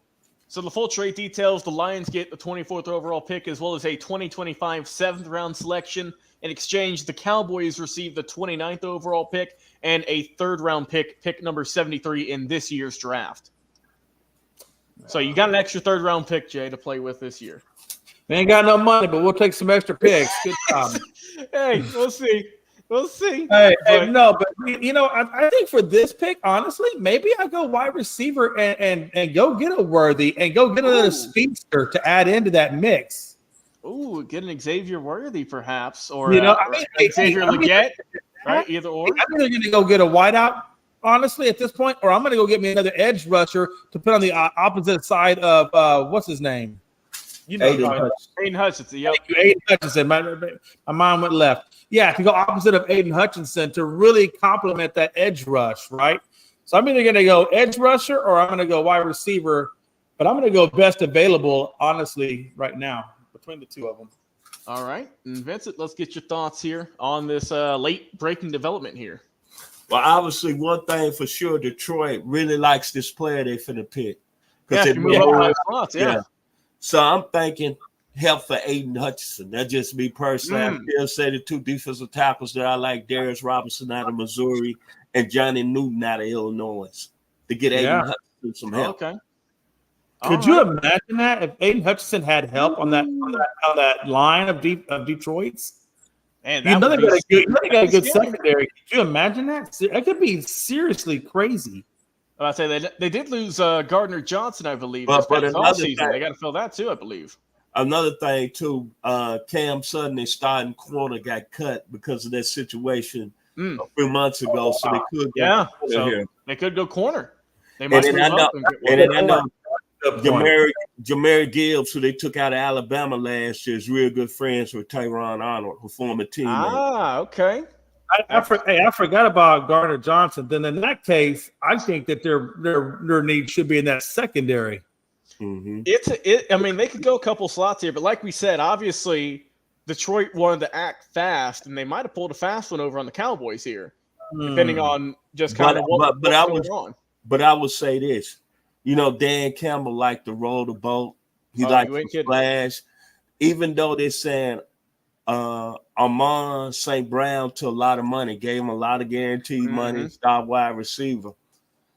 I might agree with Mr. J. Xavier Worthy gives him a lot of speed on the outside to go with Jameson Williams. They have a track team over there in the NFC North. God. Oh, I think if you don't go that direction, then you've got to address that secondary, and I think that's probably Cooper Deshaun out of Iowa. I think would be a good spot. Yeah, he's a name we've mentioned here in the program a couple times here in recent weeks. Someone who's been climbing up draft boards, coming out of Iowa, I believe, and making some good impact. But it is time now for the Detroit Lions. Let's see who they go with. Let's see who they said, all right, let's move up a couple slots here and select to help out our team. So the newest member of the Detroit Lions is going to be coming at number 24 overall, and that is going to be Let's see. Well, it is going to be Mr. Turner. That's going to be Mr. Jahmyr Gibbs' best friend, and Terrion Arnold coming on over. I know they had Alabama. I know they was real close last year as teammates. Yes, sir. And then you looking at the Alabama connection, Jamison Williams. Yep. Williams is real close to Jahmyr Gibbs. And you think about Detroit lost Cam Sutton a couple of months ago with that domestic situation. Hey, and Terrion Arnold, to me, is the best corner in the draft. That's just my opinion. I think he played at a high-level role. Todd, I think he's Jeremiah Castile, too. All right. Okay. All right. Jay, what do you think about the pick here? Terrion Arnold. Now, Detroit, they moved up to get him. I brought Dejan, but either way, I think they made a good spot. They definitely addressed the right need in that secondary. That's really where they needed was that secondary. I don't care who you just put somebody over there, damn it, because you're hurting. Mm-hmm. You're hurt pretty good. You lost 2 players, so you definitely need to put somebody over there. So, no matter the one that Vincent said, or the one Arnold, or the one or Dejan that I was talking about, either one of those 2 guys would have been just fine. help out the secondary. That was the main. Yeah, I'm just glad that they put the focus in the secondary, that they addressed that serious need. All right. Terrion Arnold. Hope you like the taste of kneecaps, because you and Dan Campbell, Jared Goff, Aiden Hutchinson, y'all going to be eating a lot of them this year, it seems, after the amazing year they had last year, hoping to build off it. Time will tell. And as you see, the Green Bay Packers pick is in. Still going to be a little bit, though, before we select that. So let's go ahead and give our synopsis, give our thoughts about who the Green Bay Packers would go with. Jay, obviously Jordan Love had a pretty good breakout year last year. Who do they go with to help shore up that team? I think they still got more work to do on that offense, to be honest with you. But I also think they have work to do on that defense as well. I think since he did as well as he did, I think they need to put some of the work on that defensive side of it. So for that one, I think that's where I'm going to go with Deshaun here. Cooper Deshaun is a cornerback here to help out the secondary in Green Bay. Okay. All right. And Mr. Football, who do we need to help out here in Green Bay? Who's going to help out this team? I know Green Bay is high on Cooper Deshaun. I think that's a guy. You look at him, makes a logical pick, like Mr. J said. Eric Stokes, the corner out of Georgia, who played very well when he came in. So rookies had foot problems. Jair Alexander, the other corner, has been injured a lot. They brought over Xavier McKinley, gave him a lot of money from the New York Giants. So DeJohn is a guy that the Packers I know have been high on, which I've been reading over the last few weeks, and they like his versatility. If he doesn't make it out in corner, they think they can move in the slot and play safety. Yeah, right. And Logan, don't forget, they do have a new defensive coordinator over there in Green Bay, and Jeff Hafley. This wouldn't be his first official toy to deal with. That's true. And Green Bay, interesting team. They have a lot of pieces that, they had a pretty solid year last year when a lot of people didn't expect them to do a whole lot. They did well. I think a surprise pick here would be a running back because, as we know, they got rid of Aaron Jones is now their division rival at the Minnesota Vikings. So they need a solid running back now to fill that hole.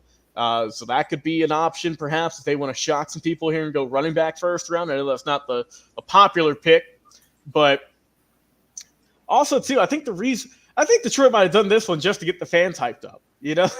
I see Arnold talking to the crowd right now, and everyone's loving him.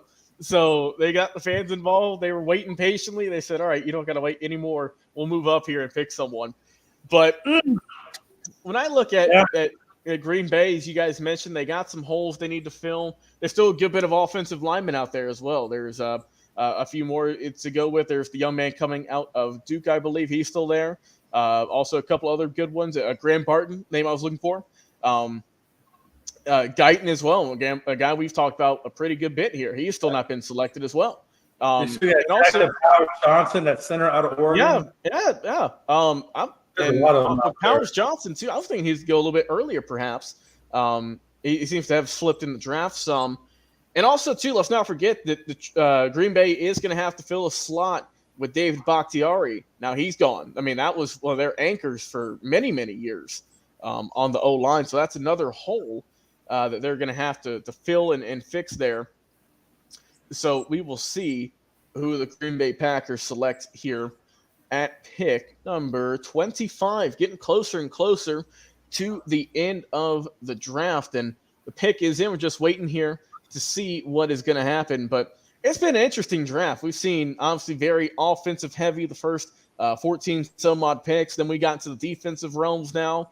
But if I had to think of the most surprising one still so far, it's got to be Michael Penix going number 8 to the Falcons. That's still the most shocking pick so far. But I can understand it, but also I'm still a little bit curious, though, because he's not going to start. That's the thing, is he's going to sit unless Kirk Cousins is just in way worse shape than we thought. I mean, that's a first-round pick who's not going to contribute day one like you like to see. And it almost makes you think that Atlanta, I don't know if they panicked at that spot because maybe they felt like, in future drafts, maybe there won't be anybody of that kind of caliber there, even though Penix has feet. So maybe they panicked and took them there for future purposes. But, yeah, we'll find out. I mean, worst case scenario, he, sits the bench for a couple of years, and then he comes out when he's, 27, give or take? Kind of like a Jordan Love. Isn't he up there in years? Doesn't he have like 25 or 26 years on him somewhere in there? Penix, I think Penix is 24 or 25. So yeah. So but by the time you play him, it's going to be what, 26, 27? He'll be mid-20s, mid to late 20s. So he's up there in years before he even sees the field. Yeah, I guess they might go with a Jordan Love, Aaron Rodgers-esque situation where they go with, kind of being a learning tree. Which so far it's worked out for Jordan Love. He's had a solid career up to this point, so that might be kind of what they're going with. But the pick is in for Green Bay. Enough talk. Let's see who Commissioner Goodell is going to announce as the 25th overall selection. Going to be wearing a cheese head out there in Wisconsin in just a few minutes. The Green Bay Packers are going to select offensive tackle out of Arizona, Jordan Morgan, 6'5", 311. All right. Wow. Yeah. All these guys are leapfrogging Guyton, though. That kind of makes you wonder what's the deal with Guyton now. All these guys are leapfrogging. I'm about to say him and Powers Johnson. Those are the main two who really dropped some. But what do you think, Jay? Do you think this is a good pick here for Green Bay? Obviously, they're shoring up their O-line, like we talked about. A guy who was a first-team All-Pac-12 this past year. Yeah, I mean, honestly, Logan, you're never going to go wrong, drafting O-line and protecting your main asset and your run game and things of that nature. You're not going to go wrong there. So I'm perfectly fine with the way they went. And if I was a fan of theirs, I'd be perfectly fine with the way that they went. You're developing whatever needs you think your team has, and nobody knows the team better than them, than the head coaches and so forth. So if they felt like that was the best spot for them, then so be it. And I'm okay with that. All right, Mr. Football, do you like the selection here? I love it. I mean, when you look at Jordan Morgan, had a serious injury in his junior year, came back, played a lot of good football, was all Pac-12, you just said. Green Bay needed a left tackle. One thing for sure, we know Jordan Love could play at a high level. Look at the success they had last year in Green Bay. I'm very, very likable of the pick here. And Jordan Morgan is a very good football player. And also, let's not forget, too, this is a guy who came back from an ACL tear back in 2022. Came back in 23, obviously showed out, did well enough, and is now a first-round pick, a guy who, and that's the thing, too, with a lot of these guys we're seeing in this draft in particular. We're seeing a lot of the guys who stayed an extra year because of the COVID year. We've never had that before. So that's why we're seeing guys who are a little bit older coming into this draft. And, I think that overall, Jordan Morgan, solid pick.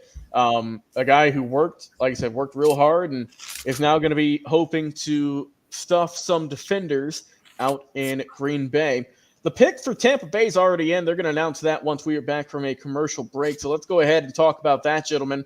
Tampa Bay Buccaneers, a little bit of a Cinderella story last year. Baker Mayfield, of course, as we know, had a career renaissance, you could say, as the Buccaneers made a pretty good run in the playoffs, a little bit more than some people might have thought. So, Jay, what do you think? What will Tampa go with here, pick number 26? Yeah, they were in the same situation as the Jets were in and have been in for quite some time. And a lot of other teams, quite honestly, that are in terms of their offensive lines. That offensive line of theirs is just – it's haphazard. I mean, it's put together with Band-Aids. And it really needs a lot of work. I mean, it needs a lot of work. And that's one reason why I think Tom Brady didn't want to come back, because I think he knew just how bad that offensive line was. So they definitely need some work over there. So I think they need to draft offensive line. I don't care if you go Guyton. I don't care if you go what's the other guy's name? Powers. Yeah, Powers, Barton. Those are the main three. Yeah, but you need to stock up that offensive line, because it's put together with haphazard players. I mean, half of them were hurt last year, couldn't play on the sidelines. So yeah, you need offensive line help bad. All right, Vincent, do you think the same? Do you think they go offensive lineman here? I'm looking at they was 29th in the league against the pass. And they lost Carlton Davis. They traded him to the Detroit Lions in the offseason, who was their best corner. Another Bama great is going to come on and play corner from Kool-Aid McKenzie. Okay. I think that'll be the pick for me, only because they were 29th against the pass last year.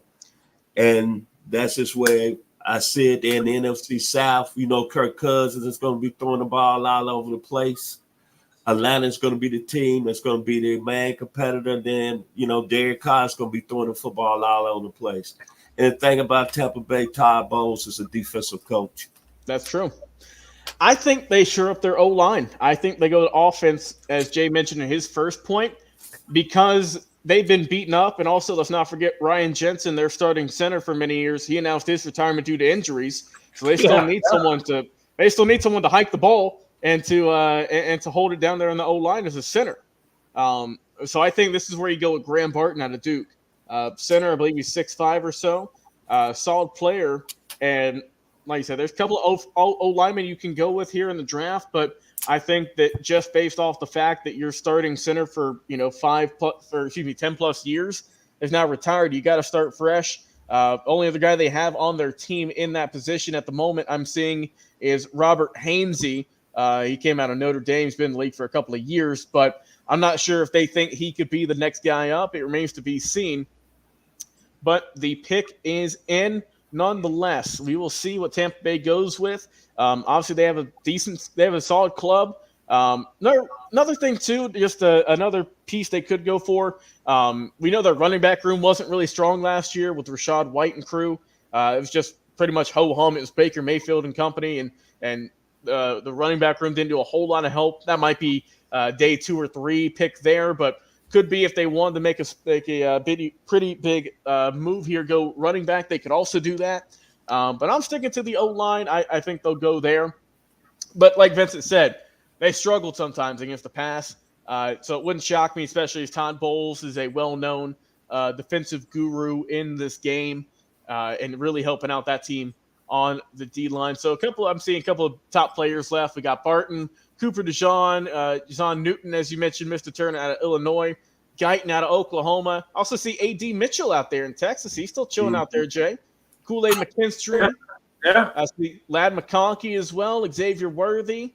Mr. Rakestraw Jr. is also coming out of Missouri. So a couple of big names still left and just a few picks left. So we'll see what happens. I will say, though, just early prediction. I think it was I don't remember if it was me and Vincent or me and William who we were talking about Lad McConkey. God, if you could put him on the Kansas City Chiefs, wouldn't that be a match made in heaven? Good night, man. And that's the thing, man. Kansas City, they always have one of the last picks, but they always make it work somehow. They always pick a guy who, he might be picked 30 or 32 or whatever, but he's always going to make it work. But we're here back at number 26, and the Tampa Bay Buccaneers are about to select their first round talent. Let's see who it is. Let's see who Commissioner Goodell will go with. So, the number 26 pick in the NFL draft, the Tampa Bay Buccaneers select center Graham Barton, coming out of Duke. 6'5" and 313 is the height and weight.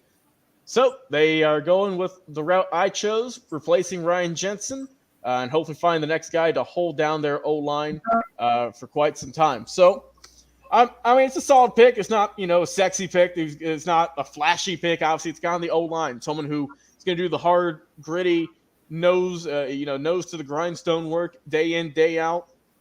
Jay, let's get your thoughts, though, man. What do you think about Mr. Graham Barton and this selection?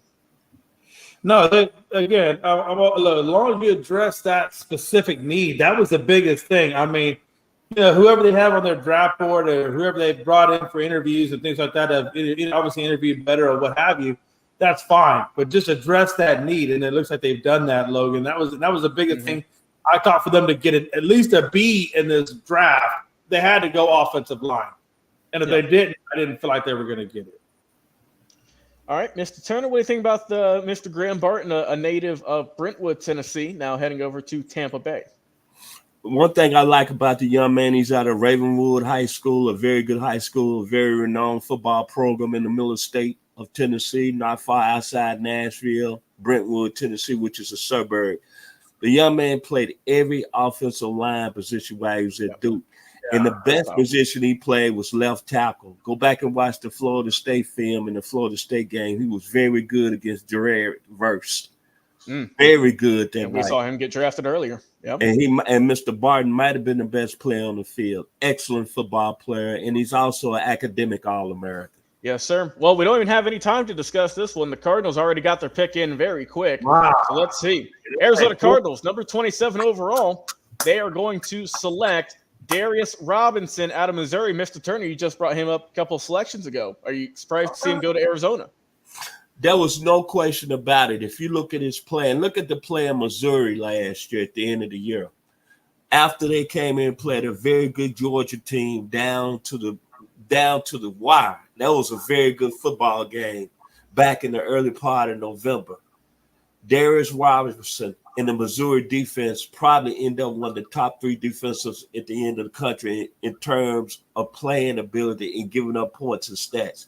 They played very good at the end. And that being said, Darius Robinson, you find me a better defensive tackle that played better at the end of the year than this young man out of Missouri. And you know what? The young man is out of Southfield, Michigan, which is a suburb of Detroit. Yes, sir. All right, Mr. McLovin, what do you think, man? Darius Robinson coming out of Missouri, seeing an SEC talent now, heading out west to Arizona. Do you like the pick here? Yeah, I mean, they obviously went defense this direction, which, I mean, that's fine. I mean, I guess I should have done a little more homework on all the Arizona needs. The biggest thing I knew about Arizona was they need to address that damn wide receiver position. They really need to address the quarterback position because I'm not a big believer in Kyler Murray.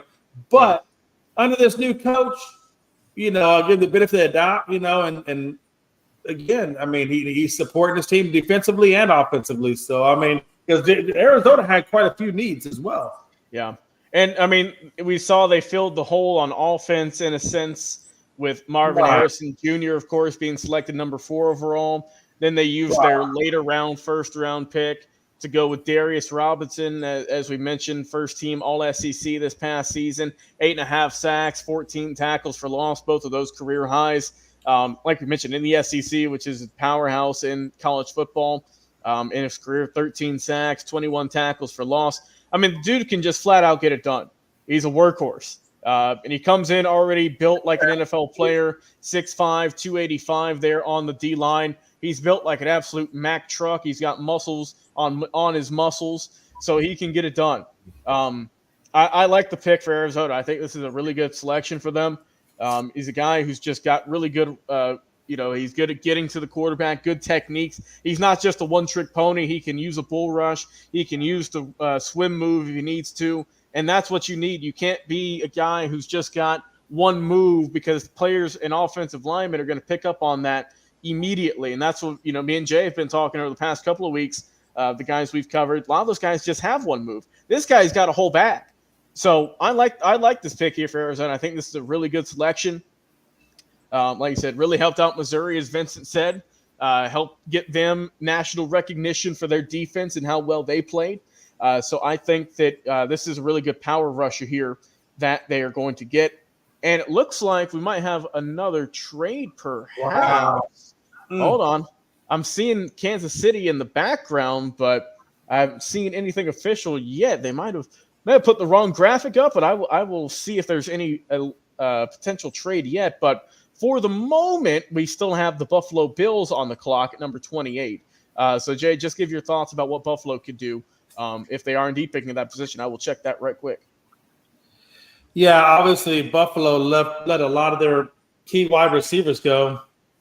Oh, yeah. They brought in Williams from San Diego, but just like Keenan Allen over there with Chicago, man, when you're hurt like that, you're really not their most reliable person. And I've always said the best ability is availability.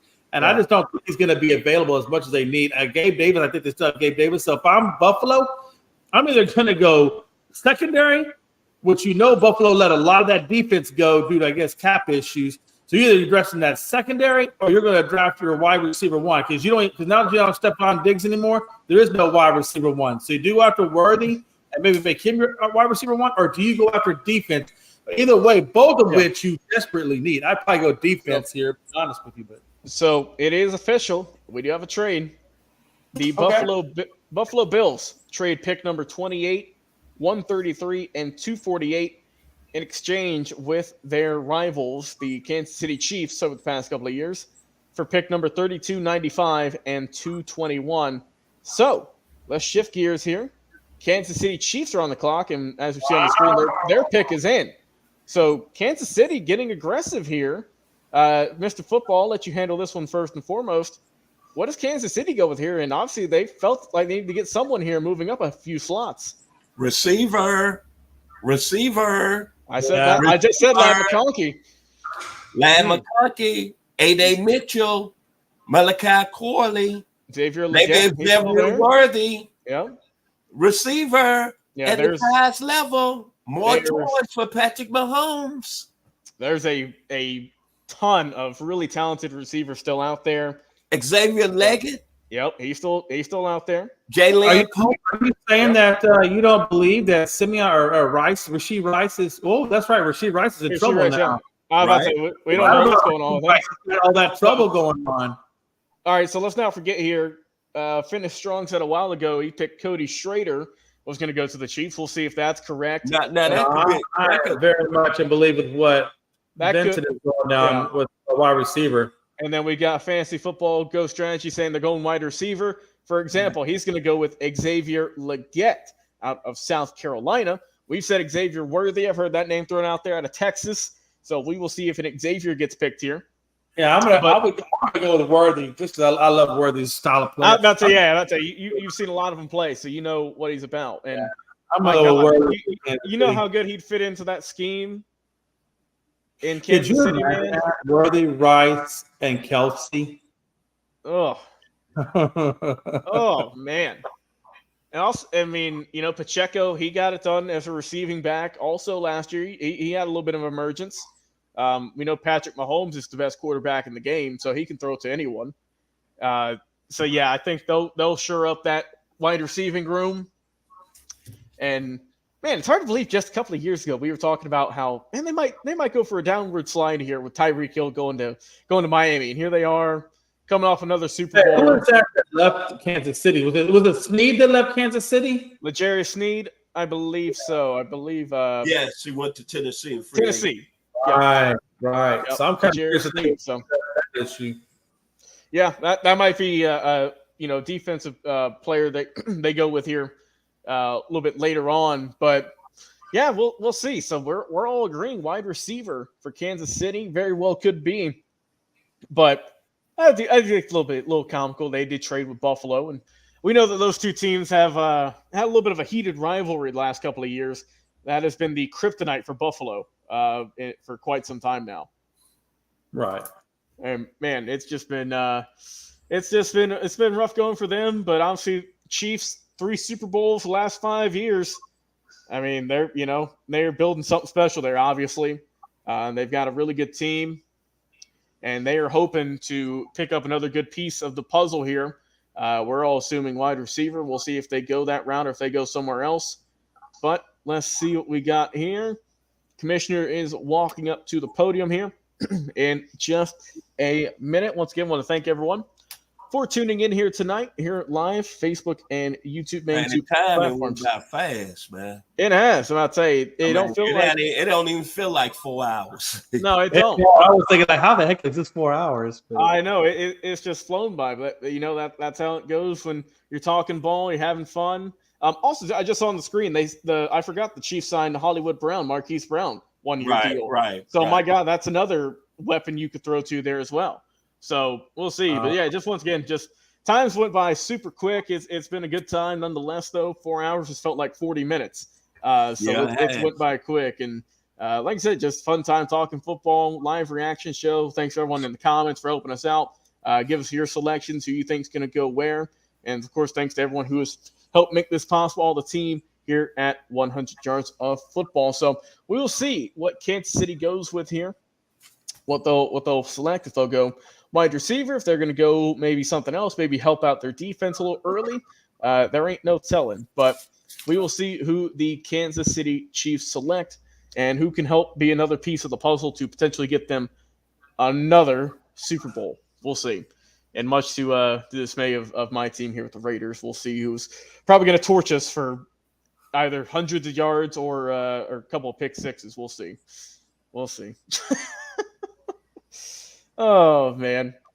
But, yeah, we'll see. But Jay, your team's up next. You and Vincent, y'all are up next. We had to delay it a little bit. But I told you who I think the Cowboys should get. There's still enough of them left up there.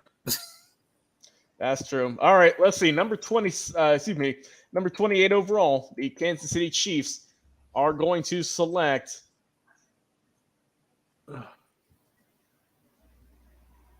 Xavier Worthy, coming out of Texas. Worthy. Oh, great.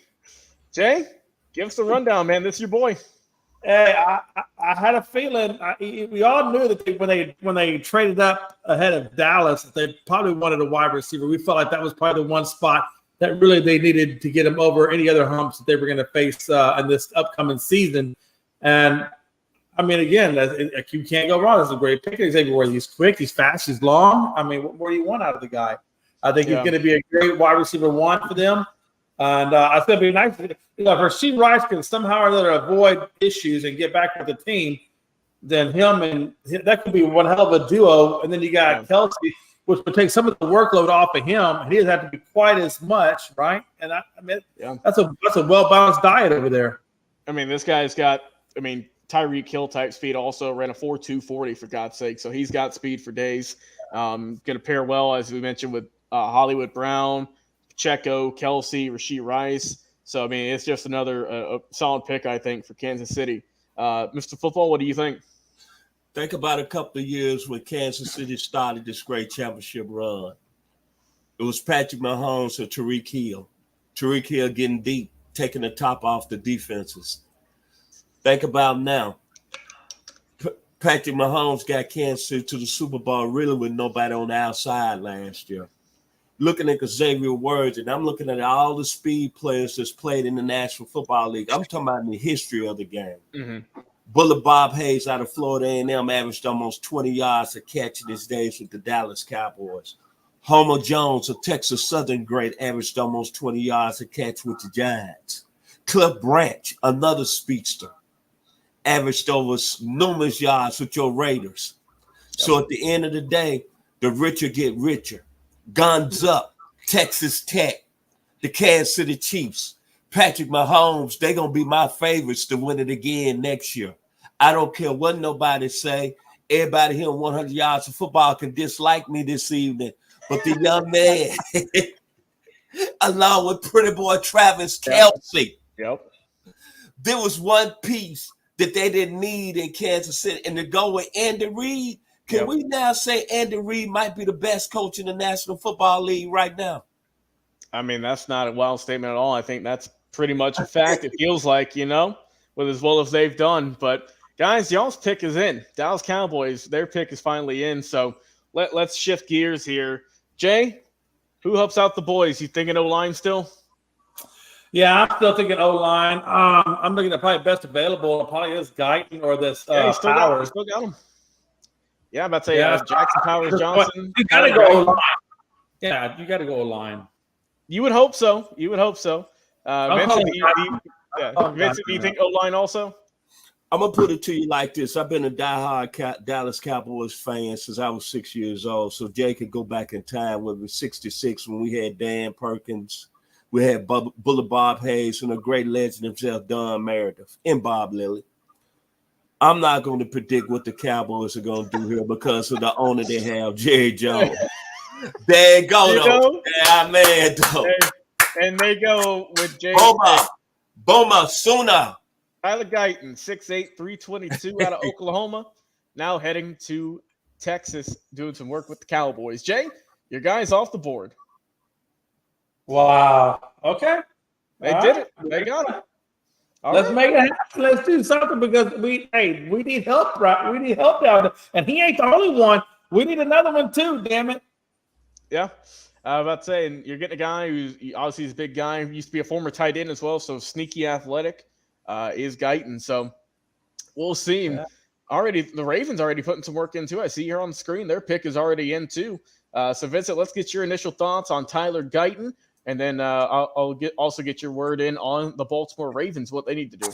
Athletic offensive tackle, started his career at TCU as an H-back. Yes, sir. Then they moved him to tackle. The rest is history. Played very well last year. Was all Big 12 first team. The only problem I have, he's got to come in and be a starter from day one, as I was explaining to you and Mr. J. Can he come in and be a starter for day one and play at a high level? That's my worries there. I don't have to say no more, and just give you a tidbit. There's a very strong possibility that we're gonna re-sign Ezekiel Elliott. You might get a reunion. Reality that when they do that, I'm going to bury my head and let projectiles go back into the trash can for more of what we did the last couple of years. Hey, man, one thing you could say about the Dallas Cowboys, I understand you being a Cowboys fan like me. We haven't won anything since 1996. We've been several coaches. We had the great Bill Parcells in the house. But one thing, I'm not going to lie to you, Brother Jay. I'm going to disagree with you. I'm going to die as a Cowboys fan. I live as a Cowboys fan. I'm going to die as a Cowboys fan. I love the organization. I love the team. I love what the star stand for. Stop being jealous, Raider Nation, but you know how it is. We got five. We got 5 tips in the house, baby. 5. Yep. Hey, I'm right there with you too, man. But but you know what? The Dallas Cowboys have to start making a smarter decision. Now think about this for a minute, Vincent. We just gave out the worst contracts in NFL history to the 3 most overrated people ever, right? And 2 of them one of them's gone, or 2 of them are gone, one of them's here. One of them you want to bring back, only to relive the crap that you got yourself into, every couple of years ago. So it's like seeing the worst thing you ever did come back and visit you one more time. And it's like it never leaves. Like this decision they made never leaves. It just lingers like a bad odor over our team. Well, see, it's something like my mother always say, the beautiful Mrs. Inez Turner, who's still living, 85 years old in Memphis, Tennessee. God don't like ugliness. When we allowed Jimmy Johnson to leave and fire him after he won back-to-back Super Bowls, that's an armor to that. You pay for that. You're talking about bad contracts. It started when we signed Tony Romo to a lot of money. An undrafted free agent. I don't have no problem, but a guy that's never won a big game. So we wasted a lot of players. DeMarcus Ware, we wasted him. He's going to be a Hall of Fame player. He is a Hall of Fame player, matter of fact. Won a ring with the Denver Broncos. Those are the things that upset me the most. Dez Bryant is going to be a Hall of Fame player. Then we kept Jason Garrett for 8 years in the organization. He gave us mediocre seasons. How many times did he go 8-8 when we had legitimate playoff teams? Yeah. But that's just the symptoms. You're upset with the symptoms. I'm upset with the root. And the root of all of this, Eric. Go ahead. The root is who? Yeah, the root of all of this is Jerry Jones. You know it's the root of all this. Well, but you can't get mad about that because the guy's done one thing. He's built the Cowboys into maybe the most powerful franchise in the world. Oh no, he's a great businessman.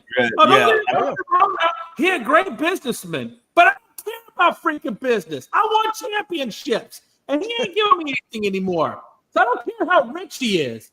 What have you done for me lately? What have you done for me lately? Jay, can I ask you a question? Do you have season tickets? Do you go to any Cowboy games? I don't see the tickets. What does that make? Does that take away what I'm saying? Because I don't have season tickets. No. You just don't go to the games, brother. No, it ain't. All right. It ain't Hey, good. oh, See, hey, hold on, I hold on. hate people like that. I hate Hold on, that. That- hold on. that's- Vic is in. Hold on. Vic is in. Vic is in. Vic is in. Number 30 overall. Baltimore Ravens going to Clemson and selecting Vincent, guy that you mentioned earlier, Mr. Nate Wiggins, 6'1", coming in at 1. Yes, sir. Let's talk about him. I saw him playing high school at Westlake High School, which is here in the local Atlanta metro area. A lot of great players and came out of that school. Pac-Man Jones, Keon Fox, Ian Allen, great NFL players. Cam Newton is out of that school. So this is a gentleman, like I said, I saw him play wide receiver in high school that night against North Atlanta, against a colleague of ours, Logan. He was coaching the defensive line that night. Yes, one of your dear friends, Coach Jones. Yes, and he sir. put 4 touchdowns on North Atlanta that night. So I know this gentleman was going to be a great player, but I didn't know that they was going to move him to the defensive side of the ball. And hey, he improved from one year to the other. He had a shaky sophomore season. Shaky freshman season. Then he really took his game up to the next level as a sophomore. Had that big 98-yard interception return in the ACC championship game against North Carolina and Drake May. The only thing with him, he needs to get a little bigger. He's about 6'1", 175. Mm-hmm. He's light. But when you're talking about cover skills, you're talking about running with the receiver, you're talking about pound for pound, and you look at all those great defensive backs that's played at Clemson in the day, Brian Dawkins, A.J. Terrell, Terry Kennard, this gentleman ranks right up at the top.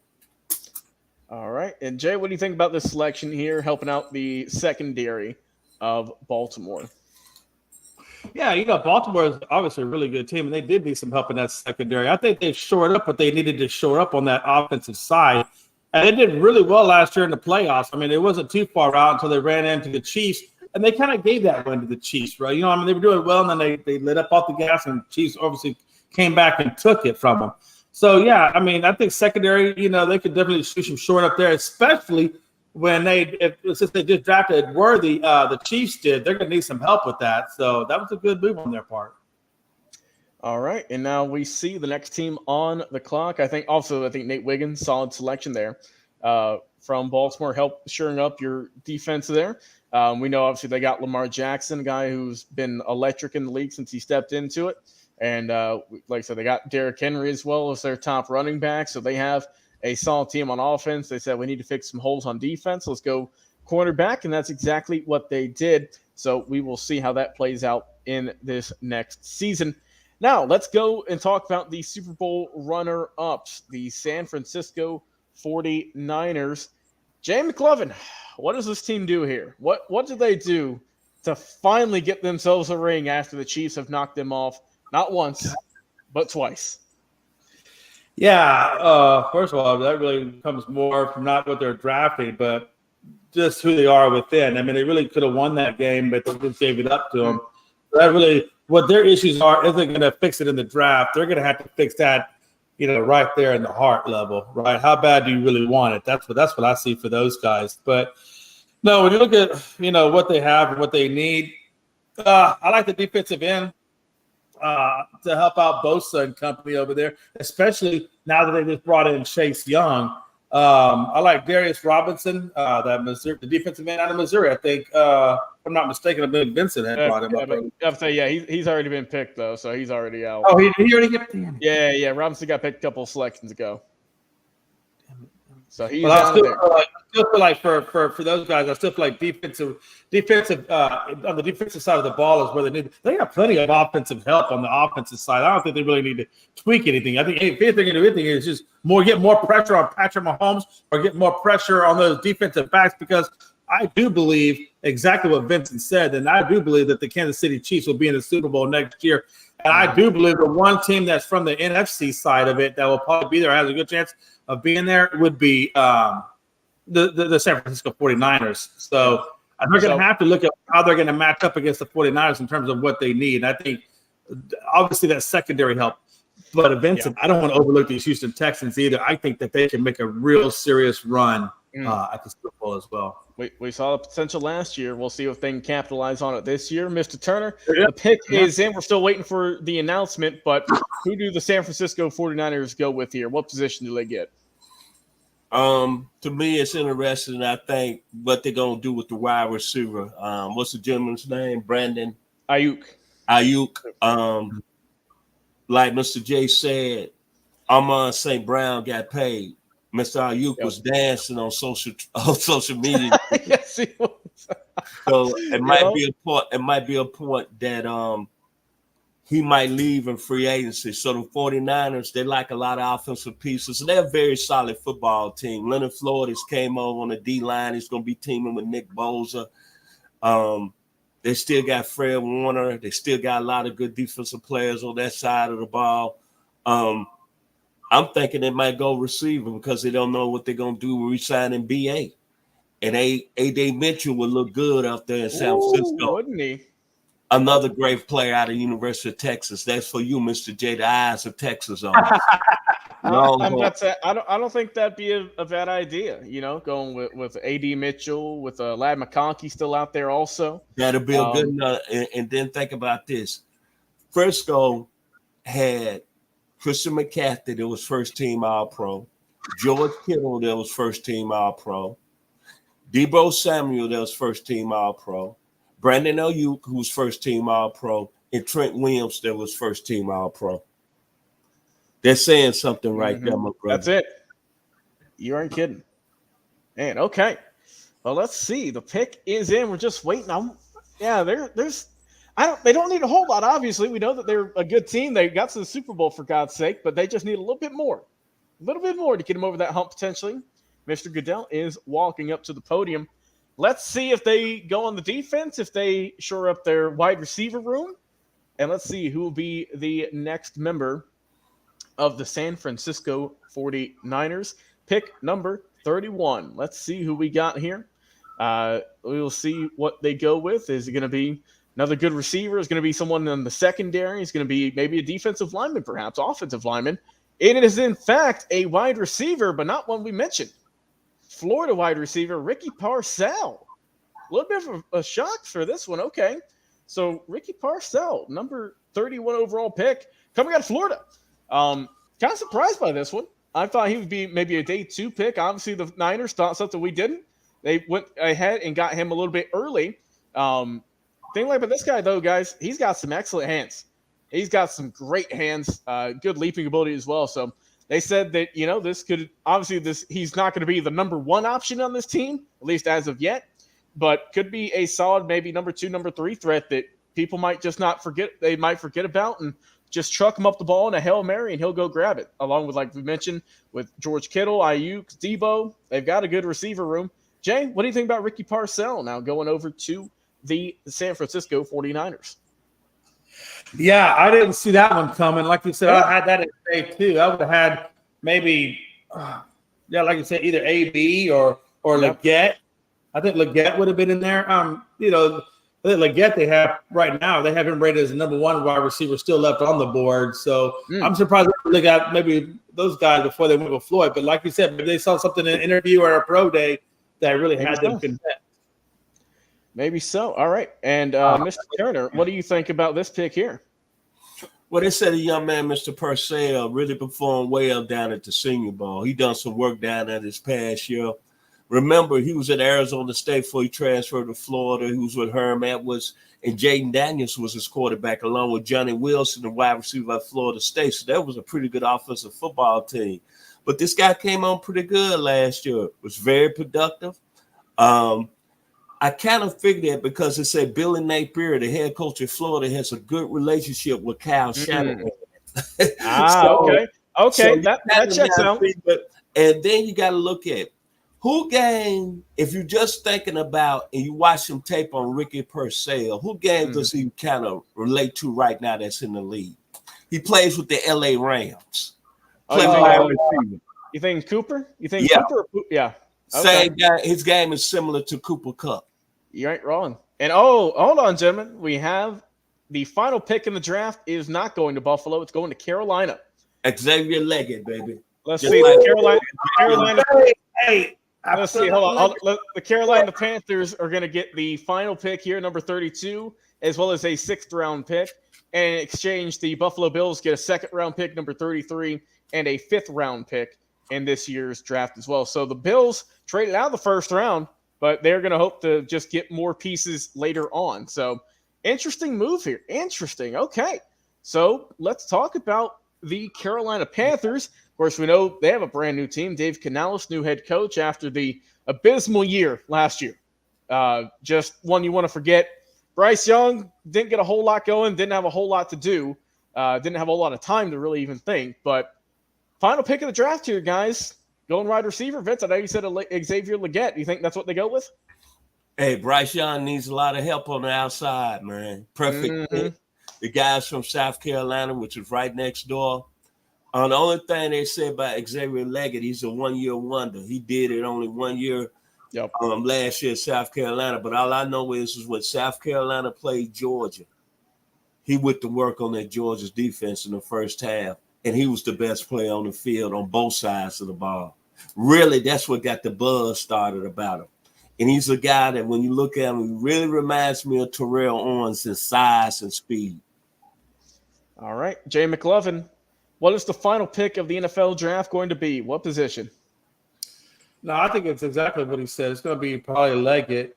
That's going to go to Carolina. But I really think Buffalo won this trade because Buffalo has so many needs that they need to address from what they lost due to cap and things like that.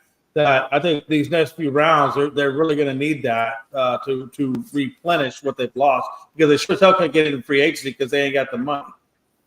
Yeah, I mean, they moved back, one pick, pick 32 for 33, so they moved, one selection pretty much. Right. Carolina also helping their team out, trying to get something here. So we'll see what they go with. Their pick is in. We're just awaiting to see who they're going to go with. But the team with a lot of holes, I don't think this guy, whoever they pick, is going to revolutionize the franchise and get them to a Super Bowl right away, but definitely will hopefully get them on the right track. We know that they've lost a lot, especially on defense as well. They might go defense, but like you said, they don't really have any weapons on offense either. So, there's a lot of places they could go with. I think Adam Thielen's your top receiver right now, which, he's solid, but he's not really your number one receiver right now. That's like that's like 1,000,000 years old is the best guy on my team. Oh, well, we'll see. Roger Goodell coming up for the final time tonight. Pick number 32, Carolina. Who are they going to go with? Who will be the final selection here in the first round of the 2024 NFL Draft? We will see what happens here. And wrapping up the night, last pick of the draft, number 32 overall, the Carolina Panthers select Xavier Legette, as we've said, wide receiver out of South Carolina. Now, doesn't have to move much. He's staying in Carolina, and now he's going to be doing work with the Panthers. Congratulations to Xavier Legette, final pick of the first round. Guys, how we feeling? What was your thoughts on this one? Then we'll do a quick little just final thoughts and end our night here. Jay, go ahead. Yeah, with the Legette thing, I think Carolina had to do something to help out Bryce Young because Bryce Young last year he just had a horrible year. And some of that could be due to just lack of development and him needing to develop a little bit more. Some of it I still think is due to lack of size on his part. And then some of it is just not having the weapons and not having the coaching there to really develop him. So I think Bryce Young is still going to have some hurdles to go through continuously for a while with that Carolina team. But that is the one step in the right direction is getting that wide receiver in Legette. That is certainly a step in the direction to help him. All right. And Mr. Turner, your thoughts on Xavier Legette going to Carolina? I think when you look in this league and you look where the league is going, it's because it's becoming an offensive league. You got to have playmakers on the side of that side of the ball. Bryce Young last year, I think, really didn't get a chance because he really didn't have nobody on the outside. As Jay just said, Mr. Adam Thielen was the best receiver on the team. And he's a guy that can't stretch the defense. So he's not a playmaker. So I like the pick because they're finally going to give Bryce Young some help. I think Bryce Young, this is going to be a very, very pivotal year for him. But I like the pick. Now he's got at least something on the outside that he can work with. All right, and let's get our final thoughts here, Jay. Your thoughts on the draft, either as a whole, your team, or just any final words you want to get out here before we end the show? Yeah, first of all, I also think that Adam Thielen can really help Leggett, get adapted to the NFL, in pressure situations. So I look for the lead. That's the one thing I think Adam Thielen still can give this team is his leadership and experience and how to be a legit wide receiver in the NFL. So hopefully he can part that onto Leggett and keep on going that direction. The draft itself, the Cowboys did kind of surprise me a little bit, drafting back, but we still got offensive lineman, which is the guy I wanted at the beginning. So honestly, for what we have and what we could do in the first round, I felt good with what the Cowboys did. We actually picked up another draft pick. So, you did the best with what you could, Jerry. Finally, I want to say thank you to you and thank you to Vincent for allowing me to come on your show and hang out and talk football with you guys. Vincent, you're still my boy. A few little hiccups in there. We'll talk about it later over some ice cream. All right. Mr. Turner, your final thoughts here on the first round of the draft. Hey, man, I appreciate Mr. J tonight coming on. Very talented guy out of the eyes of Texas. Thank you, Logan. I thought you did an A1 plus job. Couldn't be more blessed. Also to Mr. William Yanish for joining us. I hope he's doing all right. I want to give love to him. Outstanding job. My take from this draft 2024, you got to give it to our home team, Atlanta Falcons. They pulled off the surprise of the draft. Michael Penix Jr., I did not see that coming. Much respect to Arthur Blank. Much respect to Raheem Morris. The situation, even though Kirk Cousins got $100 million guaranteed, $100 million, but he's got that serious injury. And he could go down any time. And you got a guy that can really, if given time, can throw the ball at all levels of the field. So I take that from the draft. And, of course, it was an offensive draft. So many offensive players, so that tells you where the game is going. Probably the next 4 or 5 years, we probably not even be talking about defense. We're going to be talking about teams scoring 50 points a game. And, hey, man, I had a great time tonight. I feel good. I'm not even really tired. I see Mr. Landers is fighting it a little bit. And, Mr. J, you seem fresh. I seem fresh. I thought – really, it flowed well. So 4 hours and 25 minutes, we could have probably did another 2 hours easy. That's it. Good work. But kudos to you, Mr. Landers. Yes, you sir. ran the show. Excellent, yes, sir. Excellent job as the quarterback this evening. Thank you, gentlemen. My final thoughts on the draft. Falcons stole the show. You made it. You made a headline, that's for sure. We'll see what all these gentlemen do here. First round selections. Congrats to all of them. We're going to their respective teams. A few trades happen as well. Always nice to see.